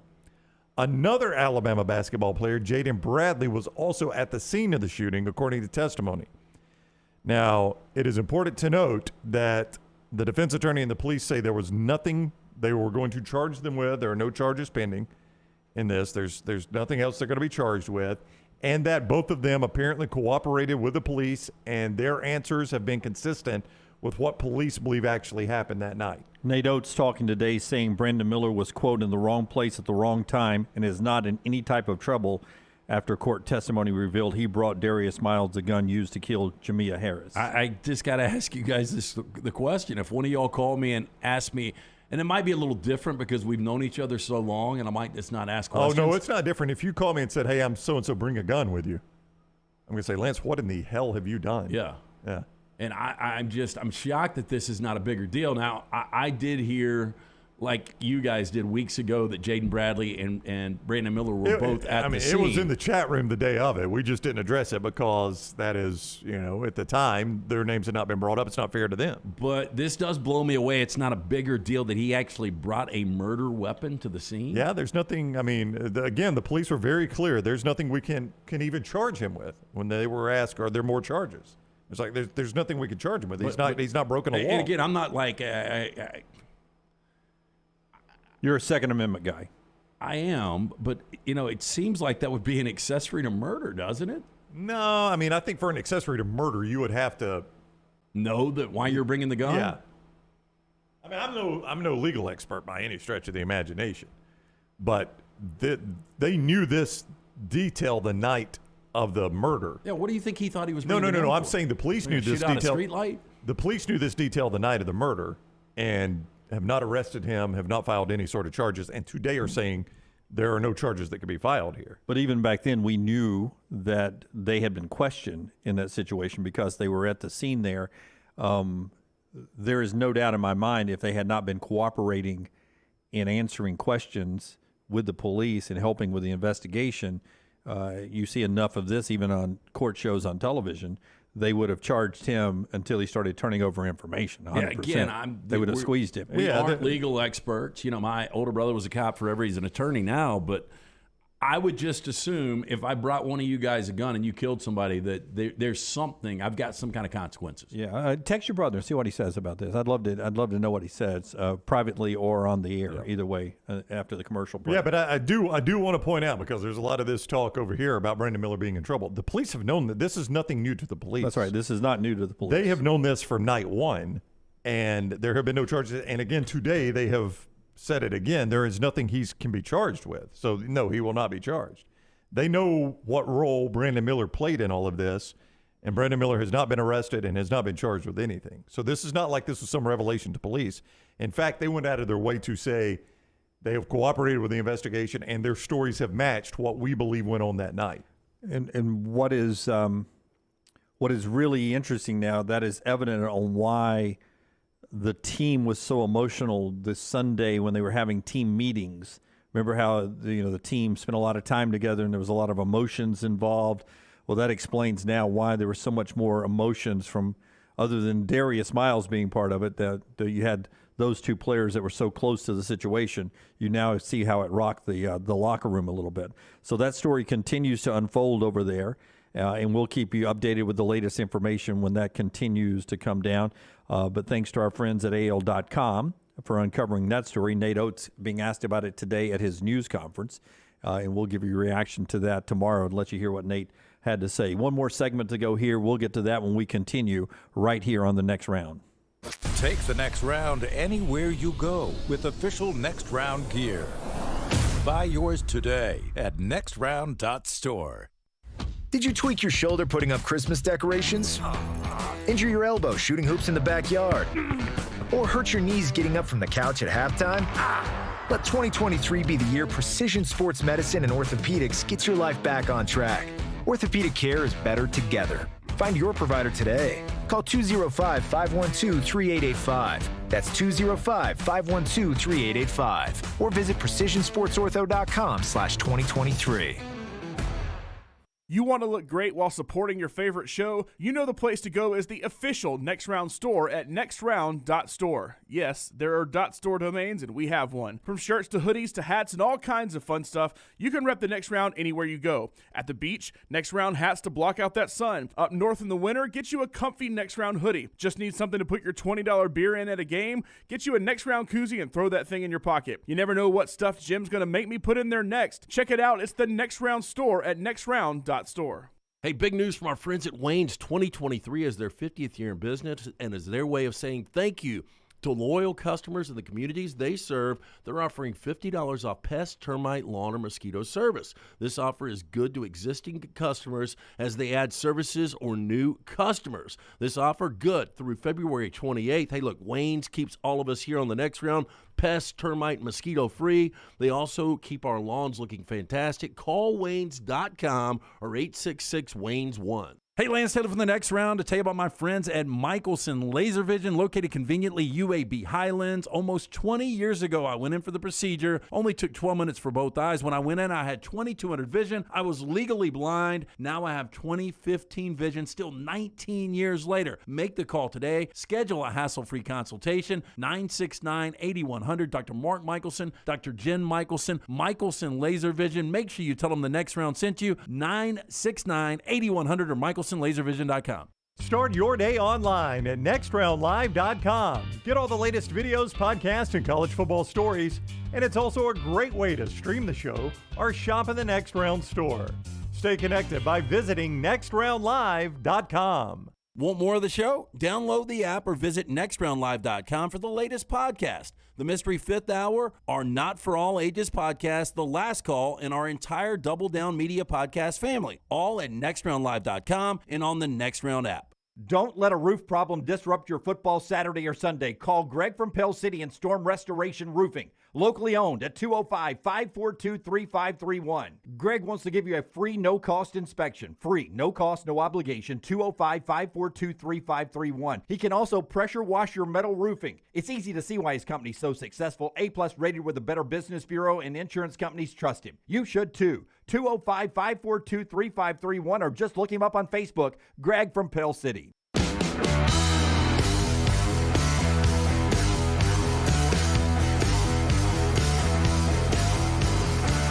Back with you on the next round. Before Brownie tells us about our friends at Nichols Outfitter, Mike asked a really interesting question at Next Round Live. What is the difference between Miles and Miller? That was Miles' gun. Miller, according to court documents, delivered the gun to Miles. Miles then handed it over to the guy who did the shooting. And that's a great question, Mike. And I wish we had the answer for you. I wish I was an attorney. I would let you know. Or the district attorney. But right now, Nate Oates is saying wrong place, wrong time. Not in any type of trouble after court testimony revealed that Darius Miles' gun, Brandon Miller brought Darius Miles the gun that was used to kill Jamia Harris in that case that continues over in Tuscaloosa. Court proceedings underway now, the preliminary court case. And again, it's the Tuscaloosa Deputy District Attorney, Paula Whitley, that says there's nothing we could charge him with. That's the quote about Brandon Miller. Okay. So, well, I just texted Tommy Spina, our good friend. Right, criminal defense attorney. Yeah, I mean, I don't know about you guys, but if I was to wake up in a bad situation, he's first call I would make. Yeah, absolutely, yes. Yeah, even over the older brother that might not charge me, but he probably would. So hopefully we'll get a little resolution. Because Tommy, he's handled things like this, so Tommy would know. Nichols Outfitters, by the way, as deer season has wrapped up, they still want you to take care of that collection of deer hunting accessories that you know you need, like deer calls, scents, attractants. For the rest of this month, 50% off deer hunting accessories through the end of February there at Nichols Outfitters. They can make the most of your season, largest firearm showroom in the state, most knowledgeable staff when it comes to the outdoors lifestyle. Hurry in, 50% off Nichols Outfitters, I-65, exit 242 in Pelham. Nichols Outfitters knows the outdoors. Steve says, how do you know that it wasn't being brought for self-defense? All these questions we do not know the answer to. You have a legal answer there? Here's a quick way to sum it up. I just asked. Is this from Tommy? This is from Tommy. Okay. He said he would have to have knowledge of the purpose for which the gun is being provided. One must have specific intent to commit a crime. Knowledge is key to proving intent. If I'm on the other side of this, why on a late Saturday night would you be bringing a gun to someone on the strip? I don't know. I don't know the answer to that. I do know that if this were my child or me, I would like if a friend of mine called and said, hey, get to the strip, bring my gun. I'm like, I ain't coming. If anything involves a gun, you need to make sure police are there, not me. Yeah, so I would prefer that to be, the response. But that also doesn't make it a criminal act by anyone. I would assume Darius Miles is saying, hey, look, I just told him I needed my gun. Maybe self-defense. Yeah, I don't know, but he better hope he called and didn't text. Yeah. Somebody made a point over there about, criminal charges are one thing. Later, if there is a civil case, Darius Miles is, one amount of money, but Brandon Miller, who could be a lottery pick in the NBA, when you get to civil court, it's all about, damages and getting paid. Brandon Miller could be on the hook for some of that rookie contract. So, I mean, just use this, and this is a great point by Rusty. So here's an example, Lance. Let's say you call me and say, hey, I'm at such and such. I need you to bring me my gun. I bring you your gun. You sell the gun, right? You're not using it to kill anyone. I brought you the gun. I didn't know what you were doing with it. I think that's what Tommy is saying, right? I didn't know he was going to kill somebody with a gun. I get that, but if I'm a general manager in the NBA, and now we're talking about you're going to be the number 3, 4, 5 guy, am I going to put my franchise in the hands of a guy that brought a gun to they will, yes. They will. But, I mean, it's going to come up. They will. Yeah. Somebody will. But Yeah. you wonder if his stock does drop a little bit because of this. I don't know. I mean, this will come up. I mean, this is something like, when he's going through the draft process and he's meeting with all these teams, it's going to be the first question that he's going to be asked. Hey, Brandon, thanks for coming in and talking to us. I know this is an uncomfortable situation, but, walk me through what happened with you in Tuscaloosa there. I need to know all the answers here. Is all of this behind you? Is there anything else that's going to come up? We're going to need to talk to your attorneys, make sure everything's good. I mean, this is something that he's going to have to talk about the rest of his life. And probably. you wonder, he's playing great basketball right now, but mentally, what would that do to one of you guys? Well, that's what I was about to say, LT, is that even though he may be playing good basketball, I don't think that times he's played great basketball. He's been taken out of games by other defenses a couple of times. His stats can be up and down sometimes. Yeah, there's been some inconsistencies. Yeah, I would just wonder how much does that wear on you? Because if you've got something you don't know how it's going to impact you that's hanging out there until it's all said and done forever and ever and locked up, and I don't know if it ever technically could be, then that is something that's going to, maybe you're performing at 90% or 80% or 70%, but it ain't 100%. That's a lot of guilt, man. I mean, yeah, it's tough to deal with. It doesn't seem to have affected his play. His play's been tremendous since then. But as Dunaway said, man, there has been some off games. Yeah, maybe so. I mean, I don't know. I would hate to speculate on that, but I do think it's important to point out, as we've talked about all of this, the district attorney has said there is nothing to charge him with. And this is not a new revelation. This is something the police have known, again, since night one. Brandon Miller's windshield was struck by the bullets. Twice. Lucky not to be hit. I would imagine so, yeah. I don't know where he was in relation to the car or even the scene. If he had delivered the gun and moved on and gotten out of there, I don't know. But twice his windshield was hit by bullets. So this is, again, something the police have known from night one, and Brandon Miller has never been arrested, never been charged, never even been suggestions that he would be, nor Jaden Bradley, who was also on site. Yeah, so that case will continue to fall. Thanks to our friends at AL.com for that information as those court proceedings are underway there. Thank you to our friend Tommy Spina, who gave us some information there as well on the legal side of that. Tomorrow should be a fun show as always. Don't forget to like and subscribe on our gaming channel, where we'll play our Madden Championship coming up in just about 5 minutes. We'll get underway over there, and you can watch us live there. Big basketball tonight. The only stake bet we have is on the Madden game coming up, so we got no basketball tonight. Come on, Scotty. I need one. Marquette and Creighton's a big one in basketball tonight on FS1 at 7:30.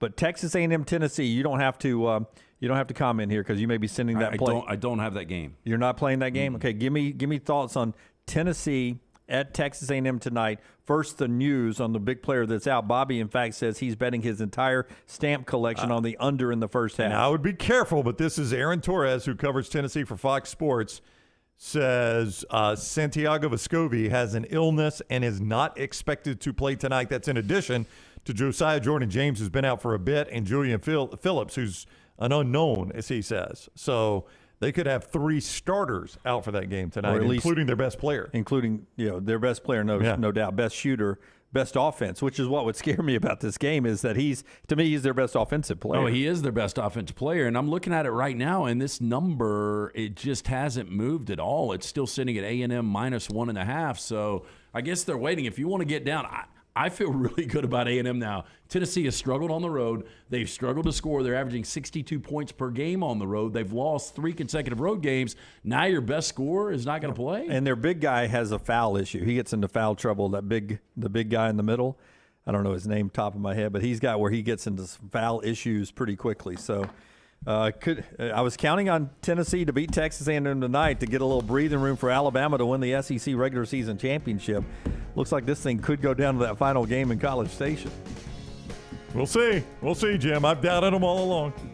Texas A&M hosting Tennessee tonight. Should be a really interesting game. 6 o'clock. You can watch that one on ESPN, the main ESPN. I wonder if Billis is doing another ESPN SEC game tonight. You got Seth Greenberg on the Bama game tomorrow. I do know that. Yeah, how about that? Former South Florida coach. We talked about that with Rick Pitino earlier at South Florida. Tomorrow we'll set the table for a crucial Auburn at home Ole Miss game and Alabama on the road at South Carolina and any more of the legal stuff that happens. But until next time, God bless you and God bless America.